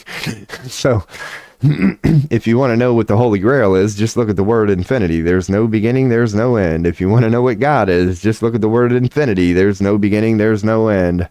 It just fucking goes. It never started. It never ended. It just is. All this shit just is. God even says that. In Christianity, when man asks God, what do they call you? What did the old God say? It said, I am. It didn't say God. I mean, it's in there, but the I am part is in there. And that's another thing. When your boy heard he could just never let go, I'm like, that does pretty much sum it up right there. Like, if I'm a God, as in everything, like honestly, if like people were asking me, Rob, the God, what are you? I would have to say I am. How do you convey the message that I am everything? You would have to just be, or you could throw in the everything. But I like how God just left it at I am. As in whatever you can imagine, whatever your little peon ass can come up with, I'd have to answer yes to all of it, because I happen to be a little thing called everything. So there ain't nothing you said that could be wrong, man. So yeah, man, I don't know what the hell's going on, man. All I know is let's hope that I don't know. I don't know. I think we're all eternal. That's the great part.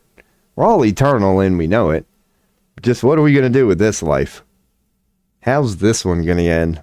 How's the old toothless sumbitch sitting here going to end? Because even he knows he's going on forever. What's he going to mold into? God knows what. Sitting here now, I'd like to think there's going to be a lot of nature around. There's going to be a lot of life and just cleanliness and just clean air and just bugs and cool shit. Maybe not too many mice or squirrels, because I ain't even gonna go there. But your boy would, yeah, man. I don't know. I would create what we have now. Touche. I would create what we have now. Mine just wouldn't have a little thing called Amazon in there and DuPont and fucking Walmart and governments and just lines going, here's the country of, nah, man. Mine would be anarchy. Now, don't get me wrong. I'd be a supreme ruler in my world. I really would. But I'd have a where there is no victim, there is no crime mentality. That would be my law, honestly. That would be my law. Rob, what's the law of the land? Where there is no victim, there is no crime. You could say be the change you wish to see in the world. As long as you don't go around making a victim of anybody, as long as you don't end up, fucking somebody, I don't give a shit what you do. Just don't impact another negatively, willfully doing it. Then we gotta talk. Until then, I don't give a damn what you do. To yourself, maybe to the environment around you, just don't go fucking it up for everybody else. That'd be my only rule. Yeah. Because then I don't care what it is. Like, let's use sex for the example. If, stick it in the old woohoo, in the old exit only, is the no-no to you. If you forced it upon somebody, whether you liked it or not, I'd be like, no, dude, that's a little thing called rape. Once again, where there is no victim, where there is no crime, no means no. If you create a victim out of somebody, me and you got to talk. But if you find somebody who's willing to do it, I don't give a shit what that person, even if I think, oh, dude, that's disgusting. If you can convince me that you both agree, once again, I'm not going to judge you. I'm going to be like, all right, I think it's fucking horrible. Y'all are some grimy sons of bitches. You sick bastards. But I will let you do it. Just don't go, shoving it. Where there is no victim, there is no crime. That'd be my world. To each their own, literally. As long as you don't mess with another person. It gets as simple as that. The moment you start forcing your anything, whether it's a belief or a woohoo, in anybody, we got to talk. But if you're find somebody willing, then by all means. Now, you could get into adolescence, as you should. If I ever saw like a 40-year-old one day and said, hey, I found a 5-year-old willing to do this, I'd be like, hold on, time out. I'm going to admit you have consent here, but let's not acknowledge a little thing called adolescence. And even just looking at you from a biological standpoint, man, you're 4 foot taller from the, where do we even start, dude? But I would be willing, yeah, man. Then at that point, that's how transparent, you would have to be transparent. It'd be like, granted, you got consent, but yeah, welcome to the infinite everything that is everything. There's always a rabbit hole within rabbit holes within rabbit holes. From philosophy to whatever. Man. But that would be your boy's world, man. But I will say this. Prostitution would not be illegal. It'd be mandatory, you son of a bitches. I'd make you do it, man. God, I'm so sick of this illegal crap. You got to give me a year of having some fun with a little mandatory prostitution, just to admittedly swing the pendulum way farther. And there's not going to be no agreed upon middle until your boy gets over a little bit of bitterness, man. It's been holding me back, and I'm willing to die on this hill, man. That's why you see me smoking tobacco. I'm trying to find ways to numb myself.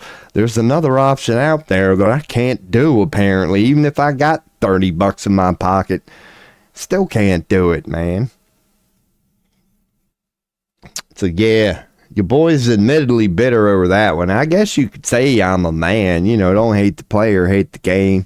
We're known for thinking with more than one head, man. And my other one is pissed off at the moment. And it's convinced this one up here to be mad too. So yeah, they're on board with that one. You're going to have two heads coming at you when you're debating your boy RoBo on this one, man. You got two opinions. You could argue four. Because even that thing's connected to another couple some bitches. They happen to be twins. What's up, Waka Flocka still here. At this point, I'm always assuming it ain't nobody. They're just clicking going, what the hell's wrong with this guy? Jesus Christ. Oh, man. I love it. I'm glad. I hope to be proper background entertainment for you, my man. I really do. Ain't been a whole lot of visuals going on right now. I didn't know when I was going to stop. I really didn't. Yeah, man. So, I don't know. Pleasure to have you in the chat, man, because who knows, brother? But this Revelations thing, dude, basically, you can argue your life experience. That's all I can go with. Touche. That's all I ever do, as everybody else. And I'm very humble about that. I was born into a world, picked a few things up along the way, including today, and I just go with it. I mold it. I'm definitely willing to mold it. It's been many times in my life I've thought something was true, and then later on I was like, nah, your boy was off. Usually I'm close. I'll give myself some credit. Nature versus nurture. I'm good. Yeah, dude, me and nature are fine. But me and nurture, I'm with you. That's how I lost my teeth, honestly. I'm not good at nurturing myself. The whole body's a temple thing. Yeah, I beat up on myself a lot. I will participate in an unhealthy habit. Look at me now, knowing it's unhealthy. Like, I admit I'm sinning. You could say sinning, as in sin. I admit it. I am. This ain't good for me. If I drink too much coffee, which I always do, I always pay for it. If I smoke too much tobacco, like I always do, I'm not good at the nurturing thing. But as far as nature, you wait, man. It's coming. Springtime is basically here. We just need to let the incubation thing do its thing here for a couple of weeks. I love nature. And again, through life experience, I can, I have no choice but to say it this way. I know what you're talking about because I know what it does to me and I can't explain it, but I'm addicted. I am eternally addicted to whatever that is. You get out in some nature. Yeah, the whole one with nature thing. Dude, birds start chirping at you. It's crazy. I could go on for the next 10 hours. Talking about the amazing things that happen when you spend a day in nature by yourself. Just, man. Well, not even, good people, whatever. It's crazy.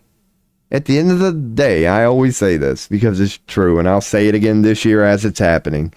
I feel like I'm 18 again. Everything's a little looser. All these pains I complain about now that I'm speaking of now, they're gone. Because I'm not up there. I got my cup of coffee, but I'm hydrating. I'm eating fruit. My whole damn reality changes during the summertime. That's been the story of my life. I'm kind of like a universal cycle. I really am. It's just how my personal life turned out. But this whole fall off the map during winter thing is not common for me. I am frequently known for having nothing to the point of addiction. You build it back up, you kill it, and then you lose it all. And then you get another job and you build it back up and you kill it, and then you lose it all. And I'm in the middle of it now. Right before I walked away from my job, I was absolutely destroying it more than I had ever been. I gave my mother, my family, everybody around me more by far than I had ever been able to give them before. I blew minds, including my own. And here I am. If I don't get a job soon, I'm going to have to leave because I can't afford the freaking rent. Like, I'm known to do this. That's why I don't give a damn. Honestly, I'm numb to it at this point. When you've slept in your truck with your cat during the dead of winter, you're not really afraid of that happening, especially in March. It happened to me right after Christmas in the dead of winter for 2 weeks. It wasn't long, but I've been homeless, and I think I've told that story. It's not that I didn't have anywhere to go. It's because of my cat. The one thing in my life to this day, she brought me to tears the other night. That was a love. I knew it in the moment. I made a promise to her that was eternal. I would have died, and I mean that, before I broke that promise to that cat. So after 2 weeks of people seeing how crazy I was, my boy eventually called me up and said, dude, just bring the damn cat and come over. Like, I just was like, dude, if I'm coming, so's the cat. And even a homeless shelter was like, no. I turned down home. They said, we'll take you, but not the cat. I said, no deal. I'll be in my truck. I said, then I did, because of that damn cat. And I'm proud of that one. I really am. Men are our batteries, worker bees. We are. Thank you, brother. Another brick in the wall. I like to think, man, you know me. I'll go off on a job quicker than a heart, man. Quicker. Yeah. Dude, even when I'm at work, I can't go back now. I am not a brown noser. Dude, no. I don't want to be here. I feel like a prostitute telling you I'm here for that thing called money. Get out of my way. Shut up. Don't micromanage me. I've got gray hair. Get out of my... I'm one of those guys, man. I'm a good worker. Don't get me wrong. But I'm a leave me alone. Leave me alone. I don't want to be here, and I'm not going to act like I want to be. You know, I'm not going to bring everybody down along with me, but don't hit me off with that elementary school pyramid scheme. No. You show me some damn respect when you talk to me, and we'll be just fine. If you come to me as a boss and above me, we might butt heads. Because it tends to happen. I don't do well with authority. Education is the only thing that breaks the cycle, and that heavy favors women. That's it. Quiet environment. That breaks the cycle. Heavy favors women is at a quiet environment. Education is important. Knowledge is power. That's for damn sure. But ignorance is indeed bliss. I've always... That's a paradox right there. You know, in North America, there's enough women for every male to have at least 2 female partners. Didn't know that. I don't think it's... Damn, well, that makes it extra bad for you, boy. It says they... they angle the floor at 60% selection rate. I could see that. Sacred geometry could be behind there. There could be some people influencing all that. Well, I always thought... I don't know. Oh, North America, maybe. So I'll ask that question. What's the North American ratio between men and women in 2022? They're saying around 50. In the United States, the ratio of males to females was 97 males to 100 females.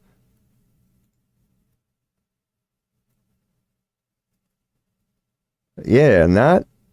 I know, I'm over here, but this is what they're telling us here in America, is that it's basically 50-50. And that's how it... I don't know. I'd say from personal experience, I would agree with that. Because I don't think there's been any, major... I haven't heard, dudes saying... Or I haven't heard... That would be... I haven't heard females saying... I've heard them saying that it's hard to find a good man. But I haven't heard them saying it's hard to find a man. There's plenty of them out there. They kick us to the curb all the time. And rightfully so, because I'm with them. Most men are pieces of shit, including this one. Only 4 males for 1 female because of the one... That's China. Yeah, China's is, I believe, the most ridiculous. It's either Japan or... Let me ask. What country has the most disproportionate... I'm not going to go with population. I just want to know that's a disproportionate ratio of men to women. I believe it is China. And it's something stupid. Qatar. See, it's some bullshit. What? Should I put current? Okay. Highest male to female ratio. 2.8. That's pretty bad. Yeah. Basically say 3. So yeah, 3 to 1. 3 to 1 in Qatar. That's fucking bad. Dude. Man. It ain't easy to find a woman. What is China's male to female ratio? That's... and according to this, now you know when it... Yeah, for sure. Wait, I don't even think you could see, but it's saying it's 122 males for every 100 females. I'll bring it up so you can see. It's a Google search. There's the answer, because I do have to BRB. So you know me with my little squirts. Give me about 30 seconds and I'll be right back. All right, we're good. We're good.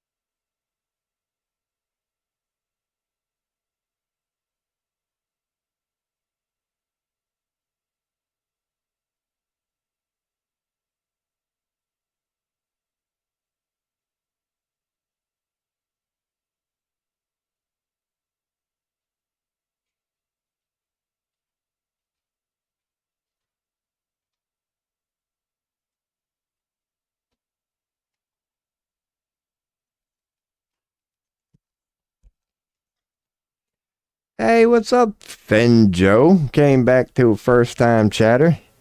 As usually I leave chat up. Who do you think is in power? Great question that I do not have an answer to. Who do I think is in power? Short answer, the Pope. Like, it seems like currently who's in power, that the Roman Catholic Church has an awful lot of influence. They've been credited for the calendar, you know, the Gregorian calendar, the calendar the whole world agrees with right now. The Romans approved that, so they have some stroke, I would assume. And then when you research the Roman Catholic Church, their clear admitted head is the Pope. But take that as you will. But the Catholic Church acknowledges this is our sumbitch right here. That what he says goes.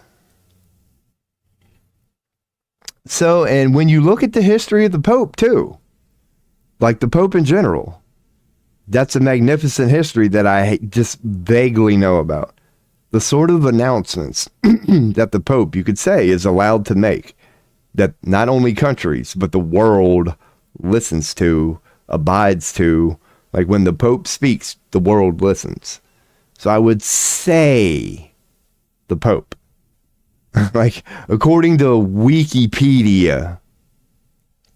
So that's why women chase NFL and NBA players. Had to catch up on that one. Rich with the big dick. Dude, I love that. Yeah, I could even take that farther. I'm catching back up in your old chat. Yeah. The women like the bad boy. Well, they like power or whatever, yeah. And power comes in many forms, light and dark. But they are known to love, you know, the protectors. And you can see it in nature, too. It's not even a human trait. It's really not.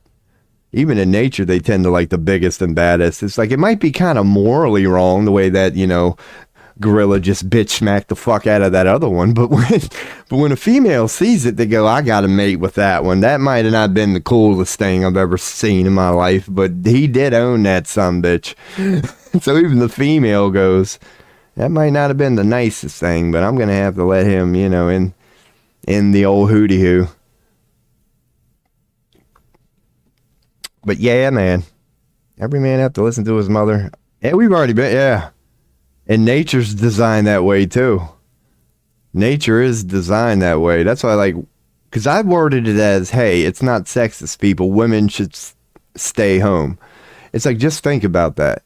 If somebody has to go out and make a living and somebody has to stay home and raise the kids, it's got to be the woman. Because you don't want dad. You don't want old dad raising old young Timothy there. If we raise a world full of children raised by dad, holy fuck, you might as well just give up now. The only way humanity has any hope is if they're raised by mothers. Like that motherly love sort of thing. It's not really bitch, but it's divine. Do you think the Pope is real? Because I saw TikTok where he just disappeared after a speech. That's a great question. No, it's real. I mean, why? Wikipedia. That's question everything, but if you wiki it now, because that's what I was kind of getting at. That's why, even as a skeptic of wiki, I just wanted to see whatever the quote unquote agreed upon, because that's what Wikipedia is supposed to be. Here in 2025, like we have the coolest toys, the best geological toys, scientific toys, tell us, like we can do it now better than ever before, given the current timeline. And Wikipedia is supposed to be a collection of everything we think we know, whether you believe in it or not. Or it's supposed to be, isn't it? A collection of anybody's supposed to be able to chime in if you want or whatever. So I've been going with Wiki a lot. And according to that way of researching, the Pope has to be number one because the Romans are in charge for so much. We still use Roman numerals on watches. They're on Big Ben in London. So even the English are acknowledging Romans, like through their greatest monument, one of their greatest monuments they're known for, or Big Ben, wherever that is. That has Roman numerals, not the Arabic ones or whatever the other one's called, the 2, 3, 4s. We know it. Even though Rome is old as fuck, there are V's and I's. We still do it Rome is still acknowledged all over the world. Did they ever fall? And that's where a lot of the Illuminati conspiracies go to. It appears like they never fell. They just told the world they did and they webbed out. They just said, fuck it. We can't announce ourselves as this and take over the world, but if we tell them we fell, then we can go take over the world. It's an ingenious approach when you think about it. Because if they give you a story that they fell and they're no longer a threat, then you're naturally going to not think they're a threat. But what if they just went into the shadows? That they just said, let's not force it down their throat. Let's just infiltrate their ass. And they're going to wake up to it one day and not even know it, sort of thing. Oh, there went the old USB cord. The church was the government, and they created a dark age where they did what they wanted. The dark age, you can argue why it happened, but it happened, or how it happened. It's often connected with cosmic cycles. During periods of cold, we tend to get mad. Like when you can prove that the earth cools, think about it. Farming is no longer easy. Like it's harder to get food. Wars tend to happen during like massive wars. Like out of nowhere, there's a rush for diminishing supplies. It's getting harder and harder to farm. Tobacco, you name it. Anything that's seed to harvest is way harder. And don't you know how even certain fruits, you need a certain tropical environment for them. So once they start going away, certain food even becomes extinct. And it won't come back until that 10 degrees cooler environment comes back. So that's a fascinating thing I've recently been learning about. We actually got a couple people in chat right now, man. This might be the most active it's ever been. Guess who they are working for? I'm glad I got the big thing up here. There's a lot of tunnels There are so many tunnels. Me, Sophie, I am from Pennsylvania, the United States of fascism. Pennsylvania, to be specific. You know, I like to openly hate this country, but that's my job as an American man. I still got the 1776 mentality. We're like, dude, the moment you present yourself to me as some leader with control over me, I got a little bit of a problem in that, all right? Like, ease up here, big brother. Like, chill there. Know your role. You're outstepping your bounds right now. This is not why you were created. So what do you think of Kanye West? He's Floyd Mayweather like. I'll give him that. He knows we love drama. So a lot of people might say he says ignorant things because he's so ignorant. No, dude, he just knows sex sells, you could say. He knows how ignorant we are. And he's trying to make some money. So he knows, like, the more ignorant he can be, the more money he can make. It's kind of like marketing. Oh, dude, I can't help you get deep. Welcome to your boy's stream. It's a pleasure to have you. You could tell me a fart joke and I'll get deeper than hell on it. Oh, man, there's a joke in there. Pencil State. I know. Okay, I'm trying to keep up on chat. But Ye is beautiful. Now, here's another thing I'll throw in there to get deep. Oh, he's got some ties, man. He's kind of like Lady Gaga at this point. He's like, yeah, I'm a part of a satanic cult. I don't even give a hell no more. He's just walking around with fangs and just like, okay, this is sin. If you wanted to know what sin looked like. And in his defense, I don't know, he flip-flops, don't he?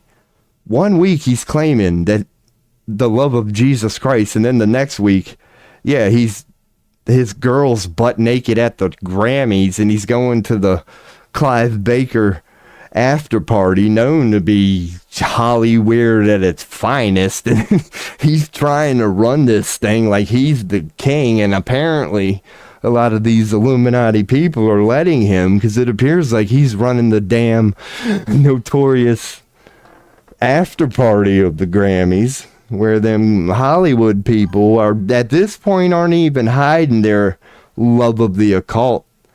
They're just like, this is what we do, people. Have you seen Abracadabra? This is who we are. Y'all done figured it out, so why the hell should we hide it? He's not Kanye anymore. I honestly don't know whether to love him or hate him. My opinion changes on him all the time. I love people who rock the boat, so I'm constantly like, yeah, man, get them thinking, get them talking, give them something to talk about. But there are times where I'm like, Jesus Christ, man. Like when he went on the whole Jew tirade, it's like, just because you can doesn't always mean you should. It's like, dude, you could have proved that you don't know F's given thing a lot more gracefully, my man. Don't hurt the troll from time to time, but grace, a little bit of grace goes a long way, even for trolls. There is a line in the sand, man. So yeah, but I don't know. Like, what do I think about him ultimately? Kind of still, I don't think he's a threat. I think it's a great show. But I think he's like a part of the Illuminati. And he's like their local, he's entertainment to them. What will Kanye say next? Because, he ain't has he broken the rule about the Fight Club? The only rule about the Fight Club is don't speak about the Fight Club. You're allowed to literally say anything else other than that. And I don't think he's broken that rule yet, if he's even any a part of that. Because another thing I'll say, your boy likes to get deep and he don't shut up, is I don't like, not everybody who's famous, I believe, is in the Illuminati. They might have really just saw a lot of opportunity to make money off this guy. They're like, this dude is so crazy. We don't even need to have to initiate him. We just got to let him go be who he thinks he is. So maybe that's the truth. Yeah, maybe he's never been officially initiated, but he sees the same things that you and I see, and he's done convinced himself he's in the Illuminati, but he's technically not. He's just being allowed to their parties and stuff. Who knows, man? Because he's crazy. He's a hard one to figure out. Do you know how to escape the deep state? Anarchy. That's the only answer I can see is you have to remove all idea of government. Anything man-made right now, we got to give up on it. We got to just give up on it all right now. It's all hijacked. We have to agree on anarchy for a moment. We have to go, I don't know where we're going, but not here. Just go, let's just, yeah. How to escape the deep state. The only problem of a deep state, it's a metaphorical thing. It's people who have control of the system. You would just have to get rid of the system that they're in control of. And you eliminate the deep state by sunrise. They are only in control of a man-made system we either willfully or subconsciously agree upon, but agree upon it, we do. And as long as we go, we don't agree with that no more, that's how you eliminate the deep state. Anarchy. We can figure out what to do after it, but a highly suggested approach right now would just be stop what you're doing. Look where it's getting you. Unless I am wrong and turn on the news right now and like these peace talks are going great, and not only that, but cancers are being cured, and there's a whole bunch of good news going on right now that I don't know about it. I would highly recommend just stopping cold in our tracks. And that's where we get biblical. If we don't, something that knows, I don't know, if man don't straighten up soon, all roads lead to bye. Bye. We can't continue down this path. We cannot. I don't care what they say. I like to think it's pretty damn obvious that it ain't going too good. Unless you think war, death, and destruction is good, then it's going great. But if you think peace, happiness, well-being for all, low suicide rates are good things, then I do, then it ain't going too good. It's going pretty bad, and the proof is in the pudding. We are clearly doing it wrong. It's called reality itself, dude. Like, don't even get me started on the Amazon. Look at a picture of the Amazon 10 years ago and look at it now. Oh, dude. We are killing the planet. We're killing ourselves. What aren't we killing right now? We think we're killing it. Touche, y'all. We're killing it all right. As in anything and everything that we touch, that we entertain, that we claim to save. It always ends up worse when we get our 5 fingers on it. Well, then again, not we. This is a pyramid scheme thing. When the deep state, when humans foolishly give their power away to a few people, what do you think they're going to do with it, man? Have you ever heard of a little thing called the Stanford experiment? The Stanford prison experiment. You can take good, honest, well-intended people and just fuck with them for 6 months. And within 6 months, you will see the fall of man, that if you give somebody power, it goes to their head quickly. We're not immune to it. It's like, I don't know what the hell it is. But there are many sheeps that don't want to leave the deep state. I'm with you on that. They got a meteorite. Food is poison. There are many that don't want to leave the deep state. I'm with you on that one. I've often said, I can't. If you ask yourself, why aren't they giving up right now? They have no choice but to go down with the ship. Like, dude, this is so entrenched. This is so biblical. Dude, yeah, they aren't going to stop. They are either going to die with the ship, because just like you're willing to die for something, it's not far-fetched. Just picture a mother willing to die for her child. Yes, there are things worth dying for. These people will die before they will give up this cause, because it means that much to them. Even if it's failing right before their eyes and they know it, you can't blame them. You got to stick it through to the end in this point. You're the one foolish enough to take the oath. You're stuck in it, B. You're stuck in it and you know it. That no matter how good or bad it's going, and you do see many people trying to jump ship, you do. The provable stocks that have been dumped recently, people closing doors, selling corporations, there's a lot of very rich people getting out of the quote-unquote game right now, and that's been going on for a good few years now. Yeah, man, a lot of people are just cashing out. They're just going, yep, got a few million in there, yep, and they're just done. And there's a lot of selling going on right now, man. There's a lot of rich people selling everything. They're getting out of the game. They're getting out of the game.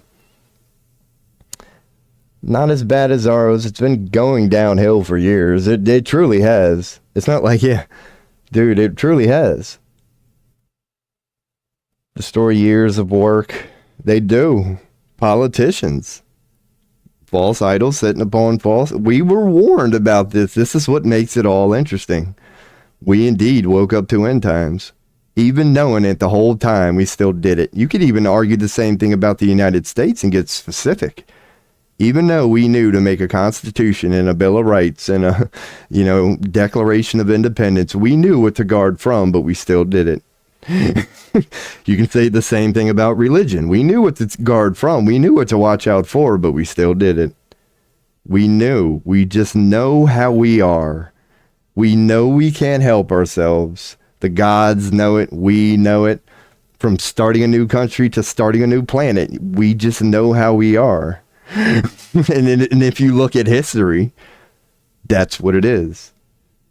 The whole time growing up in school, we were all reading books about people who gave their power away, woke up the revolution, gave their power away, woke up the revolution, gave their power away, woke up the revolution. What did Moses do? Freed his people from what? A system of power. The Pharaoh. How did Jesus even get sacrificed? Most of the world didn't want it. But because of agreed upon pyramid scheme, certain people had certain say that it didn't matter how the public felt. They said, we can even sacrifice the Messiah right in front of you. And based on law, you have no choice but to sit, because if you get out of line, we're going to arrest you.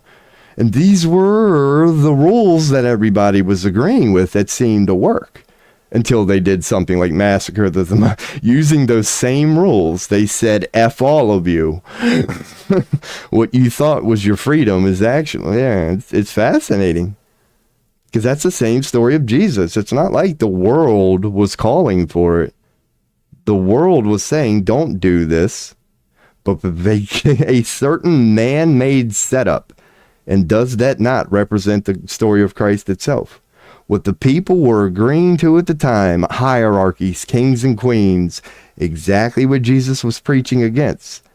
They had their people on thrones. They're false. You can see why they got rid of them.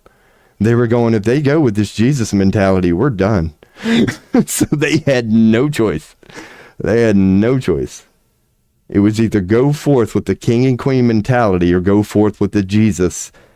You are God.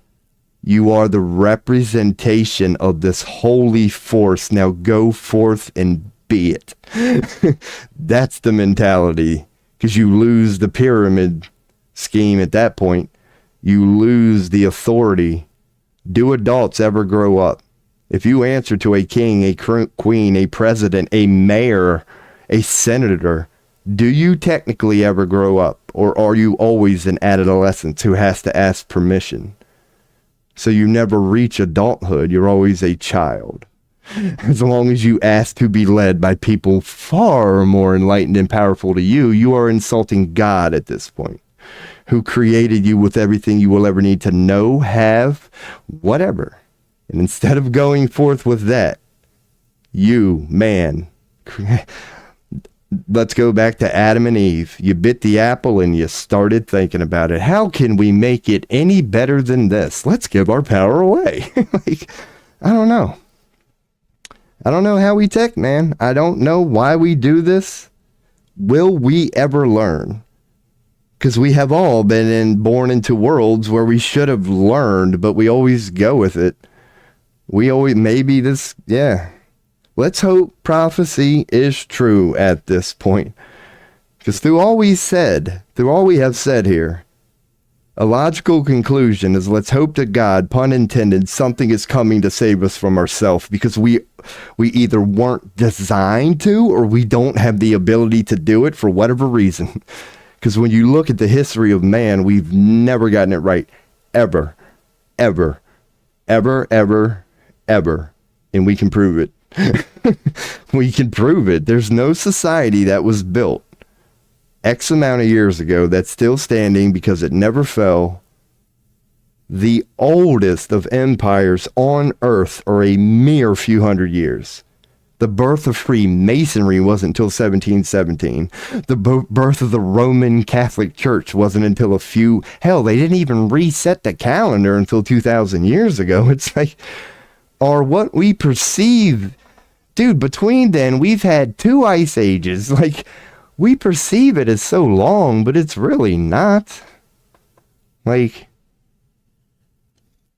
and it gets hand in hand where you could say is it's not that we've been lied to about our history. It's that we've never really understood it. We've seen it as separate things, but we've never seen how they all relate. How religion is not the same story religion is trying to tell you is the same one the astrological people are trying to tell you, which is the same one as the scientists are trying to tell you. It's the same one the alchemist is trying to tell you. We didn't realize that it was all the same story sort of thing. It's the way that we knew but didn't know. Because we're freaking humans, man. It's a valiant attempt to try to figure out how it all works, but it's got to be the arrogance of man to assume you're going to get there. You got to know going into it, you got no shot, dude. You can have fun doing it, but no, you're never going to do it. That's like looking at a chimpanzee right now. We all know how chimpanzees are programmed. No matter how well-intended you are and how long you spend, you're never going to teach that chimpanzee how to do algebra. It's because it's not designed that way. Like, it's no fault of you or the chimpanzee. It doesn't have the capability to, my man. Its cells don't function that way. Its neurons don't fire that way. You're never going to be able to do it. So we know that about a chimpanzee, how we can clearly see it's never going to be possible for them to understand algebra. If we apply that to ourselves, we can see how it's easily fathomable that we have no fucking shot based on the way we're programmed or whatever at possibly even coming close to fathoming what in the hell this thing called God, relation, whatever is, life. We don't have a shot. And then the next logical question, let me catch up here.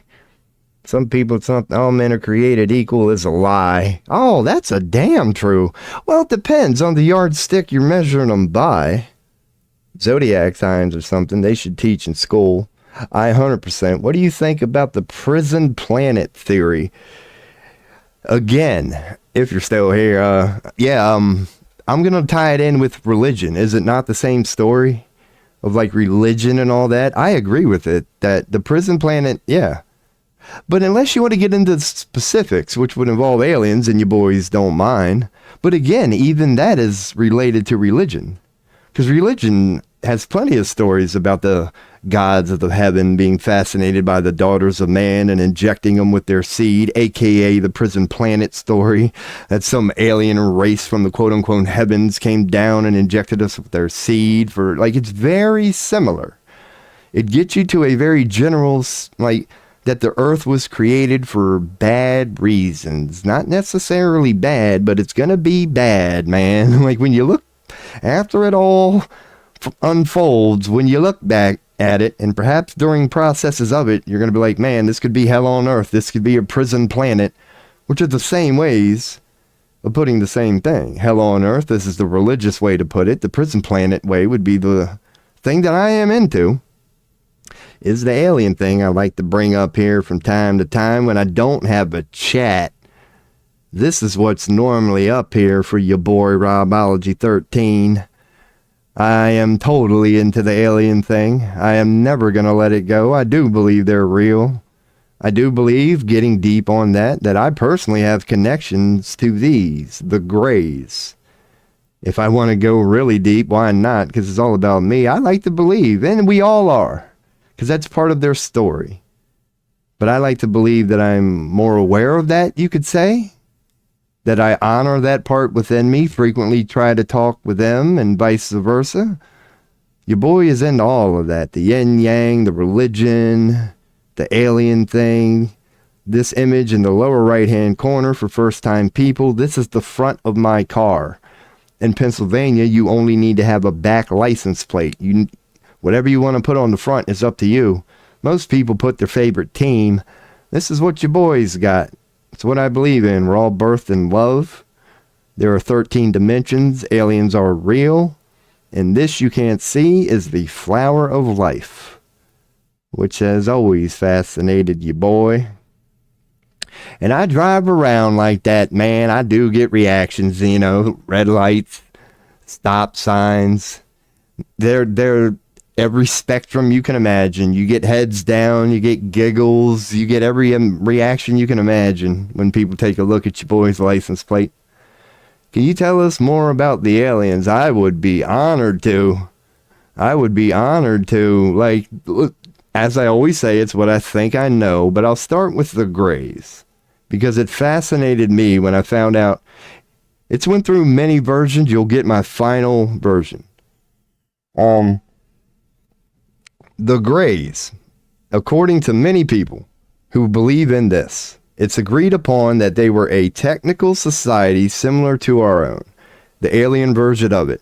What happened with them is they evolved technologically in very... It's going good, Langford, just here answering questions in chat.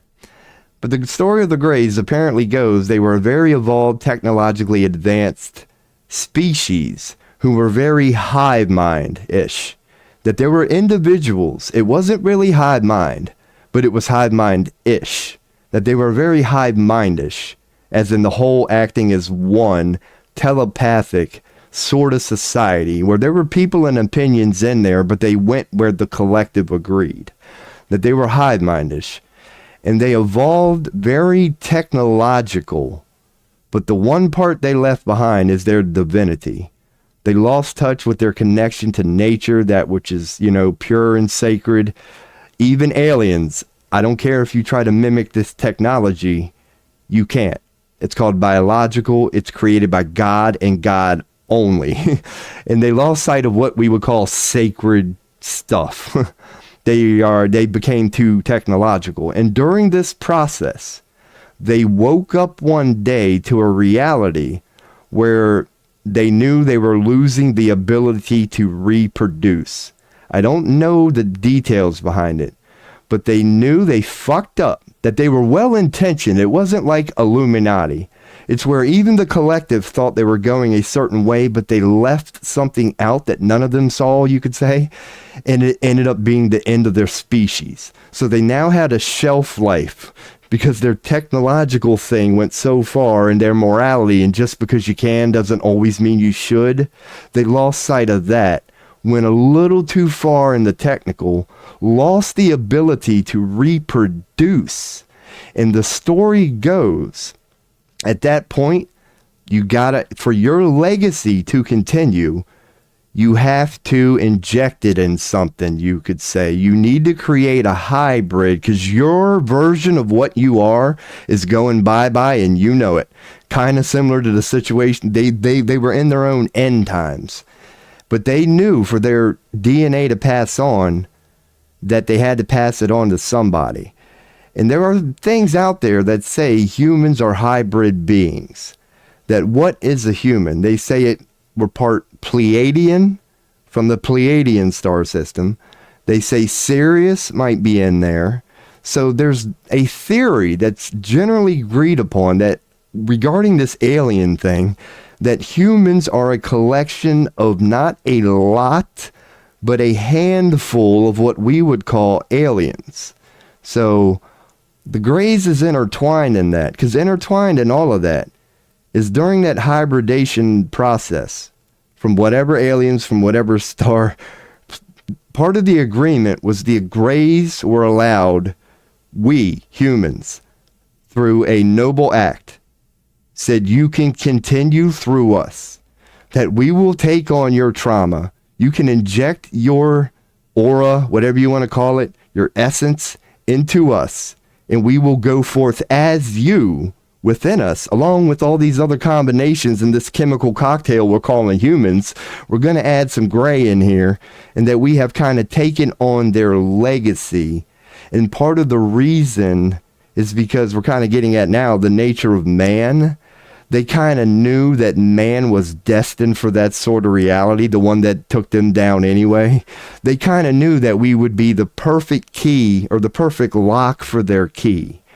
That we would be, because we were in our own way going to do that anyway, that they gave their trauma to us. and we are now living their end times, and they are watching from the ethers or whatever, cheering for us because we've carried their legacy with us, sort of thing. And that story has always meant a lot to me because I've always been a PC gamer. I've gotten into dubstep, and that whole digital vibe, it's a vibe. There's been moments in my life where I was very proud to be digital. I'm like, this digital shit is so fucking... And I consider that my connection to them, because you can indeed take that too far.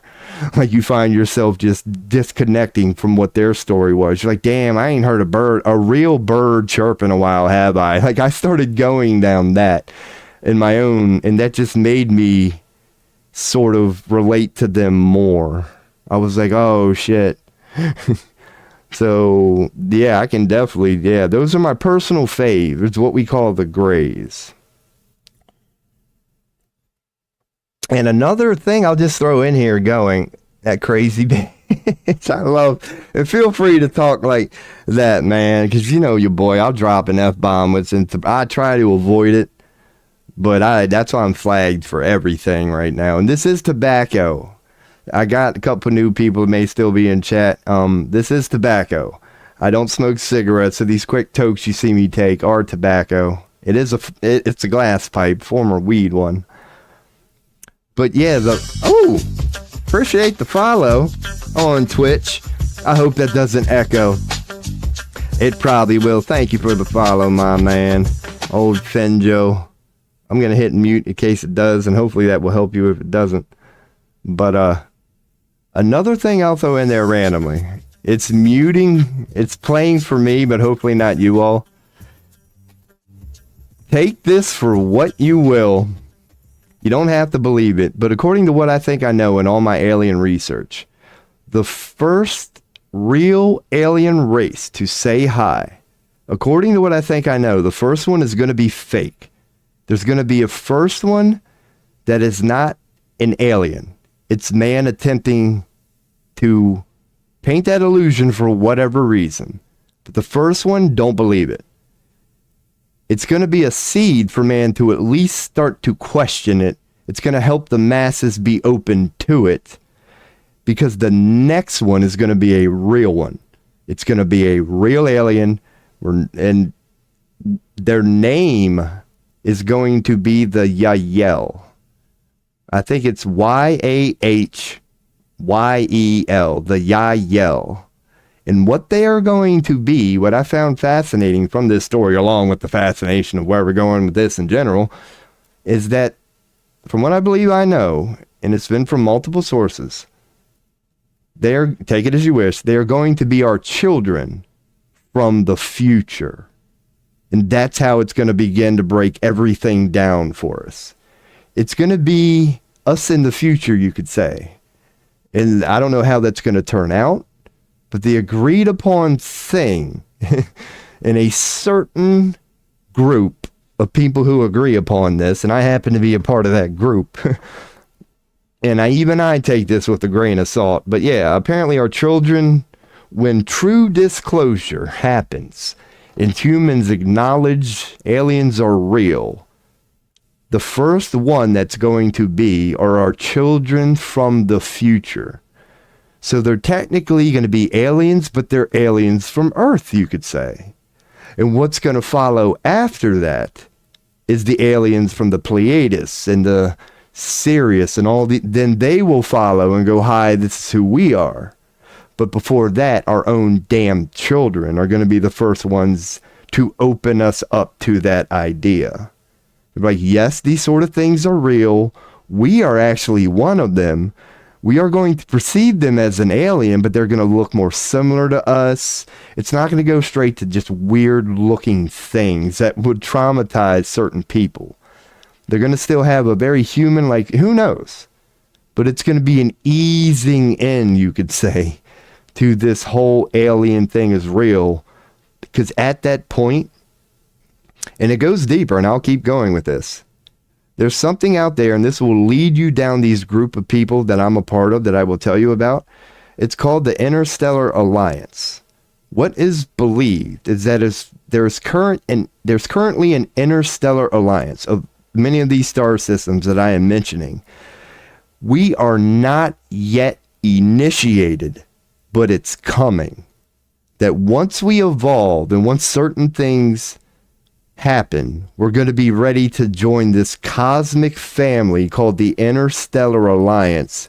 When at that moment, when we go from being Homo sapien to Homo galactica, we are no longer bound by this beautiful planet. We can traverse it with the ease of yeah. Thank you for the follow. If that one is muted, you don't hear the beat, that's cool. I got a little loop thing going on here that I got to figure out. But that gives me a good moment to catch up with chat. So which generation do you mean our kids? Appreciate that. I deserve a follow. Thank you for the compliment. That's a good question, because even I do not know the specifics to this. The only thing I'll say is it's within 50 years. No more than 2100. No more. And their estimations are out there, and I believe they are before. There is an actual estimation. Like, you can look it up. It's like Bashar channeling. And I'll type it here in Twitch, because it'll come up. If you look up, because channeling is the act of being able to channel, and Bashar is that. If you Google Bashar channeling, the actual name of the guy is Daryl Anka, who channels Bashar, and this is quote unquote aliens. They're known as the Sasani, better known as beings of the light. No, those of living light is what they are known through. Sasani means those of living light. And that is who these channelings come from. And they are open to giving estimates on the question you asked. Like, when is all this going to happen? It's not far. It's no more than 2100. No more. It might be 20. It's what we would call disclosure. They actually have an answer to that. And they admit it's just the beginning or whatever. But yeah, it's not far. It's not far.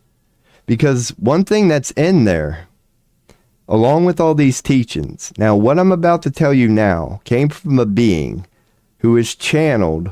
You can look it up. I could bring up, somebody's been channeling him recently, Metatron. We all know about Metatron's cube.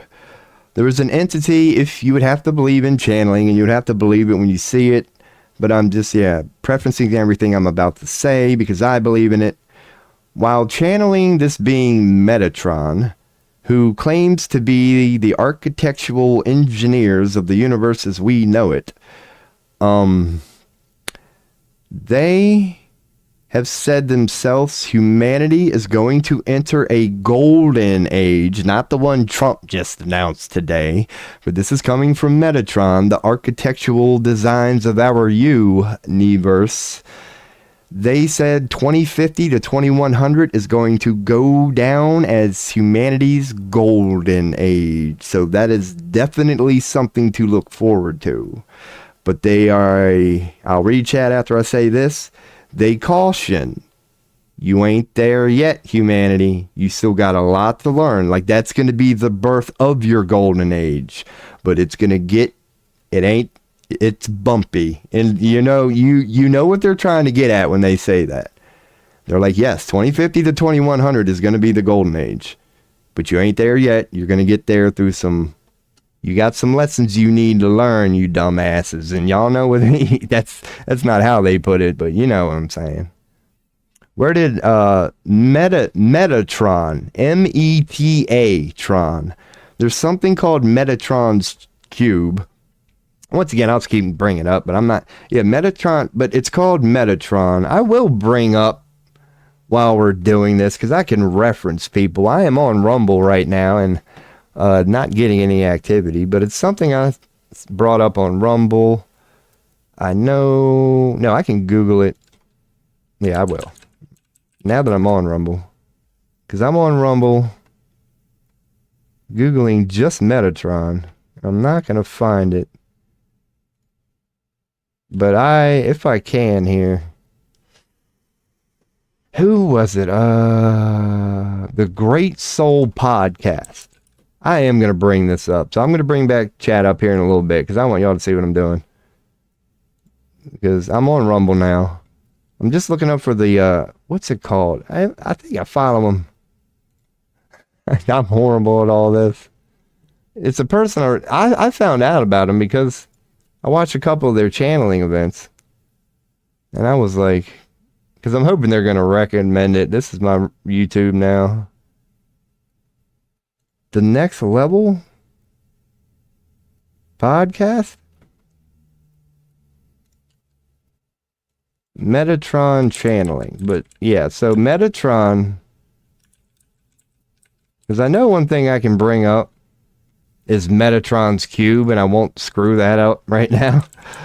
Metatron's cube is notorious in sacred geometry, alchemy. It's a 3D image.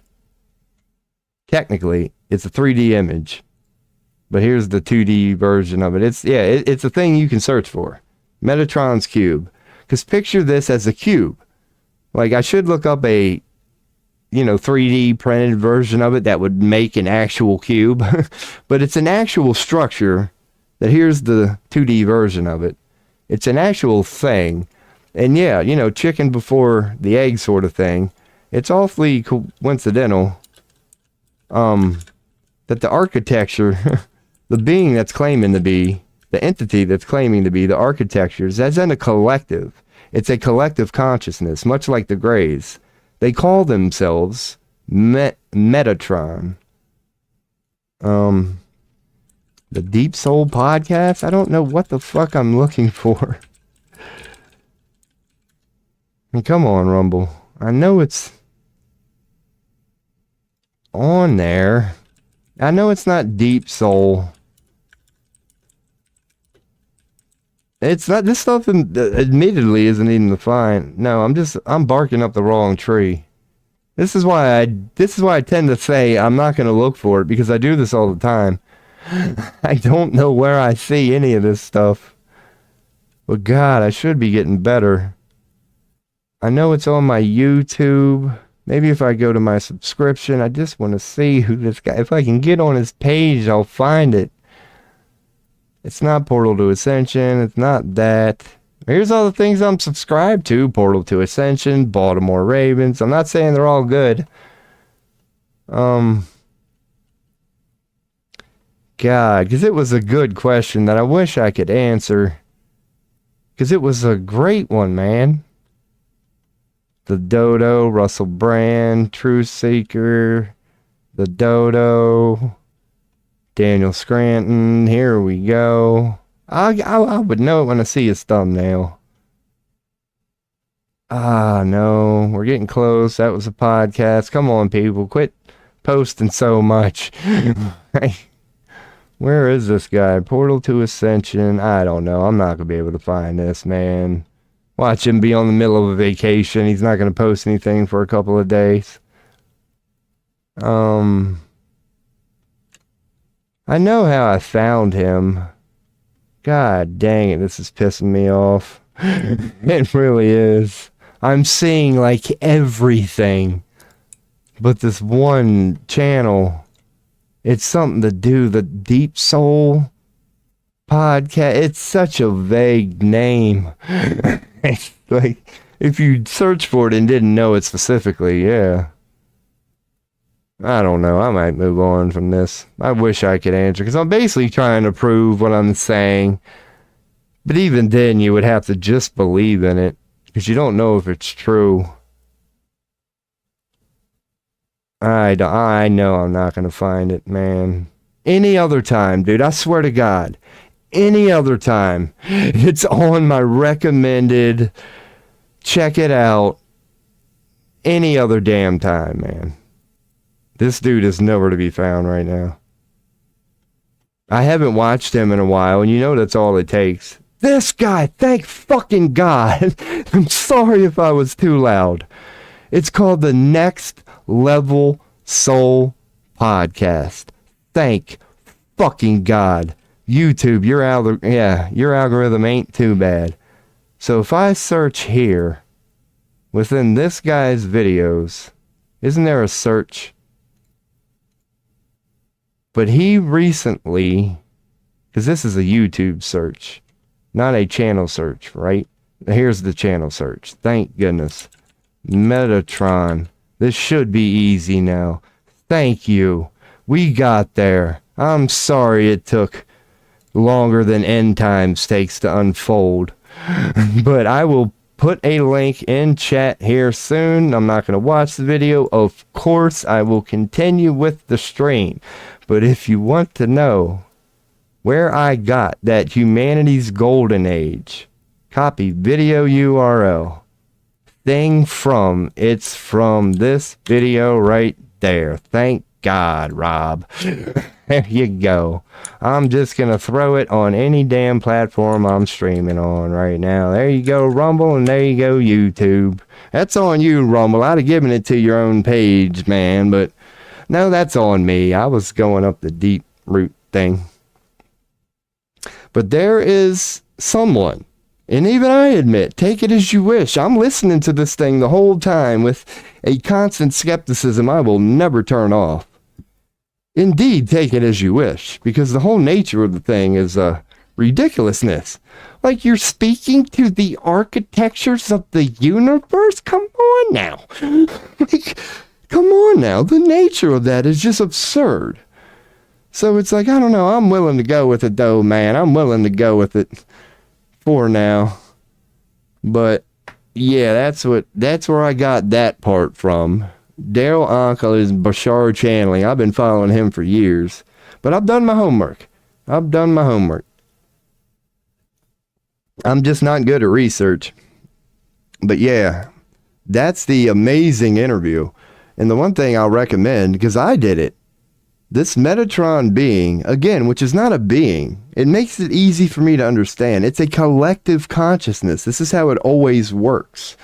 Like, even when they channel Jesus Christ, they'll tell you they're channeling the Christ consciousness. Because, like, when you go to heaven or whatever, it's often a poll where many people can chime in. It's delivered by an entity, you could say. Like, even the Christ, and Jesus was the same way, even as a man, going, I'm not a man, I represent so much more than that. So you could say Jesus hasn't even switched its game up. That even when the Christ consciousness is channeled, it's going, yes, I'm Jesus, but this isn't my opinion here. This is a, collective, when humans ask a question, there's a nanosecond, you could say, who knows how telepathy works, but they have a moment with their self. It's called the Christ consciousness, and you're given an answer by the Christ consciousness. But it's a collective. And that's what Metatron is too. It's not a lone individual. It's a collective of what you would hypothetically say throughout the universe are beings, energies, who are the most insanely passionate they would naturally be, or whatever. They are the universe's way of engineer, the whole thing of engineering, not personified, but energetic allied.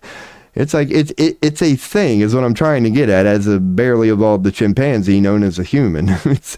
It's a thing. It's real. Hypothetically, whatever. What is real? But it's real. That's I don't know, but that's Metatron. They claim to be the architects of the universe as we know it. As in, at some point, consciousness, whatever you want to call it, got together, said, yeah, we need a little something. How are we going to lay this shit out? Because they like to go with the Big Bang Theory, but that's a little boring. I like to go with the, picture consciousness as a pool. It's a ball of nothing yet everything, just trying to figure out what to do with itself. Before it would even begin anything, including the Big Bang itself, it would have a little moment where it goes, let's figure out how to do this. And when it would do that, you would naturally have Metatron, just a energy, a collective, a whatever group of beings that the whole universe in that moment knows this thing means everything to these sort of people, don't it? Like when it comes to some engineering and just willing to spend your entire existence being fascinated by whatever it is, it's a collective of that, you could say. That's how I try to decode it in my whole head, because I'm trying to make sense. That's what even me in this moment couldn't tell you if anything I'm saying right now is true. The only thing I can tell you is there's clearly a barely evolved chimpanzee right now. You're sitting here trying to make sense of this. I'm completely aware of that. What are your thoughts on witchcraft and the occult? They're very real. They're very real. To generalize it, if you can imagine it, it's real. But I'll say it's very real. I've often said, I hate to break it to you, sacrifices, they're real. Rituals, they're real. Black magic, it works. Like, totally. I mean, if you believe human history, we all can agree we've been practicing it for thousands and thousands of years. I don't think we'd be practicing something for thousands of years, as dumb as we are, if it clearly didn't work. There's obviously something there, because it's not only are these stories of people practicing it, they're not homeless people. They're very successful, powerful kings, queens, bishops, lords, you name it. It's not like we're talking about, homeless people tend to dive into this shit. No, that ain't how the story goes, and we know it. Aleister Crowley, Albert Pikes, like rather notable people throughout history, tend to dive into this shit, and you can call them many things, but you don't call them stupid. You might call them crazy, but you don't call them stupid. And this is a repeatable story throughout the history of man. People have always dabbled in this, always have, and always will. And I don't think they would if it didn't work. I don't think. Now, you could argue that, we are stupid. So I'm not against the whole beating our head against the fucking wall mentality. But who knows? I mean, it's foolish. That part is necessary. I mean, ridiculousness. I've always said that. If you dabble in black magic, what the fuck's wrong with you? Like, because you admit it's darkness, so you're summoning that? Next logical question. Why? Like, that's not an... But I can get it, because I'm not against, punching the motherfucker or whatever. I can do some evil, so I can't say I don't get it. But it's like when you are willing to take it to that level, why would you? Like, I can summon Satan. Okay. Why would you? Is my next question. Granted, you can. What the fuck do you think you're good? You know what I mean? But then I'm not going to deny that there's not answers to that. I'm not going to say there aren't perfectly good reasons to summon Satan. Who am I to say? But right from opening line, your boy's questioning this shit right. There's my mouse bud. Speak of the devil. Yeah, speak of the devil too, you little shit. Yeah. I don't know, man. How do you look at it? But black magic is real. But that gets into, what do you call black magic? What is black? Black doesn't mean evil, it just means black. Is there a difference between black magic and evil magic? I would suggest there is. Is there a difference between occult magic or just magic? I would suggest there is, because occult just means hidden. It's just hidden magic. It's still magic. So, who knows? So that's my thought on the witchcraft and the occult, is that it works. I believe that's why they burned the witches.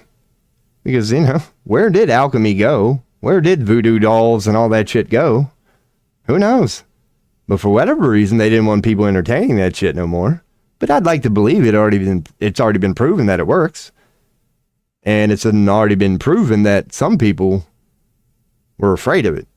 Because the burn the witches thing, oh my God, that's a rabbit hole you don't want to go down.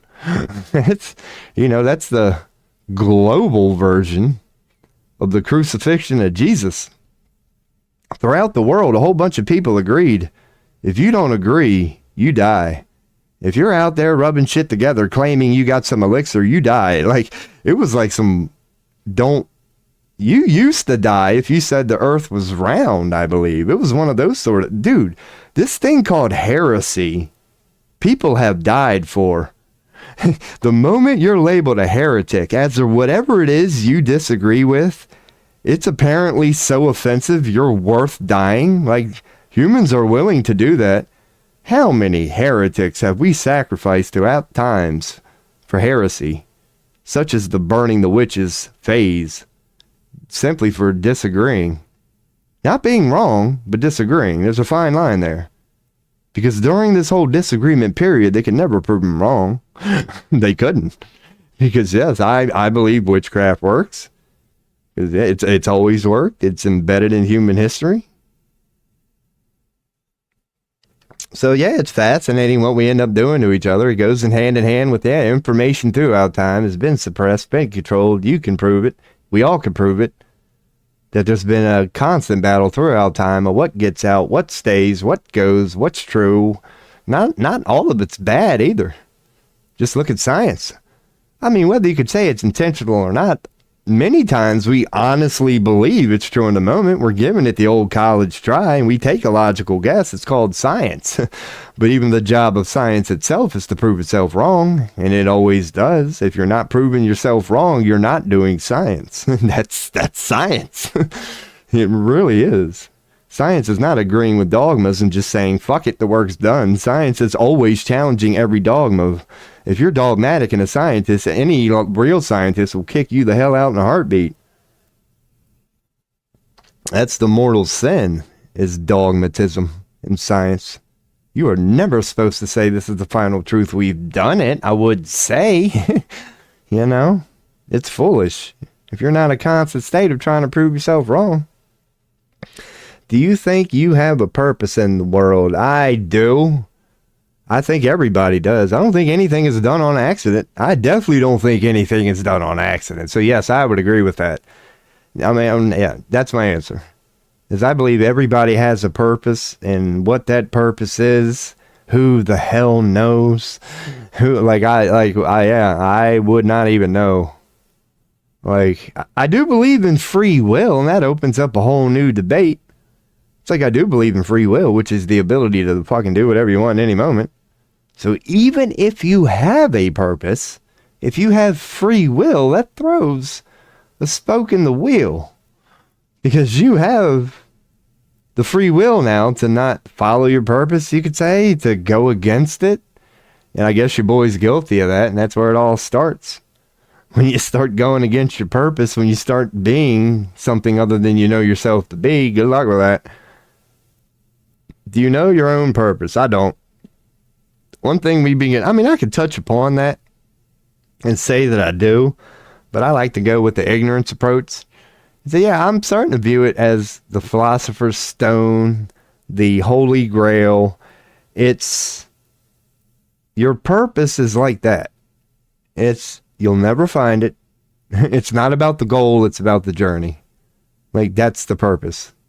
Like, you're supposed to always be in pursuit of it, but you're never going to find it. And that's the point. It's not the goal, it's the journey. If infinity is real and time is timeless, then you better get used to the journey, sort of thing. Like, infinity lasts a rather long time, man. It lasts forever. So logically, no matter at any point that you have a goal, if you can get good at just focusing on the journey, that's all life is, isn't it? A journey. So the moment you can enjoy the journey, you can love life. If life is a journey, then if you can enjoy the journey, by default, you're going to enjoy life. So that's my purpose. That's all of our purposes. I know I have one. And to touch upon that, yeah, what do I think my purpose is in the moment is honestly this. If I want to get really deep into it, and I don't mind to, I'm not saying I don't have it figured out, but my personal deep answer in my life right now, like I go to bed crying about this frequently. I have a gift of gab of doing, like I have a yearning to do just this. Like this whole not shut up thing, it's a blessing and a curse. I really can't shut up. I'm the type of dude who can't shut up. As in, there's a bad version. I catch myself doing it. And I know all I need is an outlet.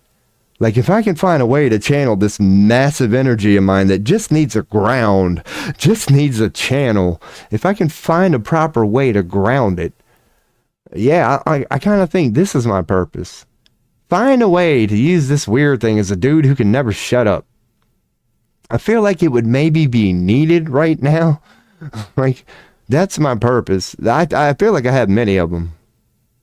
I feel like I need to have a way to mold this gift of gab. And I'm not saying I'm doing it right. I'm taking stabs in the wind, man. I have no idea what to do. But I don't know.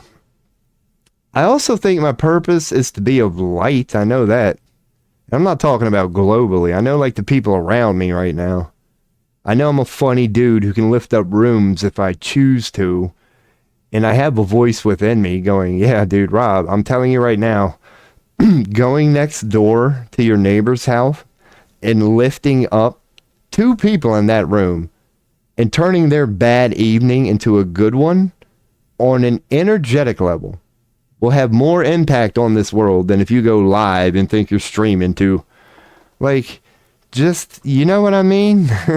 Like, if I really start changing boots on the ground lives or whatever, that if I start illuminating even if it's just one person, as in nobody's looking, I have a voice within me currently encouraging me to do that. To, like, not just set up a webcam and make some fart jokes and go deep, but to just find one person in my reality who's having a bad day and do this to them one-on-one, hopefully bring up their evening. And if I do that, even though it's only one person, whether I went live that night to 10,000 people or did that to that one person, I think even God would look at me and go, job well done, dude. I would ask no more of you than that. What you did in that moment is what I'm asking of you. Good job. You got 110%. I'm going to give you next time you play the lotto, man. I know you're dumbass. Don't worry. I'll be there for you. So that's a purpose that's coming up within me. I'm reminding to use my light within that can't be reached on a digital one, so to speak. And don't forget about that sumbitch either. Is a sort of, it's like, even if you make it, don't forget the divinity of just being in front of somebody, giving them a hug, giving them a good chat, of the actual, here they are, and if they fart, you're going to smell it, sort of intimacy, like being in front of them. Where to the point, if you cut wind, you're that close, you're that molded in each other in that moment of one-on-one experience. Every breath you take, they can watch you take it. Yeah, don't forget about that. And yeah, so that's another purpose in you, boy. Gift of gab, try to figure out how to use that. Inner light, I got to try to figure out how to use that. Do you think the Ravens will win the next Super Bowl? That's a fucking wonderful question, man. One thing I'll throw in there, because you're new to the stream, 2001. I worked at the Best Western in Westminster. You can look it up. This was one of their Super Bowl years, Jamal Lewis and all that. Where did they practice during August?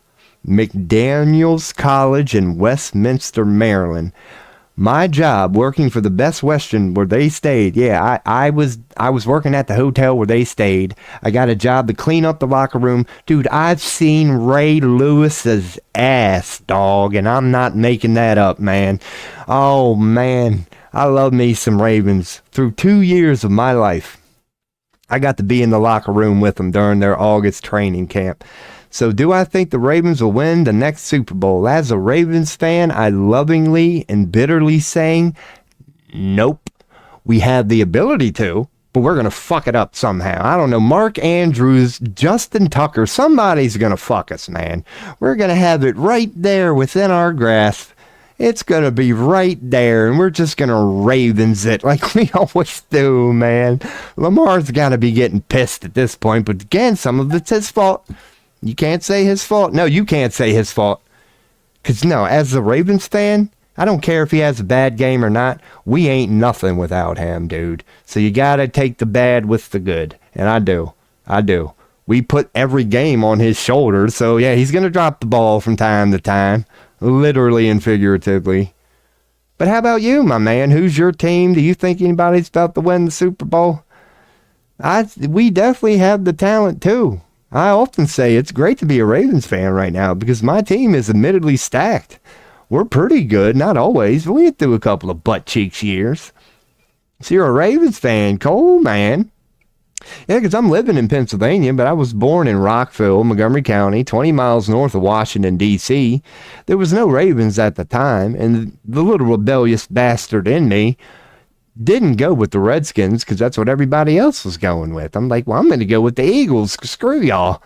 But I always said, if Baltimore gets a team, I'm going to hop aboard because I just went with Philly because of convenience. I'm like, well, they're the next closest, so let's go with Philly. And yeah, Baltimore got a team from day one. I was like, that's my team, man. Year one, I said, that's my team. And I hung on to Philly for a little bit. You know, it's not like I cold turkeyed them, but Baltimore was my team. So yeah, man, that's why I'm a Ravens fan. Have only been to one game, Pittsburgh, Baltimore. So yeah, that was 10 years ago at this point, 15. I don't know how the Ravens are. Yeah, it was 10. So, yeah, Ravens for the win, man. We are a damn good team. Now, what are we, AFC? You got to put Philly. I'm saying Ravens, Philly, because Philly is the New England. I mean, you could argue Kansas City is based on the dynasty thing, but based on roster, dude, nobody did it better. Dude, they're not weak, period. They don't have anything called a weak spot on that team, and they really don't. That's a well put together team.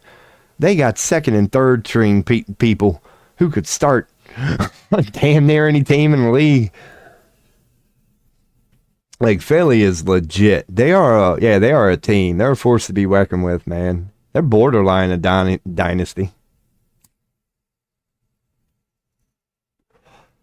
Oh, dude, that Super Bowl, I kind of like it because I really did have a horse in the race. I was rooting on Philly because, you know, I could be there in 2 hours.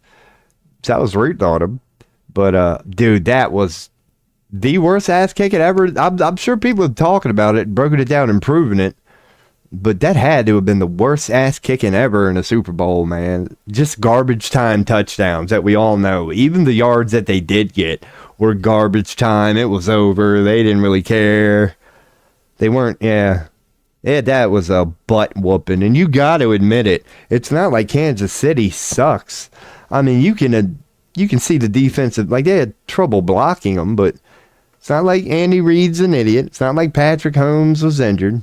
Like, they just beat their ass. They just manned up and beat their ass. They really did. They outcoached them. They outplayed them. Fucking hats off to the Philly coach, and I mean that. It's not easy to out-game plan Andy Reid, but he legit did, and I'm sure Andy Reid would admit that. Even Andy Reid got his ass whooped, and there ain't many times you could say that throughout this dude's... He's lost games, but they've been close. He's never just been embarrassed. He can't say that no more, man. Damn, that was a whooping. That was a whooping. So I'd say Philly, but then again, I don't know. Kansas City, they're going to be in the conversation. They're going to be in the conversation. This is I'm going to go take a squirt. So maybe this might be a good time for you and your friends, if they're listening in the background. I ain't got no teeth, by the way. Maybe you can tell. That's another thing your boy likes to throw in here. But this, my good sir, is indeed tobacco. Like I said, I smoke cigarettes normally when I'm out, but I'm indoors right now, so I get my fix this way, man. I just do one of these from time to time, get a little nicotine fix. This is coffee, and the reason I'm going to be about a minute this time is because I'm going to get another one ready, man. I ain't going to fire up this, but I'm going to take a leak, fill up the pot, BAFK for about a minute. It's a pleasure to have you and your friends in the chat, but I am 420 friendly, so that's going to be part of this here in a little bit too. So cheers, good sir. I will join you here shortly. I will BRB because I gotta pee. I'll leave chat up. I did a little production. There we go. Be right back. Where Where's my mouse friend, man? He don't mess with me when I'm streaming.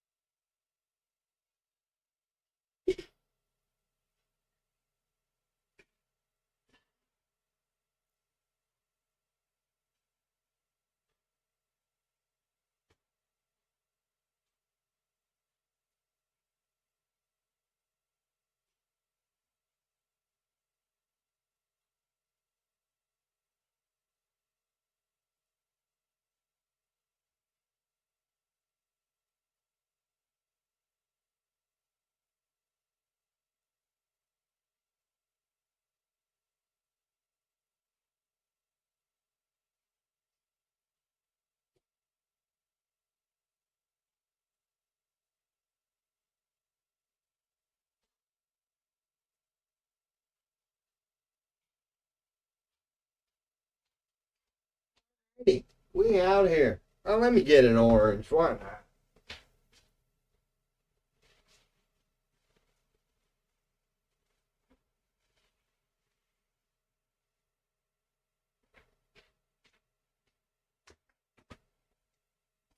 Heck yeah, man.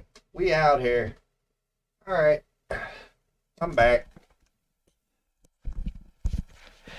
And yes, I did lie, people.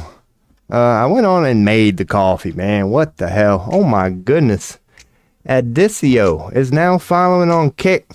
Oh yeah. Oh, that's done. Man, we were having a good chat too. I do. Hold on. Yeah, y'all. I'm back, but I'm gonna keep it on just chatting right now. I go on and. Oh my God. Yeah, you all are muted. Good. 128288. 128288. Okay, here we go here. There's people out there. I shouldn't do it, but I'll give you.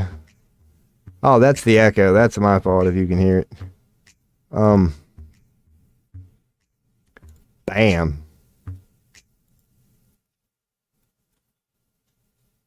Hopefully, did that remove?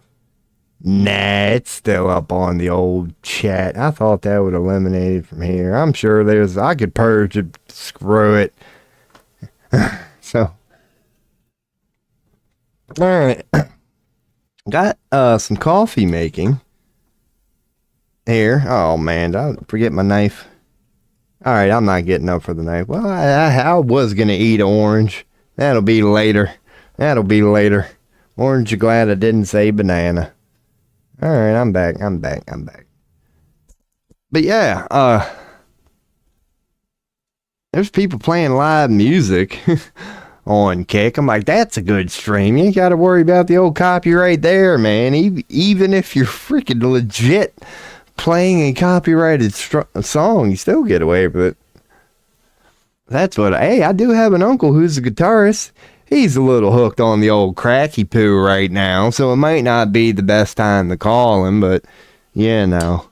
Oh, he's trying to fool everybody like he ain't. But we know how that goes. You don't drive 2 hours away and end up stranded for no damn good reason. Oh, man, he's nuts. This dude done robbed 3 or 4 banks. Don't get me wrong, he got caught every damn time. Every damn time. Oh, he's crazy. I told his ass many a times. I said, come on, man. I've seen movies. Please tell me that you done got a shoebox buried under a tree somewhere with about 50K. Tell me you did this right. Nope. I'll give you a great story of... Now, granted, he's not my uncle by blood. My aunt was my uncle. So, he's my uncle that way. He got with her, and my cousins are now from his seed, but he's on another side of the tracks. But, yeah, this is a great story. I swear to God it's true. Like 10, 20 years ago, he robbed like 2 or 3 banks in a row. So, he's got all this fucking money, right? So, what would you do after you done hit 3 banks? And you done got X amount of money? You'd get the hell out of Hades, wouldn't you? That's what any logical person would do. Oh my God, I can't believe I got away with this. Here I am with all this damn money. What the hell am I gonna do?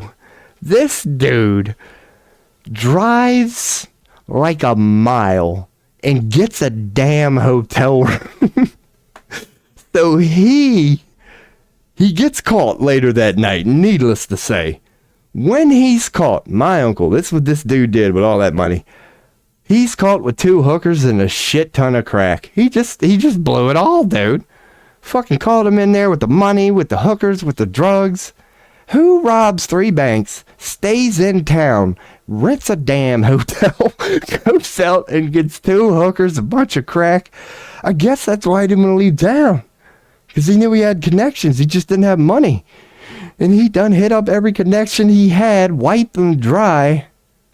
And even at that point, get away. Nope. Dude done set up shop in town. He deserved to get busted, man. I told him that. Like, what the hell? And that's when I threw in there, and he didn't do it. I said, at any point of this story, yeah, did you not break a little something off, man? You kept all of your eggs in one basket? What in the fuck, man? That's not how you're supposed to do it, dude. That's the easy part. The hard part's robbing the 3 banks. How to break it up after that's pretty self-explanatory. Don't just walk around with it all in your pocket, man. In town. Dude probably hears the sirens. Sitting there booking the hotel room and he hears 10 cop cars go by. It's like, dude, get out. Oh my goodness. Oh, so there's a positive in all of this, man. Say no to crack, kiddies. Trust me. Trust me. I've seen it. It ain't a good thing. Did you ever do acid? Yes, I have. Have you? Not many times. It's been like 20 years. But in my early 20s, I dabbled, had a great time. I have seen bad trips, heard many stories of them. I've seen 1 or 2 in real life. But yeah, based on, who I was and who I surrounded myself by, it was always cool for me, man.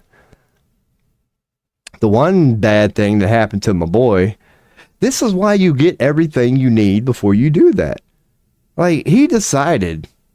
not too long, about hour later, like, it's a good idea to go to 7-Eleven and get, like, some Skittles, or he was just... So, this is what happened. Like, it's crazy that this happened while he was tripping. Some people really needed a ride bad, and they were apparently bad people. That, like, when he got in his car, like, 2 of my friends went. But these 2 dudes forced themselves in the back seat, and they got guns. And they had to drive them somewhere. Like, it never turned out bad. They just really needed a ride. You know what I mean? But they're in there with guns going, look, motherfucker, this is where you're going. Dude, imagine that when you're tripping. So he came back. Done. His night was over. Like, there was no way. And, of course, you're an hour into it. You're downhill from there, man. And he took it well. But there's another crazy story. That's why you get everything, yeah. What are the odds of something like that happening? And what are the odds of it happening an hour into, you getting your thing going there? Oh, man. But I've done it. I don't know if you have. Had a bad trip once before that. Had a fucking great time. Yeah, I got the giggles. The giggles are great. They come and go. But yeah, when you just get giggly. I went through that where everything was fucking funny. You couldn't even look at your boy without just busting out for like 10 minutes. Went through the giggles, got a little visuals. Because this is what I mean about preparing for it. We did at my place, and the week before I went out and got all these cool posters, glow in the dark things. That's what we ended up doing for the rest of that night. Just looking at glow in the dark posters, keep the light on, warm them up, because you get you nice. Once you first flick it, you get your good charge and your good. Yeah, man, we had fun. But the one thing that I remember, as far as like an acid experience blowing your mind, was my perception of time. Was one of the first things that blew my mind. Like when I'm having a moment where I'm going, dude, who says it's Monday, man? This looks just like Tuesday, man. Who says it's 7:50? I had one of them moments where I was questioning time itself. I'm like, it just is, man. Like, I was doing that. And the other weird part was my dog. I had a beautiful, thanks to my grandfather, rest in peace, a beautiful 120-pound purebred German Shepherd, big boy. We named him Shaquille. My grandfather let me name him Shaquille because he got him during Shaquille O'Neal's rookie year, and I was so Shaq was my man. He liked it because it was unique. He didn't know who Shaquille was, but he just liked the way it rolls off the tongue, so he went with it. And it was weird looking at my dog. I didn't see a dog. I saw the soul. And it was, I had a moment. Yeah, that was cool as shit. Where you see the dog and you see like the extra love and the non-judgment and all that comes with a dog. But you see through the dog and you see it's just a soul. And you're like, wow, what's up, man? I ain't even talking to my dog right now. I'm talking to my soul buddy here. I had a little moment like that. And I do mean moment. It's not like I saw him like that for the rest of the night.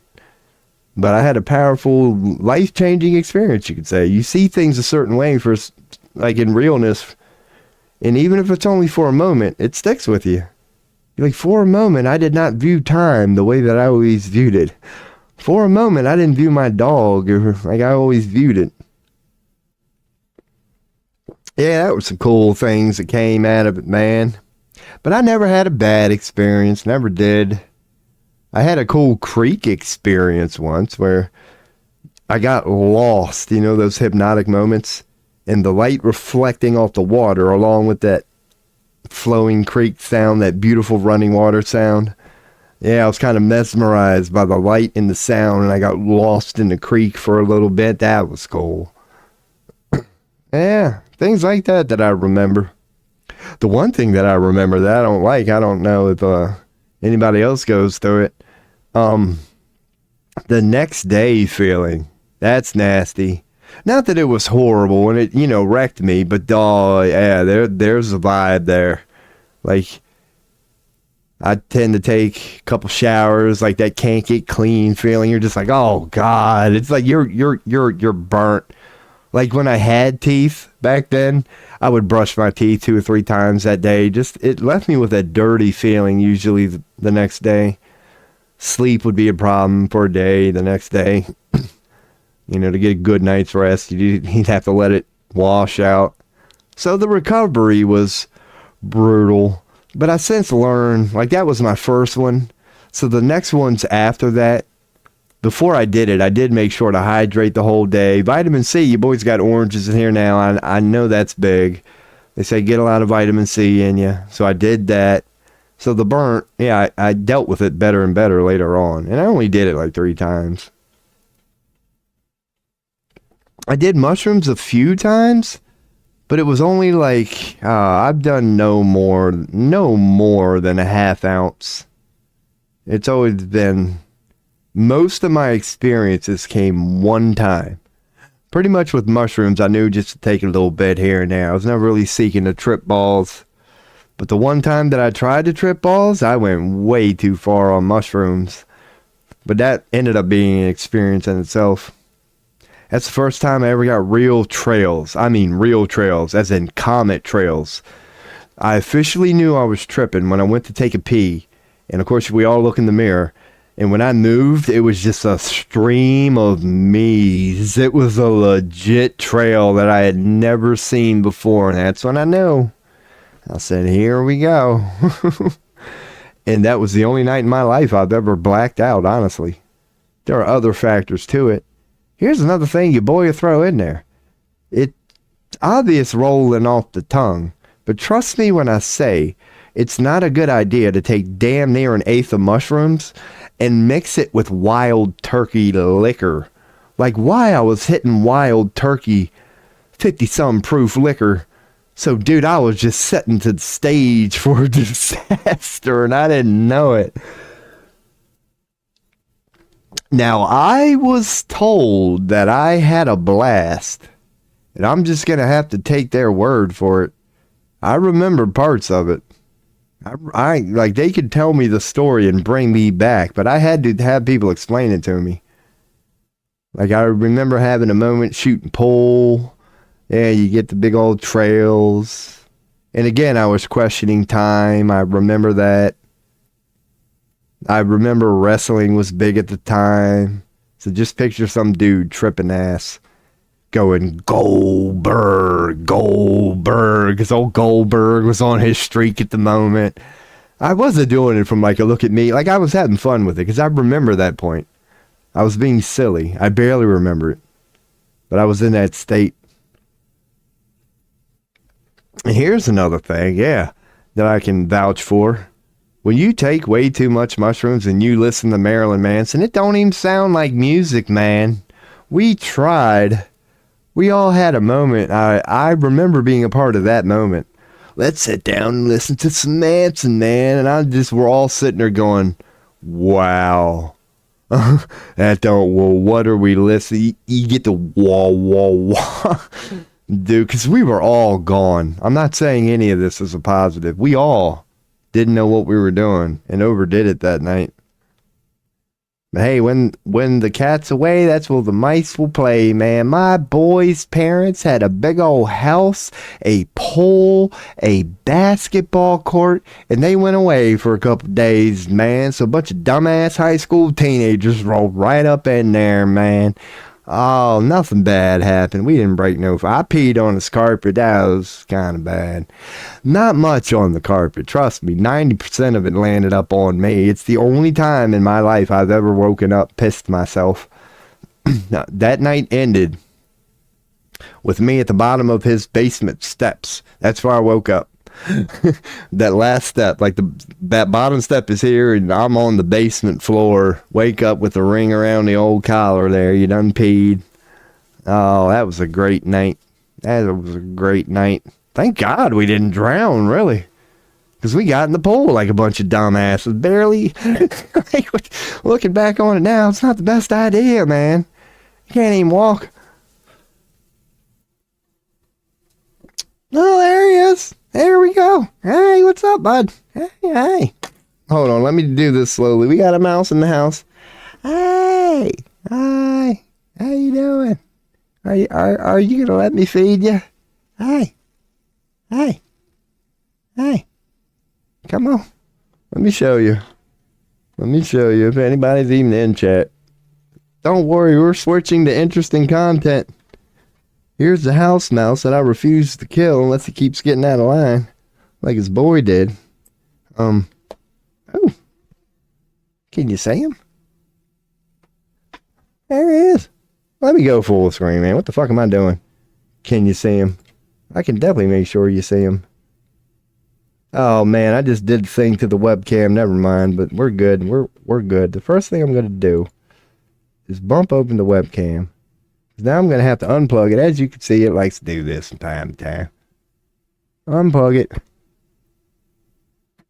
Plug it back in. Go to cam. Properties. And you boys got to go through this a lot. It don't always like to work on the first time. Holy shit, man. As soon as we get a mouse, this damn thing wants to do this. Properties, HD web camera. I don't know how many. What if I try a new USB? Are we getting anything here? Cam properties. Come on, man. Alright, anyway, back to the mouse. I think I need to give it a minute. And quit plugging it in and looking right away. Hey! Alright, he's still there. Alright, good. You all wouldn't have heard that, but I finally heard a fucking beep, man. I think my computer finally recognized. No. Come on. There it goes again. There it goes. Alright, so I think it's the USB. It's just goofy. That thing's starting to fail or something. Properties. Come on. Alright, at least it's showing up on the list. We're getting somewhere. We're getting somewhere. Activate. Thank God. Okay, here we go. Jesus Christ. I heard a chime. I've got my... Wait, did I hit okay? Okay. What about cocaine? No, sir. No, sir. Unless you count a bump. Hey. Can you see this mouse? Oh, no, dude, it's going to do it again, really? Oh, my God. Okay, so I'm going to have to adjust this approach. Because apparently my USB, all of the ports at the moment are just deciding to fail. And if I even move my cam... Alright, so we're going to have to adjust this approach. Yeah. Okay, he's eating. We're good. This might not be able to happen. Thanks to my computer randomly failing during this moment. Holy shit. Okay, so apparently I could barely move to this. Apparently my USB is holding on by a thread. The slightest vibration, my camera's going to shut off. I don't know, but there's a mouse, hopefully. Jesus Christ. Hey, bud. Hey. Hi. There he is. Look, there he is. That's a wild mouse eating a crumb. Because I wrapped this bowl in a plastic bag. Hi. Dude, you ain't got to rip it open, man. All right, now I'm going to give you the general view. Hey. Hi. No, he's running. Okay. So, yeah, see what I'm saying? Like, I don't get why they don't understand that. It's like, that mouse did not know. So what I'm going to do is this. What this is instant mashed potatoes. So it's... There, now I done lost the thing. There it is. Alright, now I'm going to, like, just not... Alright, if he comes on at this time, I'll just be able to do one of them.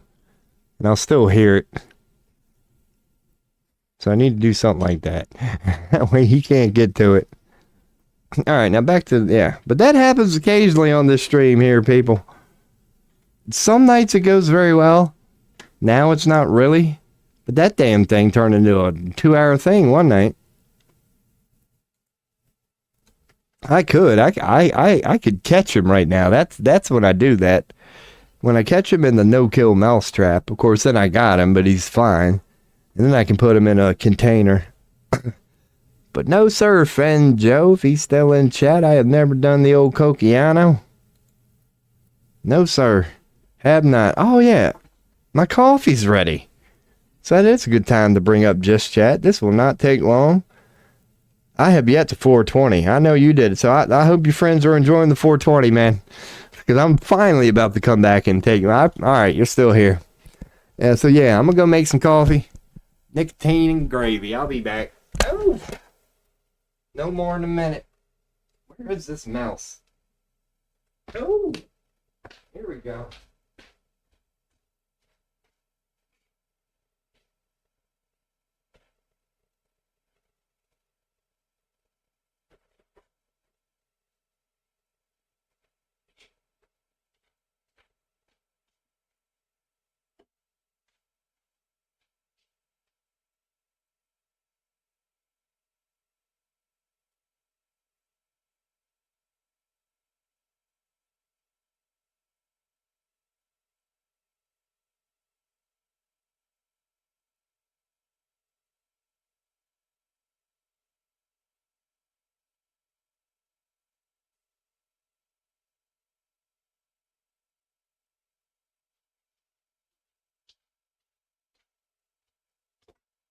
Alrighty, we are in here.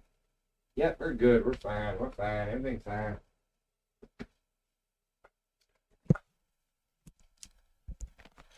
All right, we are back. Oh. So what about you, my man, if you're still here? Have you done the old, snow? So not personally, it was never really my thing. Weed, yeah, I'm one of them dudes that, like, once I found weed, that's pretty much it. Just a little background buzz from time to time. That's as hard as your boys ever wanted to go. Never been through any alcoholic spurts, though it runs in my family. Yeah, never been on any drugs, unless you count fake weed. I've got I'm not proud of now looking back on it, 6 months experience with the old K2. And I don't think there's many people in the world that have positive experience with that shit. Like, it works, but it don't. It's hard to describe. It's just, that's the only other, I dabble with that, except for a little bit. And that was mainly because of money, if I'm being honest. I was just so damn poor and going through so many jobs at the time. And that's the only thing I could really get my hands on with the $10 that I had in my pocket. That was worthwhile. Okay, did you enjoy it? Oh, because I've seen people enjoy it. Yeah, it's a, not for me sort of thing. But my one friend, when I was in my young 20s, he was big on it. As in one of the few that could hold it together. Like most people I saw dabble in that, it would go downhill fast. But I had one friend who could actually, just partake every now and then and not lose everything. Because he was awesome. He was just a really cool guy. Like, I mean, yeah, just one of them people. Only reason I met him was because he pulled my cousin. Little redheaded thing, looks pretty good. She is a beautiful young lady, and he's so damn cool, he pulled her, and I got lucky enough to meet him, and yeah, man, we became friends. I'll give you one example. I remember one night we're all sitting there drinking beers, playing cards. He goes in the kitchen to do that.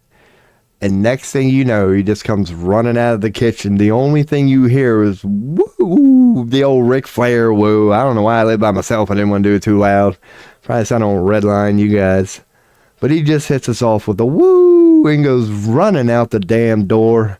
Sliding glass door, bottom floor of an apartment complex. Went right and just hopped the fence. And he would, it wasn't too impressive. He was about, 26, 28 at the time. So wasn't like no old man doing it. But his white boy ass cleared it, man. He right over a fence, dude. He was so fired up at the time.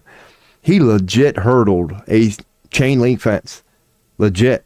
It was impressive. I think he came back a little hurt. I think he might have pulled some things when he did that.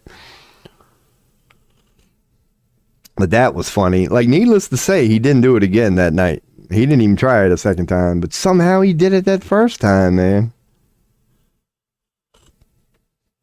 He was good, too, man. The old drinking game asshole. He was, like, the only dude who could beat me from time to time, really. I always hated that, and he knew it, too. But hell yeah, man. Because I tried to make a little money off it from time to time, so, while sitting there one night doing little business, I did go, fuck it, and one real quick.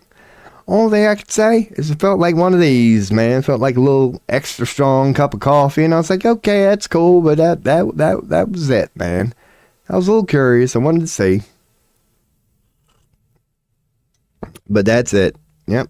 No, sir, not against it. Yeah, I'm not against any drug, no matter how bad it is. Because that's as long as the person is aware, as long as they're properly educated. Like, look, you know what this is, right? You know what if they're cool with it, who am I to judge, man? That's your thing. Go right ahead. The only thing I can do is caution you for it. I recommend you don't, and whatever.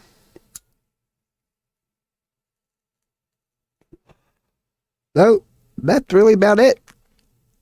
You could say, and you can say, the only other drug I've ever did was PCP, but not the form. It was just like, it was a cigarette dipped in. It was something like that. It was called a dipper. And apparently PCP, and like a dumbass, you could say, I smoked it. And the only thing I ended up doing that night was zoning out to a basketball game. I just remember smoking it, going, what's this shit all about? It had nothing to do, nowhere to be. And I just remember watching the game and really getting into that game. It made that game really cool. And that's about it for that night, man. I really enjoyed that basketball game. I mean, like, really. I was under the influence of something. Like, I was just so blown away by the art of professional basketball. I saw it like never before. It's like, wow, these dudes are good, man. I'm talking good. Like, just the whole art of professional basketball. Like, yeah, it changed the way I watched the ball game that night.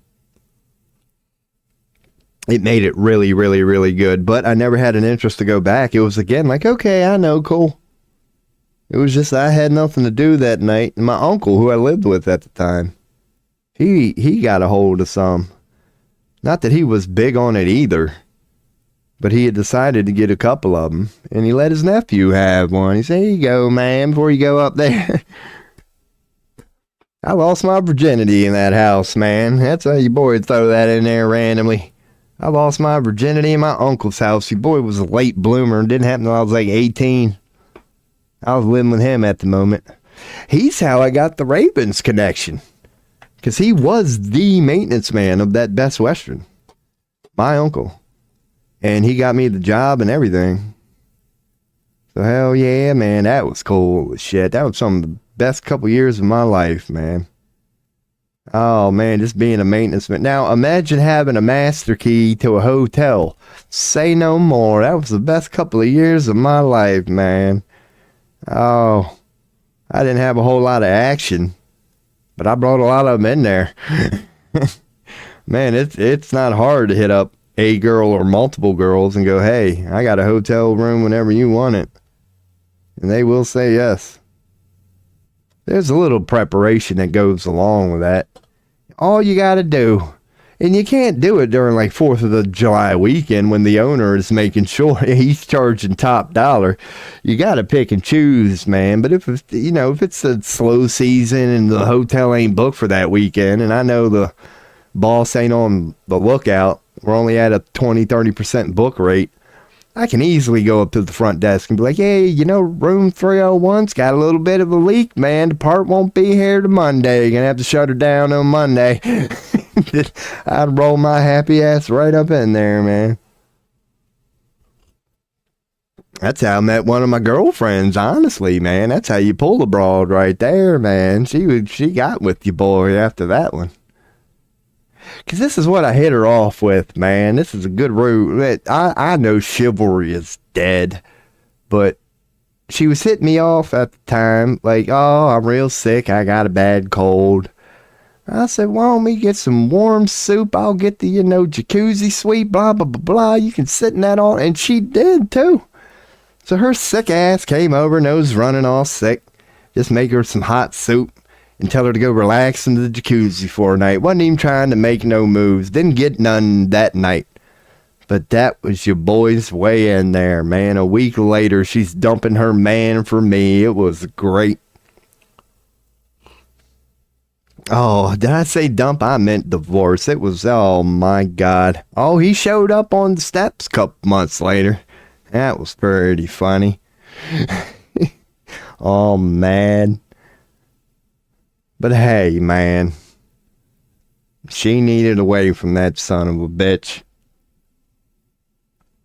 He tried his shit with your boy one time. He never tried it twice, man. And I ended up screwing all that up anyway, man. God, if every guy has the one that got away, that was mine. Damn good girl, damn good looking, damn good soul, do anything for you. And the only thing she wanted me to stop doing was dealing drugs. And I said, can't do it. And a good woman would leave you for that. And she did. So your boy fucked that one up. And eventually gave up drug dealing anyway. So I just should have nipped her in the bud right there. Yeah, man, I don't know. We out here. Maybe we get back into something meaningful here, man. We had a few nights with my ex when we took some coke. If you're still here, I wonder how that is, man. One thing I've been warned about by people who've done ecstasy, they said don't have sex on ecstasy. They said, we'll admit it. It's pretty cool, but it'll ruin you. Like, you'll always want to do it.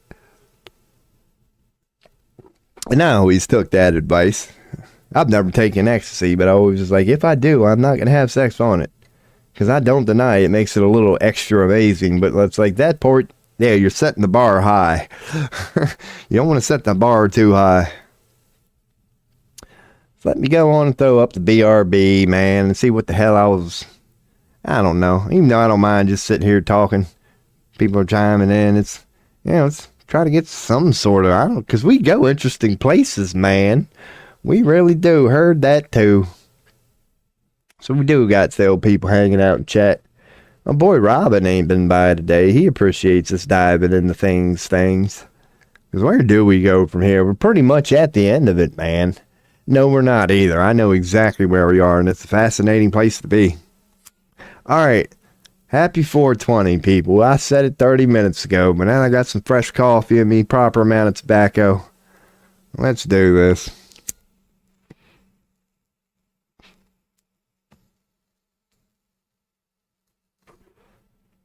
So, cheers to you, Fed, and you boys. I finally joined you.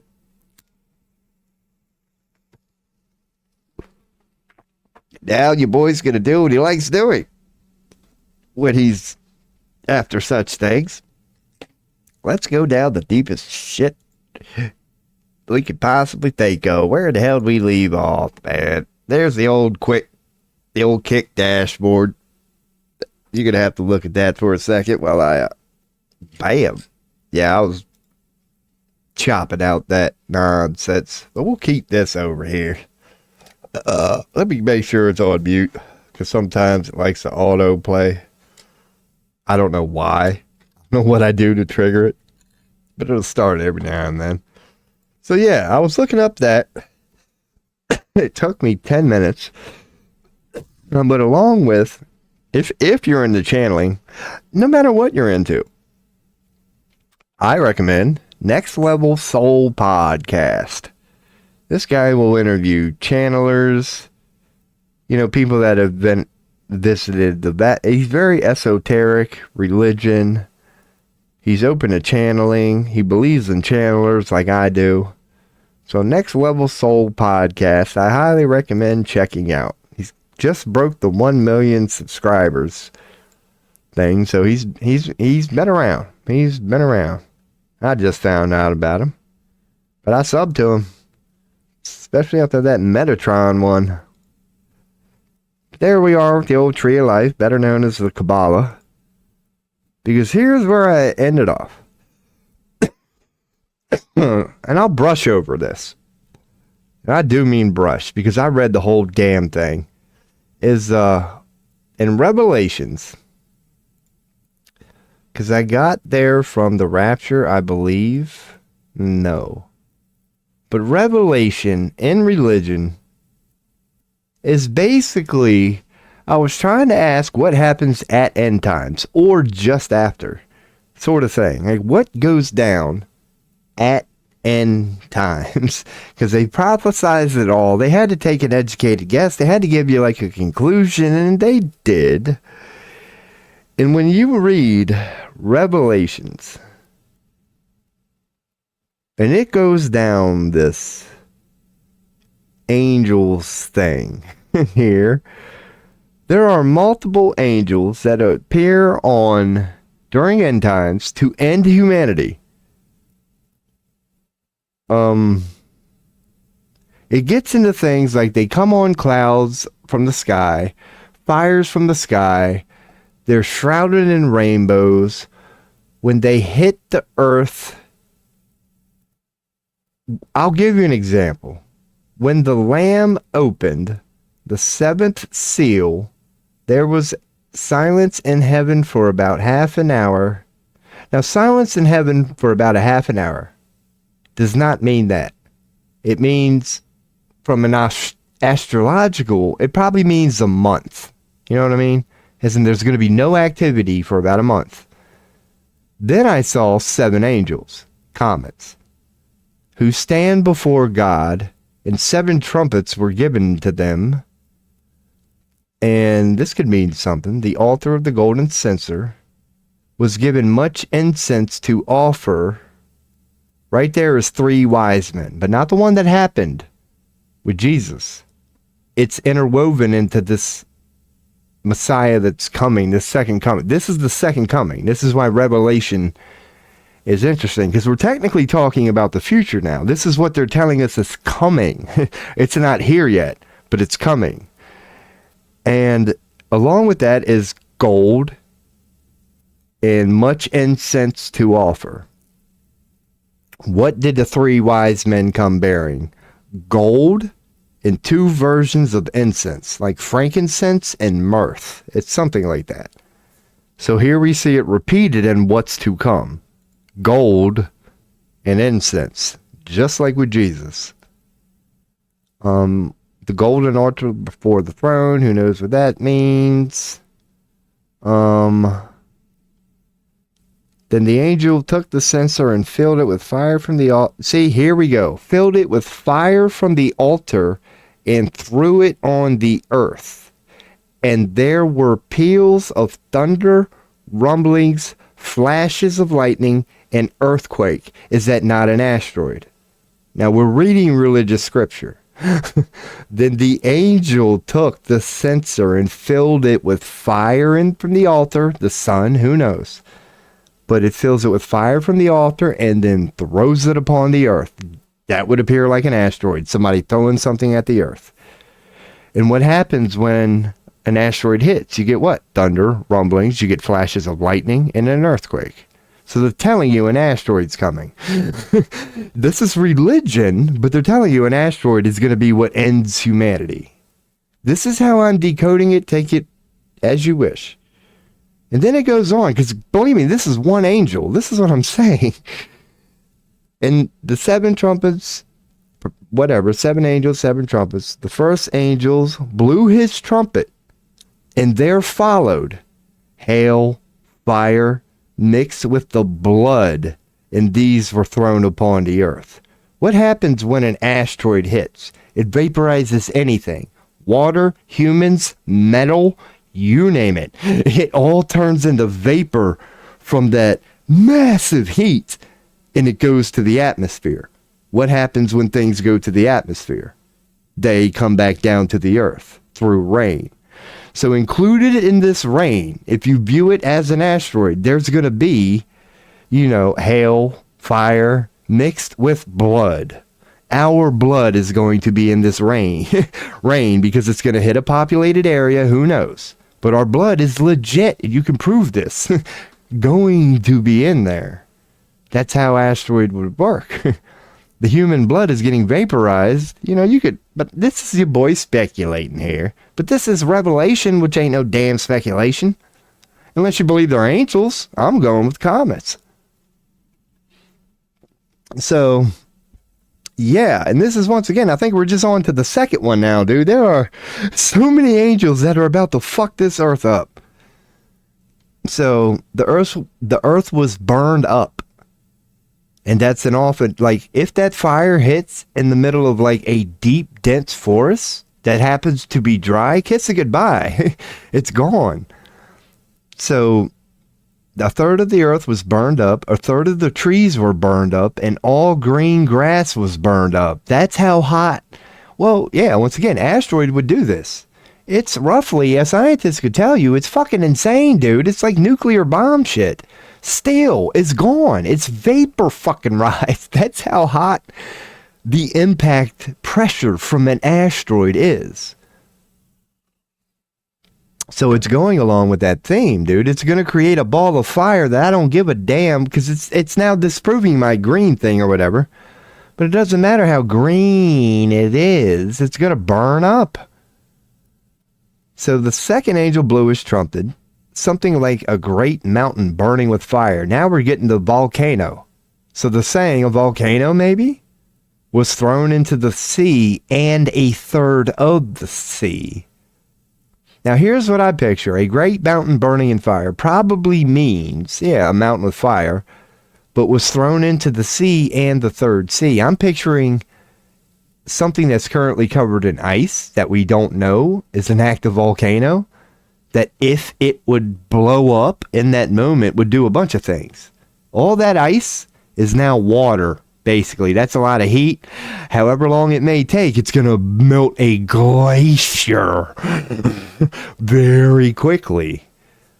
So that would be one way of describing a mountain burning with fire that would throw something into the sea. And if you say it's thrown into the sea, I could see a mountain being hit by an asteroid that would be caught on fire, and the impact of that asteroid would just thrust that mountain into the sea. And yeah, so who knows what they're claiming there, but to me it's astrological. The second angel, so that's the mountain one. The third angel blew his trumpet. Now they're pretty much just going with it. Even religion is like a great star fell from heaven. So this part of it just acknowledges it. It goes, yes, here's an asteroid. So this tells you, here comes regardless of how you want to interpret it, here comes an asteroid. Because I guess you could say I'm reaching and philosophizing on the first two, but I'm not on this one.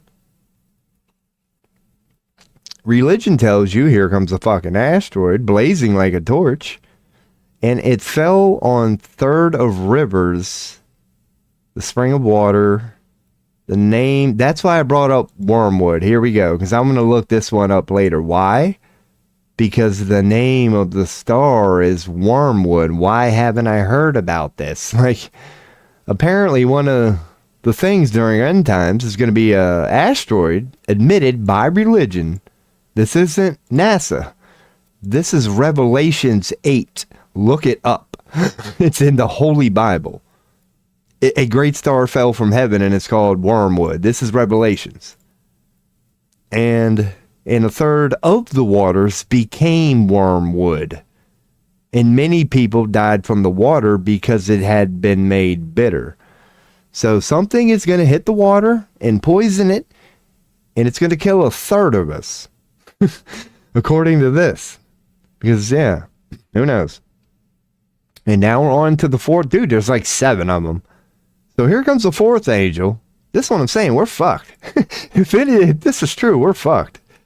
The fourth angel blew his trumpet, and a third of the sun was struck, and a third of the moon, and a third of the stars, so that a third of their light may be darkened, and a third of the day may be kept from shining, and likewise a third of the night.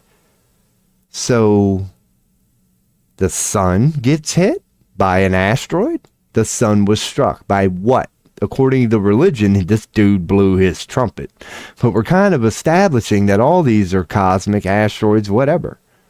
So one's going to hit the sun, one's going to hit the moon. Now the third of the stars. But here's the thing about the stars, and we're not going to get into now, but you can look it up. It's the geocentric model of the universe that says our stars are inward. They're not billions of light years away. That the reason they look the way they look is that's the proportion. It's not a twinkle from a massive thing so far away ago. It's a twinkle from something small that's there in that size, and that twinkle is the twinkle. Like, it's no illusion, you could say. It's not the delivery of light like NASA likes to say. The geocentric model of reality goes with that. And goes, the stars are just little specks in the sky, and even things like Jupiter and Mercury are beyond what we know as the stars. The geocentric model of the universe has what we know as Saturn as the farthest thing, you could say. It's not the stars. The stars are not the outside of that universe model. They're inside. Something like Saturn, a planet, is the outside. So I'm thinking, if that theory is true, which is a common theme, look up geocentric. It's in religion. Many religions go with this. It's going to say these asteroids hit the sun, hit the moon, and hit these inward stars that most people think are outside. So the stars are actually in proportion. Who knows how big they are? Because if they get hit by an asteroid, would that wipe them out? If they are indeed little specks, an asteroid's only a little speck when we see it. So that's kind of what it's saying. It's in proportion with the asteroid in reality. It's just really bright, but it would look like an asteroid. That the proportions are right. So I don't know, and I'm speculating here. But that would indeed darken a third of all of our lights, because along with the moon, maybe that's the point of the, like, you could hypothetically say, if we lost the moon, would it be pitch black at night? If it's not, what's lighting us up? It would have to be, that's the only other explanation.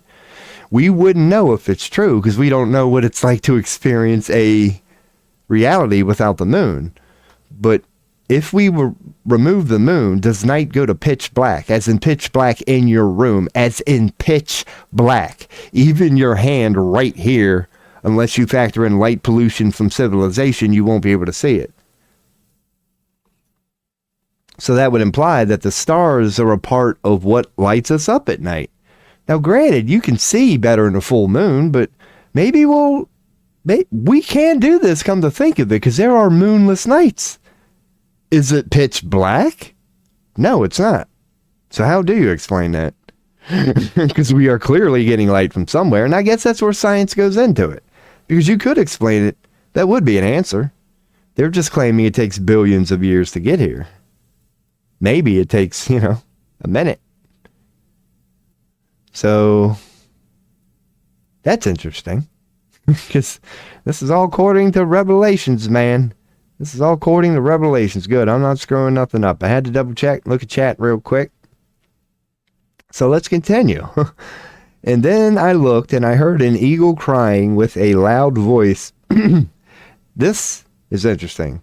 Yeah, I heard a eagle crying with a loud voice as it flew directly overhead.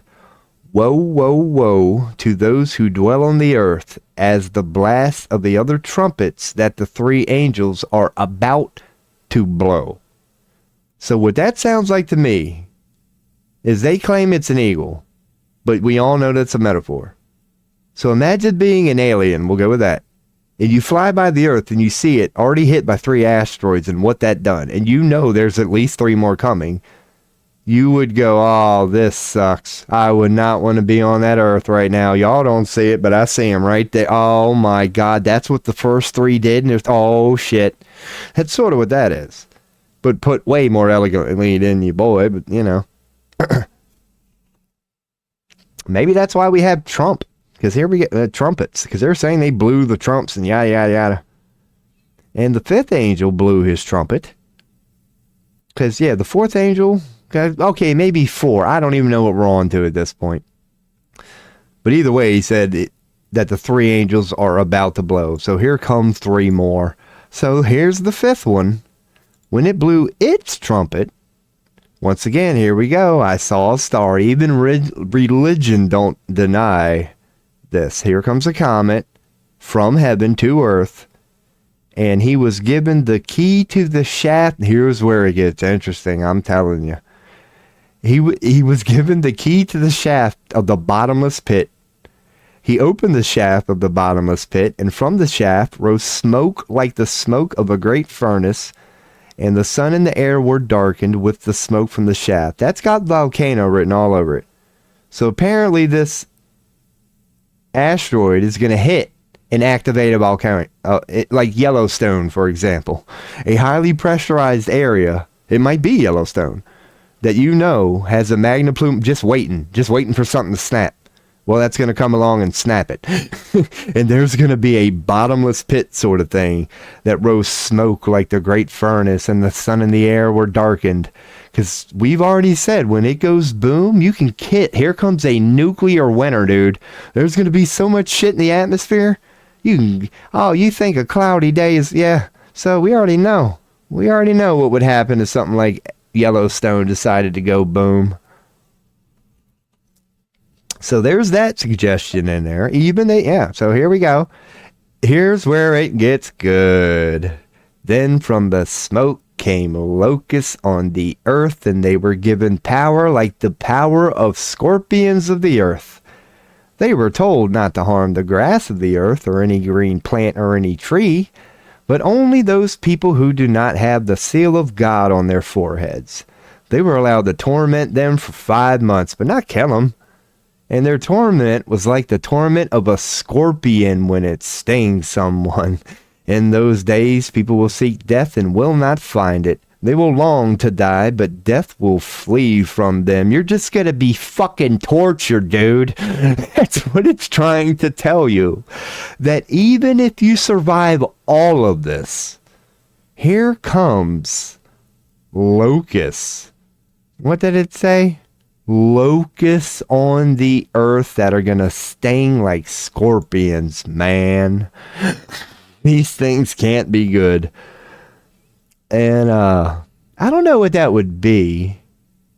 Because the one thing I could say is picture fire embers. Maybe those are embers. They would be so fucking hot. They would be falling bits of lava. That could be, but that's gonna happen for 5 months. The atmosphere is gonna be so charged with shit going on up there that for 5 months you're gonna have just shit raining on you. Let's hope that's what it is, because it seems a lot better than the locust thing. So in appearance, the locusts were like horses prepared for battle. On their heads were what looked like crowns of gold. Their faces were like human faces. Oh, it's not suggesting that. Oh, it's suggesting they have hair. Their hair like women's hair. And their teeth, oh, you boy ain't got that time to end stream, hairy, toothless boy. And their teeth like lion's teeth. They had breastplates. This I found interesting. They had breastplates like breastplates of iron. And the nose of their wings was like the nose of a blah, blah, blah, yada, yada, yada. It was the colors.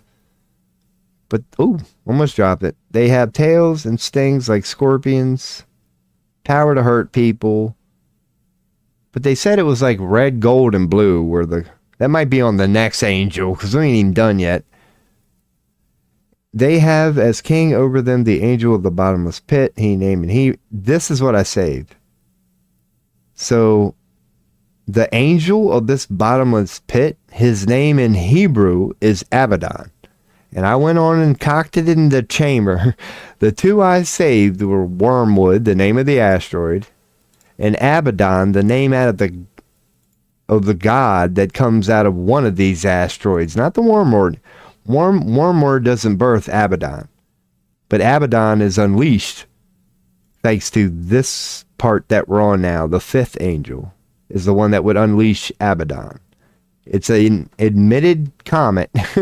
No, I don't know. It goes, with that locust thing. The bottomless pit.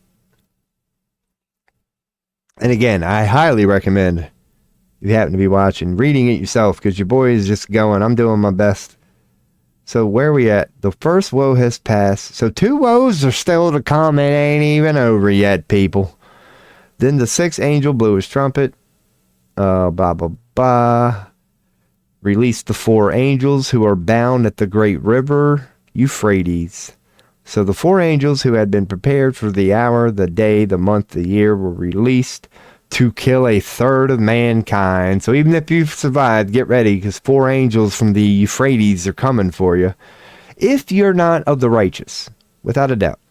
The number of mounted troops was twice 10,000 times 10,000. So 20,000 times 10,000 is who knows what the fuck thousand. I heard their number. And here it is. Who rode them. So the ones who rode the 6th angel, they were the ones of fire, the color of fire, and of sapphire, and of sulfur. Because I'm assuming fire is red. Sapphire, I looked it up, is a navy blue. It's not navy blue. It's a little more blue. It's a dark blue. And when you look up sulfur, from what I saw, it was yellow. It was like a goldish yellow. So they're going with red, blue, yellow, I'm guessing, were the color of the breastplates. So what the fuck would that represent? Earth, fire, water, sulfur would be, I don't know. That would make sense. So sulfur would be air, because the asteroid itself, the angel, would be Earth. Obviously, that's what a rock is, or an asteroid is. It's Earth. So maybe that's their way of saying, earth, wind, fire, and water, the 4 elements. So with this Earth, it's going to come, there's going to be some fire, there's going to be some water, and there's going to be some air in there. And the heads of horses were like lion heads. And the fire and the smoke and the sulfur came out of their mouth. Maybe it just answered that question. Thank you. Because that would be, other than like lion heads, an asteroid would emit fire, smoke, and sulfur sort of things. But these 3 plagues, so these 3 plagues, a third of mankind was killed by the fire and smoke and sulfur coming out of their mouths. That it's telling, because if an asteroid hit with all that, it would go into the air and we would start breathing it in and we would come down with, so that would be another side effect of it, all the dust that doesn't necessarily go into the atmosphere. It's just dust, so it's dense enough just to hover a cloud, you could say. We're going to be left with a cloud of just dust, and it's not surprising. It's not surprising. This is just religion trying to describe it, I guess. So that would be another asteroid, aka angel. The rest of mankind who were not killed by these plagues and these results from these asteroids did not repent of their works of their hands, nor give up worshiping demons and idols of gold and silver and bronze and stone and wood, which cannot see or hear or walk, nor did they repent of their murders or their sorceries or their sexual immortality or their thefts. So it's kind of saying during all this chaos, you would think it's the end of the world, that many people are still just going to have a fucked up mentality. I don't know what it's getting at. But during all this, the rest of mankind who were not killed by these plagues did not repent. Once again, yeah, they're not talking about the people who did not repent. Yeah, that some evil some bitches, no matter how many asteroids would hit, would never take a clue. Like, would never. Satanists would remain Satanists sort of thing. Like, they wouldn't admit it. They wouldn't go, fuck, dude. Fuck. So, okay. That's all that's throwing in there. So now we're on. Then I saw another mighty angel coming down from heaven, wrapped in a cloud, with a rainbow over his head, and his face was like the sun, his legs like pillars of fire. So that which he's walking upon is fire. It's a fireball. Had a little scroll open in his hand, set his foot onto the sea, onto the land, called out with a voice, seal up what the 7 thunders have said, and do not write it down. Is that my mouse, bud? No. So seal up what the 7 thunders have said, and don't write it down.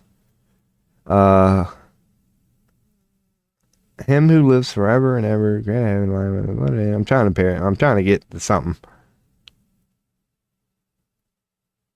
Okay. In the days of the trumpet call to be sounded by the 7th angel, the mystery of God would be fulfilled, just as he announced the service to. That's not the good part. When you can see at this part, it's getting at seal up what, because this asteroid comes with a scroll. And seal up what the 7 thunders have said. These are the previous asteroids, as in make an account of what happened. Seal up what the 7 thunders have said, but don't write it down. So that's the first message that comes with this, one of the last asteroids of land and sea. It set its foot in land and sea, and raised by his right hand and swore to him. So it's like an oath that who knows? We're getting there. And it told, because at this point it morphs into you would assume it's talking to a human. So I went to the angel and told him to give me the little scroll. Yeah, I guess this is Matthew's. So Matthew goes to the angel, says, give him the scroll. And then the asteroid or whatever said, eat it It will make your stomach bitter, but your mouth will taste like honey. The dude eats it. You must again prophesy about many peoples and languages and kings. God. Pun intended. Maybe better. And I was told, you must again prophesy about many peoples and nations and languages and kings. So again, what I'm getting from this part, and I can wrap it up. So this asteroid delivers a scroll to what's left of man, the ones that have repented. Man ingests it because man is told to remember it, to document it, yet don't write it down. So that's what we're told. So he ends up eating this scroll and then is told, you must again, as in it's been done before, prophecy about many peoples and nations and languages and kings. And is that not what we're looking upon now? Prophets, and we're trying to figure out how they were right and what they knew. And it's asking man who was going to go forth to do it again, to explain this cycle, to just go, this is what happened. The world was destroyed. Man came forth, and you will end up in nations, languages, and kings. And that's when you will know it's the beginning of the end. We're going to repeat the cycle, and this is how it's going to happen. You could say this is how it happened the first time. Because even religion tells you, after it's all over, you got to do it all again. So that's what I'm getting from all this. And then I was giving a measuring rod like a staff, and I was told, rise and measure the temple of God and the altar and those who worship there, but do not measure the court outside of the temple. Leave that out, for it's given over to the nations, and they will trample the holy city for 42 months. So they're just admitting, carve out a certain point and keep it sacred and holy. And everything else, you can't help it. Man's going to fuck it up. It's what this is telling you. For 42 months, take from that what you will.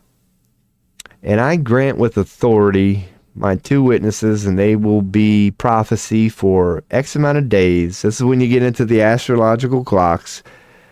And they say, here we go again. Here we go again. It's where they're telling you, we're going to do it all again, is what they're telling you. That always keeps stuff holy and righteous, and do your best to keep it holy and righteous. But as far as everything else, humans are going to fuck it up. So I think that's pretty much where this thing wraps up. Because then they go with what you will leave behind. 2 olive trees and 2 lampsteads. And if anyone would to harm them, you're going to be fucked. So this is when it gets to what you do moving forward. What they're going to leave behind, the Adam and Eves. That they're going to tell humanity, don't do this. But you know we're going to do this. You know we're going to do this. Even after the end of the world, you know we're going to do this. We're never going to learn. If God called it the hand in the cookie jar thing, anytime an adult God, whatever you want to call it, cause and effect, goes, don't do that. There's something within us that makes us want to do that. We do that. But dude, this is God telling you. So when you do that, there's going to be some prices. But God ain't sick. So it's not like God, I mean, God knows you're going to suffer.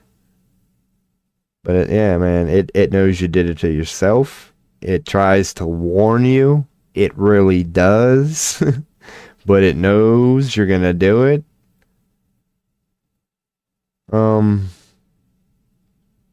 I know it does keep going. So they have the power to shut the sky. The beast that will rise from the bottomless pit. Because here we go with the bottomless pit thing. Abaddon seems like a good thing. But now we're going with the beast.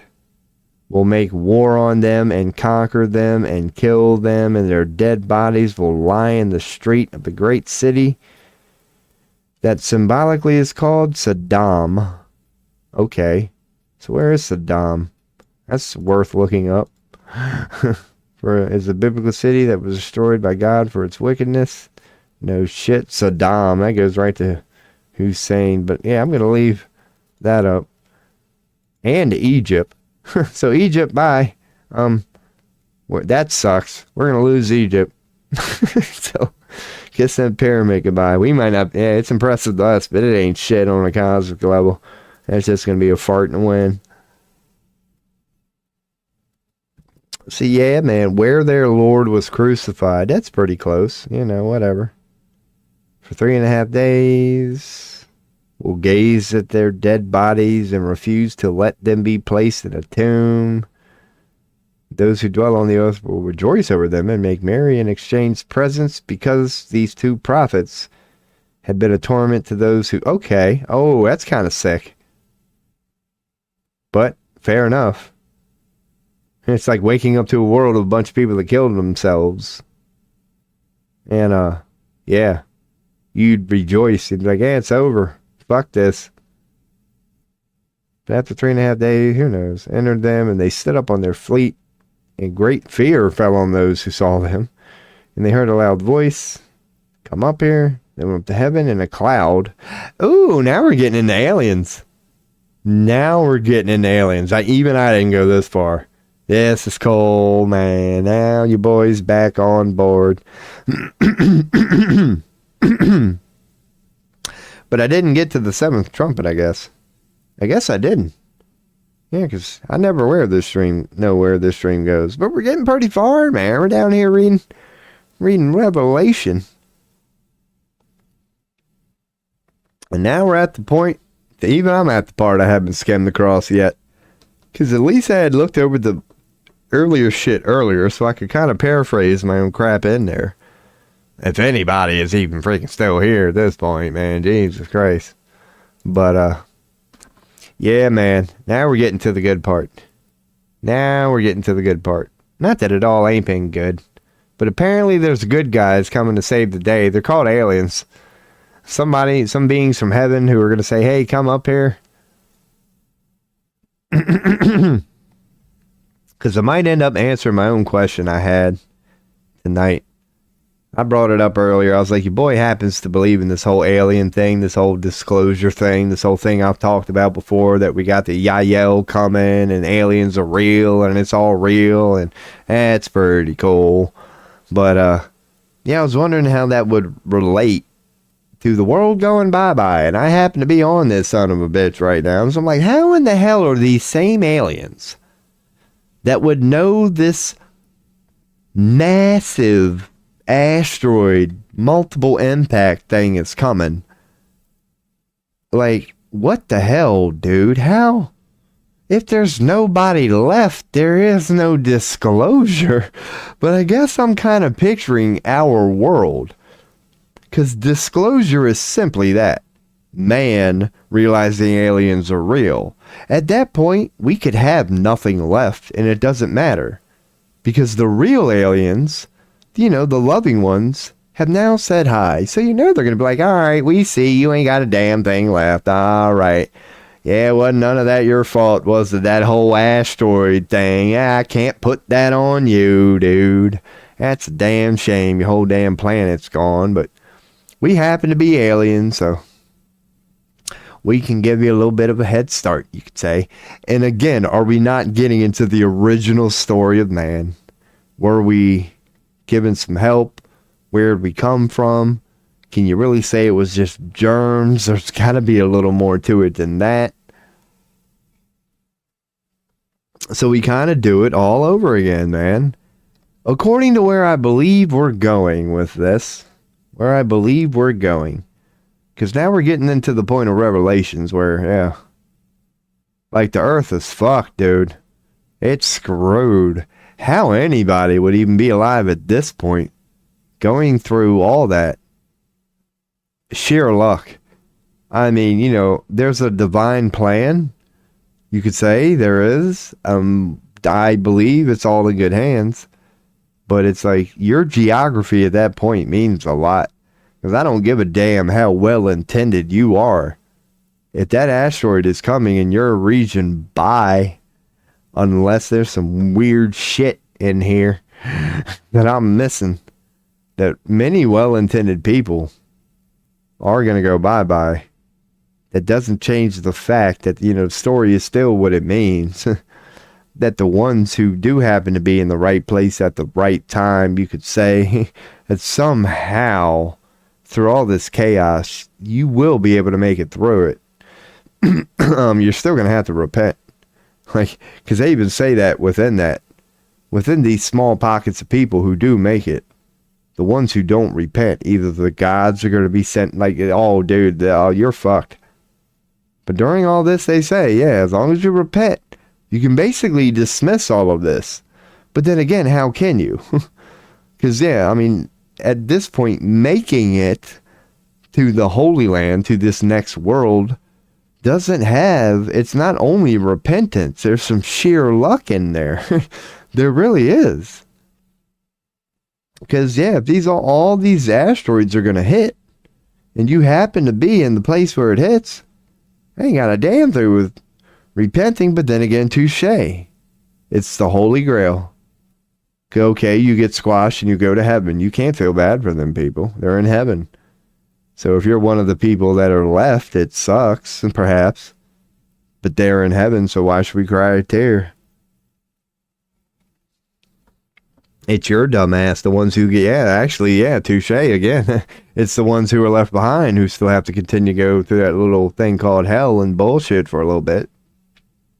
But the ones who are squashed and taken out by the asteroid and the floods and everything that's going to come with it, that have nothing to do with repentance, they're going to heaven. So, hey, there you go.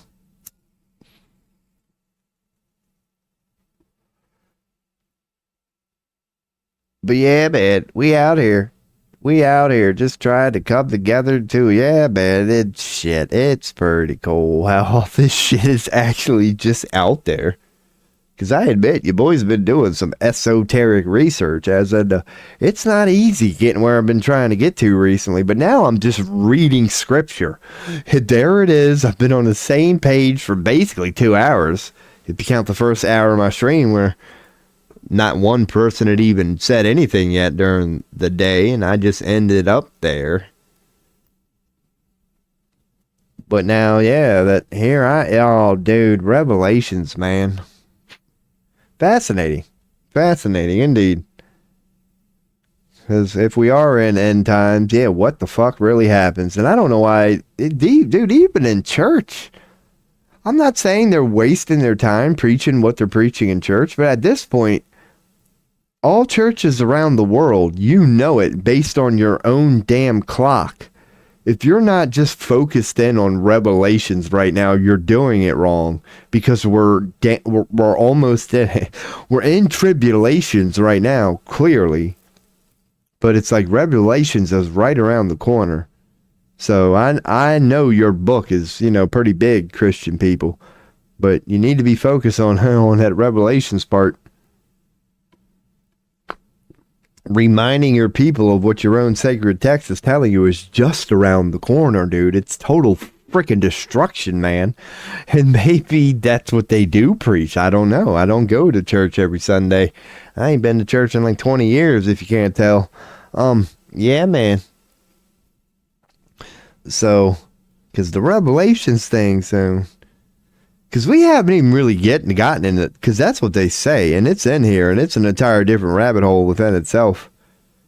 Because I'm just kind of, skipping straight to the good stuff, but even the lead up to what I'm talking about now, that's not so much the cosmic stuff, that's so much the stuff that we did to ourselves, of how we fuck our own world up, and the things that we do, and all these evil people who think they're beautiful plans. It's basically that. It's the Illuminati as we know it, getting what they want. Getting what they want. And I've always said that here on this stream, man. I say it every time I hear good news. I'm like, dude, why do any of y'all believe this? What more proof do you need that this machine is not stopping? It's not. Whatever their agenda is, will be. And that's when you gotta get into end times. Because at that point, we are indeed gonna need to be saved from ourselves. And don't worry, help's coming. It's coming in asteroids. But we have no one to blame but ourselves for that one. Because here we are in the moment trying to figure out how to make it stop, and we can't seem to come to an agreement on how to make it stop because it just keeps going. So something is about to come along and stop it for us because they agree. This is crazy. This is crazy. You were given this beautiful earth, and look what you're doing with it. So yeah, man. It's kind of cool getting into that stuff here as your boy RoBo. I do get some likes. I've been seeing that, on YouTube and stuff. Yeah. So, hey, I don't give a shit.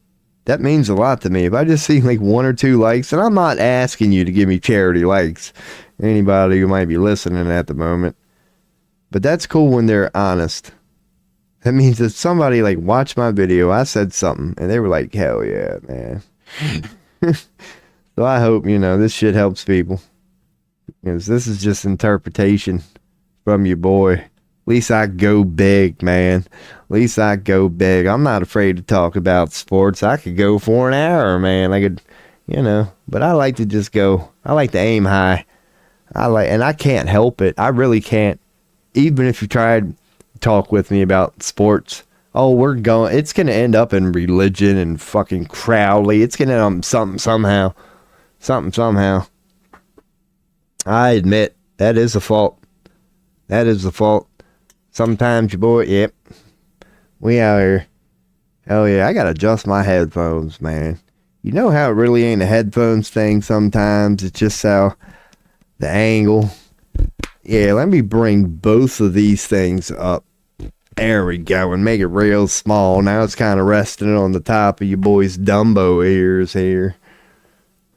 I should have been doing that the whole time anyway, because now I can kind of hear little shithead if he'd be making. He don't like me no more, but me and him been having some disagreements. It's all right, man. I'm in this dysfunctional relationship for the long run. So yeah, man. It's a fine line, man. It's a fine line trying to live with a wild animal where you're trying to domesticate it a little bit, but yeah, can you coexist with a house mouse? That's a good question. I don't have many demands. Even the getting into my shit thing, I'm willing to own, depending on where it is. Because if if I'm leaving it out, fair enough. Fair enough. Because there were plenty of places when they're properly put away, this sumbitch couldn't get to it. If I was a thing called responsible. So I'll give him that one. But making noise at 3 in the morning in a damn box. Come on now. It's 3 in the damn morning. Even as a mouse, it's 3 in the freaking morning and things tend to be asleep like human beings. So that's the point when I'm not afraid to get pissed. Because in my opinion, I'd say this before God. Come get your boy. He's fucking up, man. All I'm trying to do is get some sleep, man. It's 3 in the damn morning. If he'd have made that same noise at 7 when I'm just sitting here, he'd have got what's up, bud? What's going on, little boxy pal? When you're ready to come out of the box. Because at that point, the sun's up. Well, maybe not 7. But if the sun's up and it's an irrational time that all beings of nature are awake, I'm with you. Yeah, man, don't insult your boy's intelligence, son of a bitch. I don't even know if I keep... Anyway. Welcome to your boy Strub. And before I get to the old 420, because I should shut her down. I mean, I made coffee not now. Not now. When I say shut her, dude, I'm already at 7 hours. You got to be shitting me. That didn't hit me. I know it's 10 o'clock, but I didn't know I was streaming 7 hours. I guess that makes sense. See, when I'm talking about shutting her down, I mean, I shouldn't go another fucking 4, 5, 6 hours, but I'm not saying no. I'm not saying no. But when you gotta, continue clearing your throat, that might be a sign that I ain't got 6 hours in me if I wanted to. But hell yeah, I'm definitely finishing where I'm at. Oh, we're getting into this because now we're reaching the alien part of religion. We really are. We really are. And I'm going to take my time. One more of the old wacky tobacco. That's a normal tobacco. I just like saying it that way from time to time. Man. I wonder if I got any text during all this bullshit. I shouldn't. I got my volume on literally all the way up. Because I'm the type of dude, Dude, when I'm outside, I turn my brightness all the way up. I hate it. Yeah. I like being able to hear and see my phone as much as possible at all times. My battery don't like it, but I don't give a shit. All right. Oh, God. Oh, man, I thought you boy was about to do a little Elon there. I thought I was about to take off from this damn seat. That was a big... yeah, Rob, you just drank coffee for 7 hours. I haven't had a bite of anything. I brought an orange in here and then done forgot the knife. Now you could say, hey, Rob, why don't you just bite a little bit off and go from there? It's because you would need teeth to do that, man. Your toothless boy RoBo ain't got no options right now. Even my little mouse bud don't like opening oranges. He'll open up a bag and he'll chew into a box quicker than the son of a bitch. But if I got an orange out, no, he won't start peeling it for me. I mean, touche, God, touche.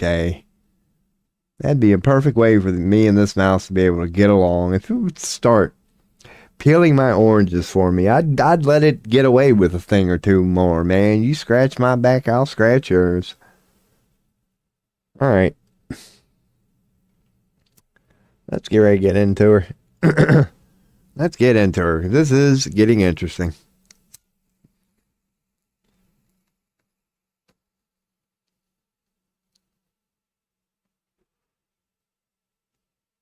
But we did get some activity on Twitch for a while.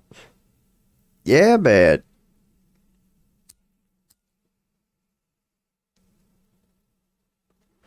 We might, no, I don't think we did. But we came close to breaking our record from 5 years ago when I was streaming WoW. But it's still on there. It's the same account. 5 years ago, I had 6 people in chat at one time. 5.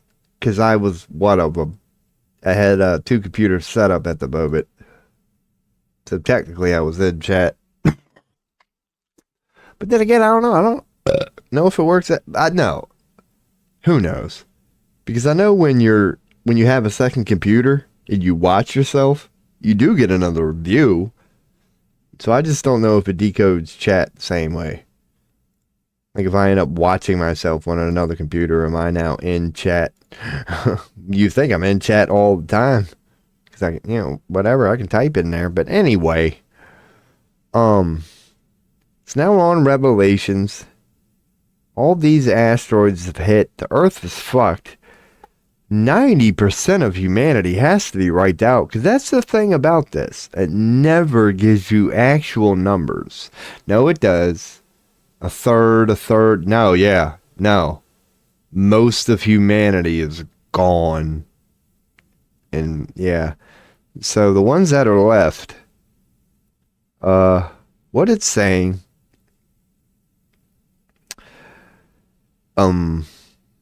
they heard a loud voice from the heavens saying to them, here's where it gets good. Come up here.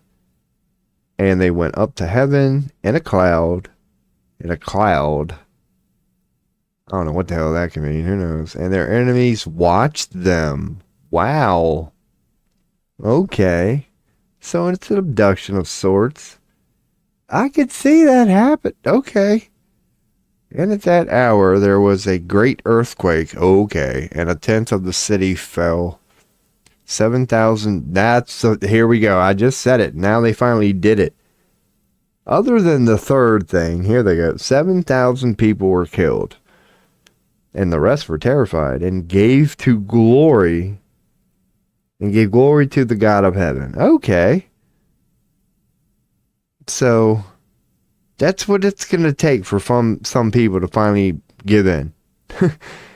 After all these asteroids, it's going to take aliens abducting, you could say, putting on a show of some sort on a cloud. They're going to take some people up, remove them from the earth, and then right after that, a big ass earthquake's going to happen. 7,000 people are going to go bye-bye. And the ones who are left at that point will finally, quote unquote, repent. After all that, they'll finally admit, damn it. We give up. There is a God. We lose. We repent. And the second woe has passed. The third woe is soon to come. Then the seventh angel blew his trumpet. And there were loud voices in heaven saying, the kingdom of the world has become the kingdom of our Lord and of his Christ, and he shall reign forever and ever. And the 24 elders who sit our universe, who sit on their thrones before God, fell on their faces and worshipped God, saying, we give thanks to you, Lord God Almighty, who is you and who was, for you have taken your great power and begun to reign. The nations raged, but your wrath came, and the time for the dead to be judged, and for rewarding your servants, the prophets and saints, and blah, blah, blah, blah, both small and great, for destroying the destroyers of earth. Okay, that makes sense. Then God's temple in heaven was opened, and the ark of his covenant was seen within his temple. There were flashes of lightning, rumbles, peals of thunder, blah, blah, blah, heavy hail. And the great sign appeared, the woman and the dragon, clothed with the sun, with the moon, with her head, a crown of 12 stars. She was pregnant and was crying out in birth pains. The earth. That's the earth. In the agony of giving birth. Like all the pain the earth would be going through at the time. That's what that's describing. Our earth's going to be in pain at the moment, but you can look at it as giving birth. Yeah, it's going to be suffering. Just like a mother does when she gives birth to a child. It sucks. But yeah. And another sign appeared in heaven. Behold, the great red dragon with 7 heads and 10 horns on his head, 7 diamonds. His tail swept down, blah, blah, blah, cast them onto the earth. Woman who was about to give her, so she bore her child. He might devour it. She gave birth to a male child who is to roll around Byron. Was caught up to God in his throne, and the woman fled into the wilderness, where she placed, blah, blah. Okay, so Satan thrown out, now war arose in heaven. Okay, and then here we go again. Basically, is what they say. And the dragon and his angels fought back, but he was defeated, and there were no longer any places for them in heaven. So it goes similar to Lucifer, and then Lucifer was cast down. So that's going to be their thing going forward. It's not going to be a goat, you could say. It's going to be a dragon, the ancient serpent, who is called the devil and Satan. Yep. So they're going to say, here we go again. So interesting. So that's cool. Satan and down to earth, the first beast, will rise out of the sea. Pisces? That's what that, who knows? And then you're going to go back, 10 diadems on its horns. Blasphemous name on its head. Okay. It's interesting, man. My God, is it interesting. Pun intended. And there's going to be another beast. The lamb and 144,000. Mount Zion's gonna make it. Well, it might be on. Who knows? Okay, cool. Word, word, word, word. Literally, that was the word. That was the word. I'm finally moving on from that damn page. Okay. So where are they claiming? It's got to be Holy Land.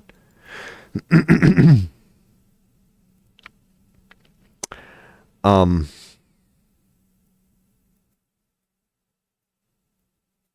They are mentioned frequently in the New Testament. No shit, they are.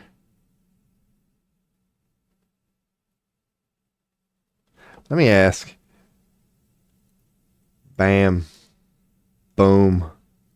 Are we even still on Chat GPT? Because I'm going back to the question point at this point.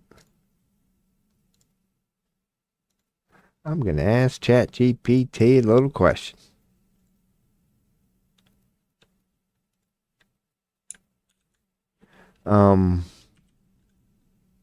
Where is Saddam suggested to be located? Bam.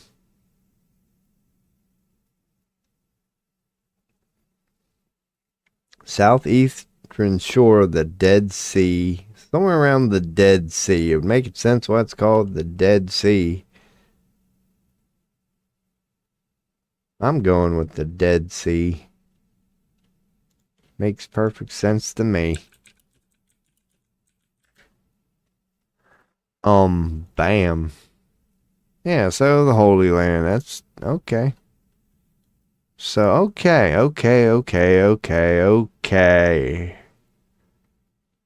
So, okay. Cool.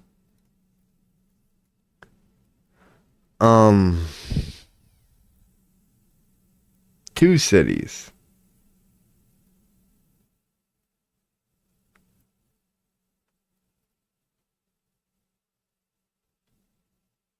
So that's gonna, okay. I'm just wondering how far apart they would be. I'm just gonna go with that part because Dead Sea, regardless. I'm trying to just reach and see how I could see that playing out. Because what's that getting at? Trying to tie it all together with world events. Yeah, it's Israel. It's that part of the world. So maybe you could say Palestine, for example, this new Trump Gaza thing. It's like, it's a new Israel.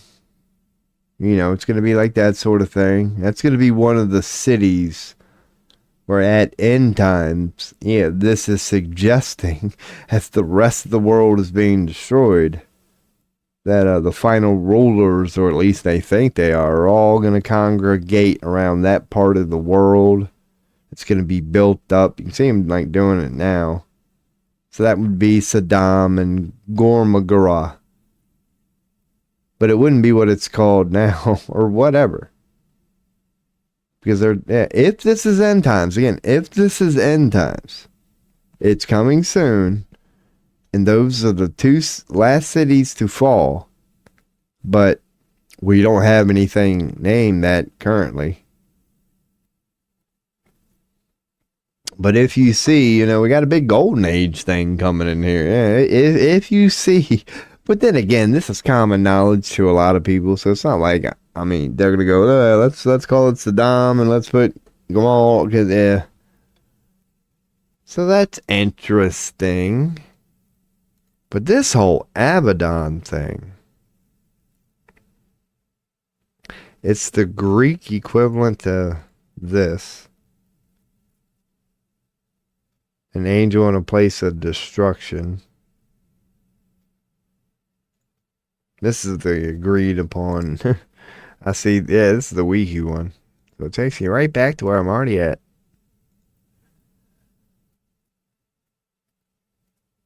The king of an army of locusts, exactly. So it's the king of an army of locusts.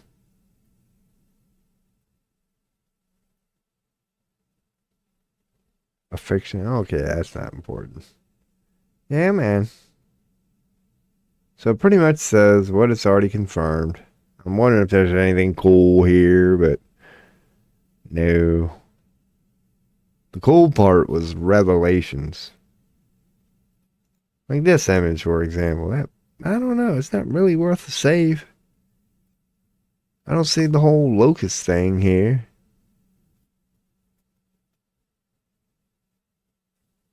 You can see the suggestion of an asteroid with all this going on back here. Oh God, that made it smaller. You all saw that plus. Christian combat with Apollon. Of course, that's the name we're being given. So the Romans painted this, but they're talking about Abaddon. So, okay. So this is the name given to the comet that apparently we know is coming. And I am saving the living shit out of something like this. Just call it a hunch. I think these some bitches is a little smarter than we are. So download. Oh, damn. I didn't want to do that. Save image. Which one's it going to save? Let me just go. What's this? Junks? Good. Because y'all won't be able to see it. Let me make sure it saved the big one. It did. So we're good. I've got my copy. Bam. Of this. Interesting. Of the comet that's coming, apparently. It's made out of Metatron's cube. That's interesting. I mean, is that Metatron's cube? Not necessarily. It's similar. Or is it? I think it is. It is. Who the hell am I kidding? It is.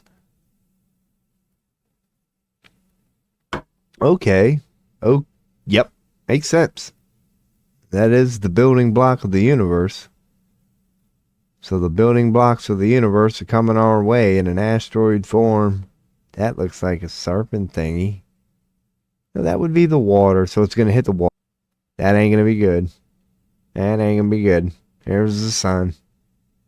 Oh, we're fucked. There we are chilling on the land. It's going right for the ocean. Kiss us goodbye. We fucking deserve it. Alright, let's go to history. Bam. This is where we were, you boy. Interpretation. So that's pretty cool. Wormwood. This is worth pictures. Out the booty cheeks here, because they're telling the same story. We're just on the earth having a good old thing. I do see heads. As in, or, yep. Fantastic. Not really. Kiss all of us goodbye. But it's pretty cool. Hell yeah. So let's save all this as the old wormwood. Let me make sure that's in there. Because your boy likes the pictures here. I love looking at paintings like this. To see what some of the old folk thought it might have looked. Wormwood. Asteroid. Yeah, there we go. Wormwood. Biblical. What are one word paintings? Biblical paintings? Here we go. Well, look at that. You know they ain't got that. No, never mind. I went right to. Can you even say it? Let me make sure we're good here. We're good here. Oh man, I went to right to Freddy Krueger on that thing. So here we go. Third trumpet. That's a wormwood. That's a wormwood. This appear wormwoodish. It does. 1547. Good enough for you, boy. Got a little watermarky poo. Again. Into the water.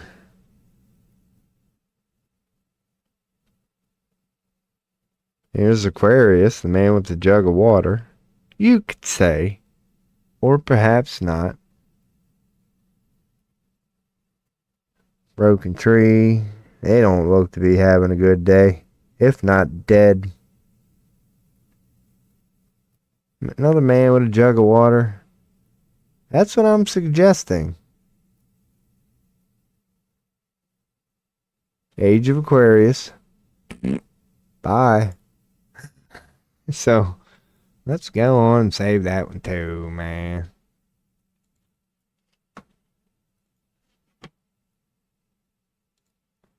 Cool. What's this one tell us? Same dude? Yep, same picture actually. Dumbass. Haven't we seen this one or haven't we? No, we haven't. The Revelation of Saint John. I don't know what the hell that really is. Yeah, that's not even it. It's interesting, but not it. Because we don't know what story that's trying to tell, but we know what story this one's trying to tell. And I believe this one too. I don't know if I wanted to do that. I doubt it. Let's do that. Bam. Oh, that one sucks. But what we can see is the same thing. There's always people laying on the ground when this thing hits. So, okay, word. So that was a cool image, but we didn't get the best one. So let's go on a default to or tell it to look for large. Hopefully that'll work.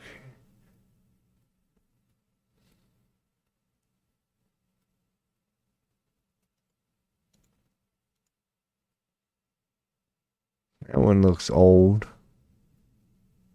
but not real cool. Similar. You can see similarities for sure. And I'm sure many of these paintings have actual names. Star Woman. Okay. So this seems to have relevance. Maybe.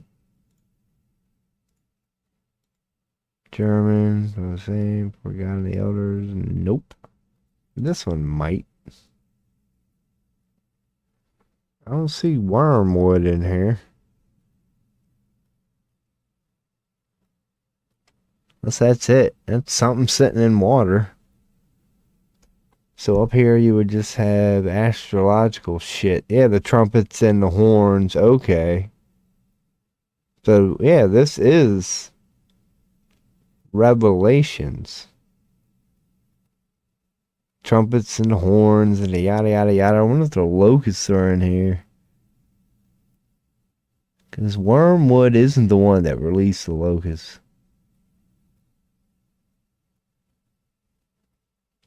Okay, so that one's kind of interesting. Kind of. Wow, that was cool. Yeah.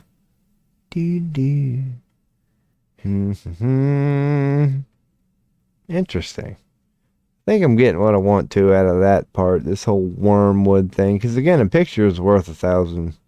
What the fuck? How's it related to Chernobyl?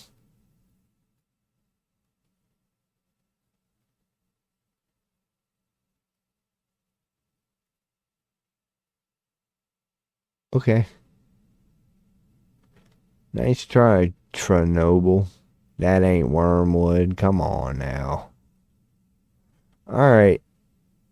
Bam. Bam. So we got through Rapture is how we got here. But Rapture was kind of vague. I wanted to get a little more specific than Rapture. And boy, did I. Holy shit. Did I. Man. So what's trending on X? Resign. Who resigned? If the New York FBI had actually withheld thousands of documents. If the what? Head of FBI field office in New York has forcibly resigned. That's a cop-out. No, it's not. They're accusing one person. They're accusing one person. Apparently, he has everything there's ever been on. They're gonna pin it all. Dude, your boy called that. They're about to Fauci his ass. It's ingenious how they do this. You know that entire ridiculousness called COVID? Fauci's gonna pay for that, and that's all. And nobody else will. We're gonna get Fauci. That's how they do it it's not how they do it all the time, but it's an option. So they're about to ridiculously claim that, yeah, this dude resigned, and then guess what? They're gonna be like, okay, we have found it all. He has everything related to this Epstein stuff. We're gonna go in and take it. What is it? And you get ready to be disappointed, people. Get ready to be seriously disappointed. So, hey, that's the nature of the beast. Pun intended. Pun intended. That's what I love about streaming, man. Your boy really does call this shit out all the time, man. I really do. I've been saying for weeks, man. That's cute. That's cute. Oh, we're going to get him, are we? Because you see, the thing is, your boy's 44, man. There was a time in my life I had a little thing called hope, too. It's just, you live and you learn. Fool me once, shame on you. Fool me twice, shame on me. Fool me 2,000 times. I don't think so, man. This is what these son of a bitches do. Throughout time, throughout history, always have, always will, up until the end. Even prophecy tells you that. We're not gonna stop none of this. We're really not. Once we wake up to a world of a bunch of bodies on the ground, if we're not already doing it, then we know the asteroids are coming. So the more, let's just get it over with, man. Yeah, how many bodies is it gonna take before the asteroids start coming? Your guess is as good as mine, if prophecy's even right. And at this point, we better hope it is. If not, it's Trump Gaza for all of us, man. And that's only good for about 5 people. That's only good for about 5 people.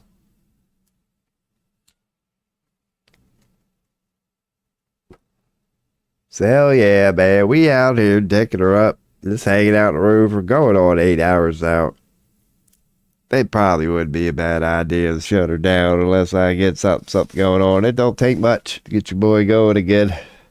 It really don't take much. I got oranges in here ready to eat, and done forgot my knife, man. I got 2 spoons in here, and that don't do you no good when you're trying to open up a damn orange. I will bring y'all along for the ride of one of the ways I honestly check news. I'm not saying I'm right, but to me, I really like breaking points.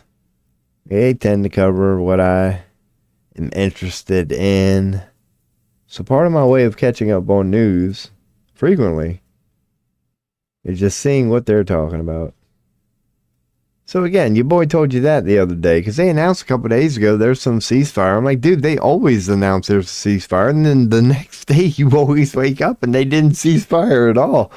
So that's cute that you made an announcement and all. That's, that happened again. Ben Shapiro's a damn fool. Go get him, Bill Burr.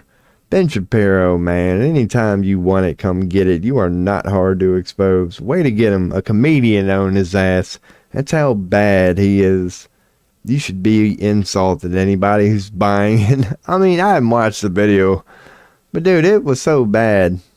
Damn, it's got 125. That's their most popular view by far today. Did Elon go back on? Oh, God. Fucking Elon. Let's see. Was Elon on Rogan? Oh, damn junks. Let's look. Elon Rogan sitting in a tree. Yeah, 3 days ago. Okay. So Elon, man, back on Rogan. Oh, fucking Rogan, man. Trump doubles down. That's what he always does. He will never go my bad. You will never wake up to a day.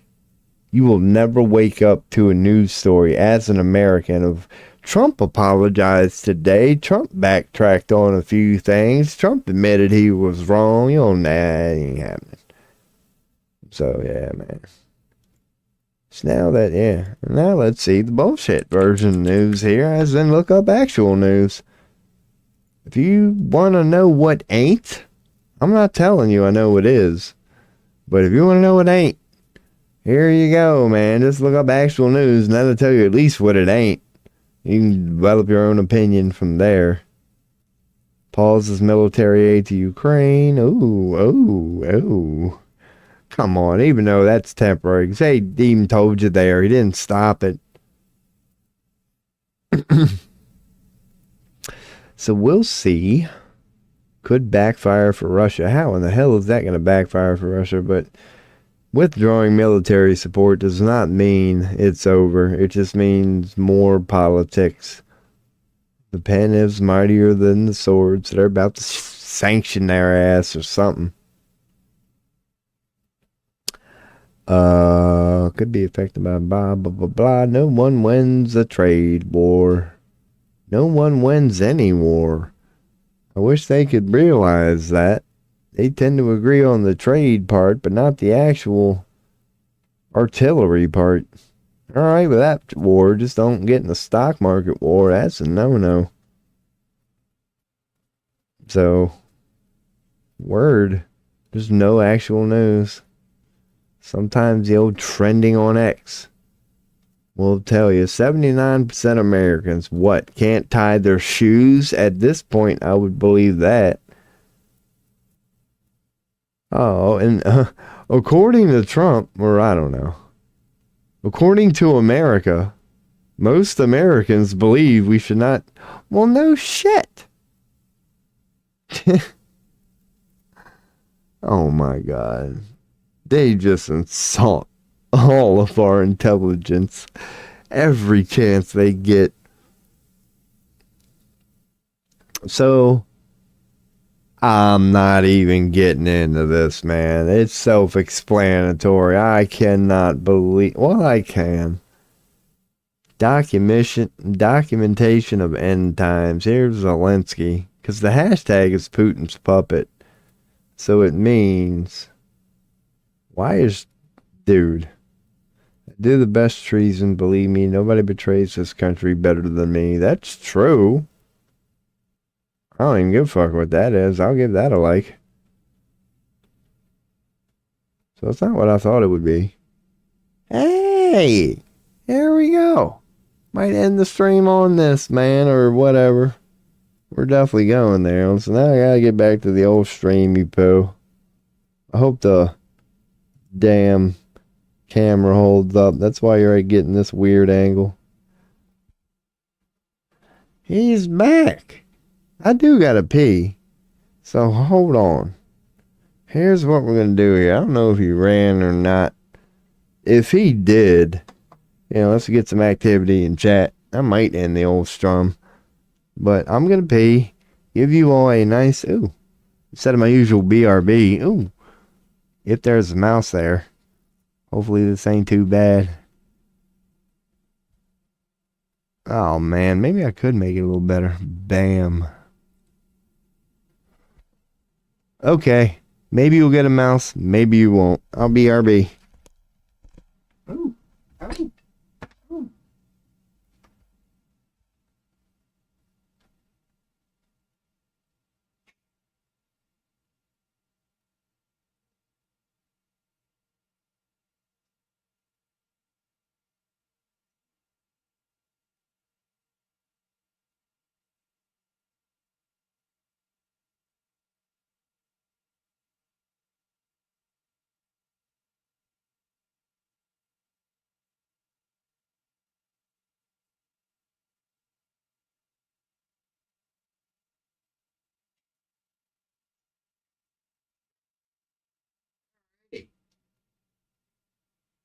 Is he in there?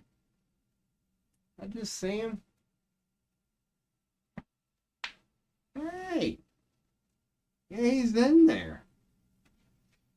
He's in there. Oh, man. So here we go, man. I'm going to make a rather bold move. Oh, yeah, we out here. Ooh, oh, there went the cam, I think. No, we're still good. It's holding in there. Thank God. All right. Oh, here's my bold move. Oh, yeah. I think I know what's going on here. I could be way off base, but go and get under the blanket. Ooh, ooh, ooh. Go and get this camera. Ooh, ooh. Go on, set it about here, which is now the blanket on my lap. And I believe. No, he went running. Hey, what are you doing? Hi. Hi. Hello. Like, hopefully he don't run. He's on the floor now. Hey, what are you doing? Man, what the hell? Alright, so he's on the floor. He'll probably go back for this damn thing. But I ain't gonna do this forever. I'm gonna chill here for like, minute or two. And see if this thing is willing, now that my hand is here, to go for this stuff. And if he does, yeah, he's coming on my damn lap if he does. But I don't think he's gonna do that at the moment. Because he would have been pretty close by now. Maybe if I just sit here and chill out, look at chat. Nothing going on. See, yeah. Your boy might get ready to wrap her up. Unless I get some requests, or this mouse makes his way to this bowl. And I'm looking around, I don't see him. He's somewhere still behind me. So yeah, man. I'm going to do a little bit of both. I'm going to keep pointing this there while I wrap her up, man. Oh, no, he's coming back. Hey. Hi. Hey, buddy. No, he ran. I don't think it's happening. But your boy's going to put work towards that. Hey, how you doing? It's your boy RoBo. Okay, YouTube.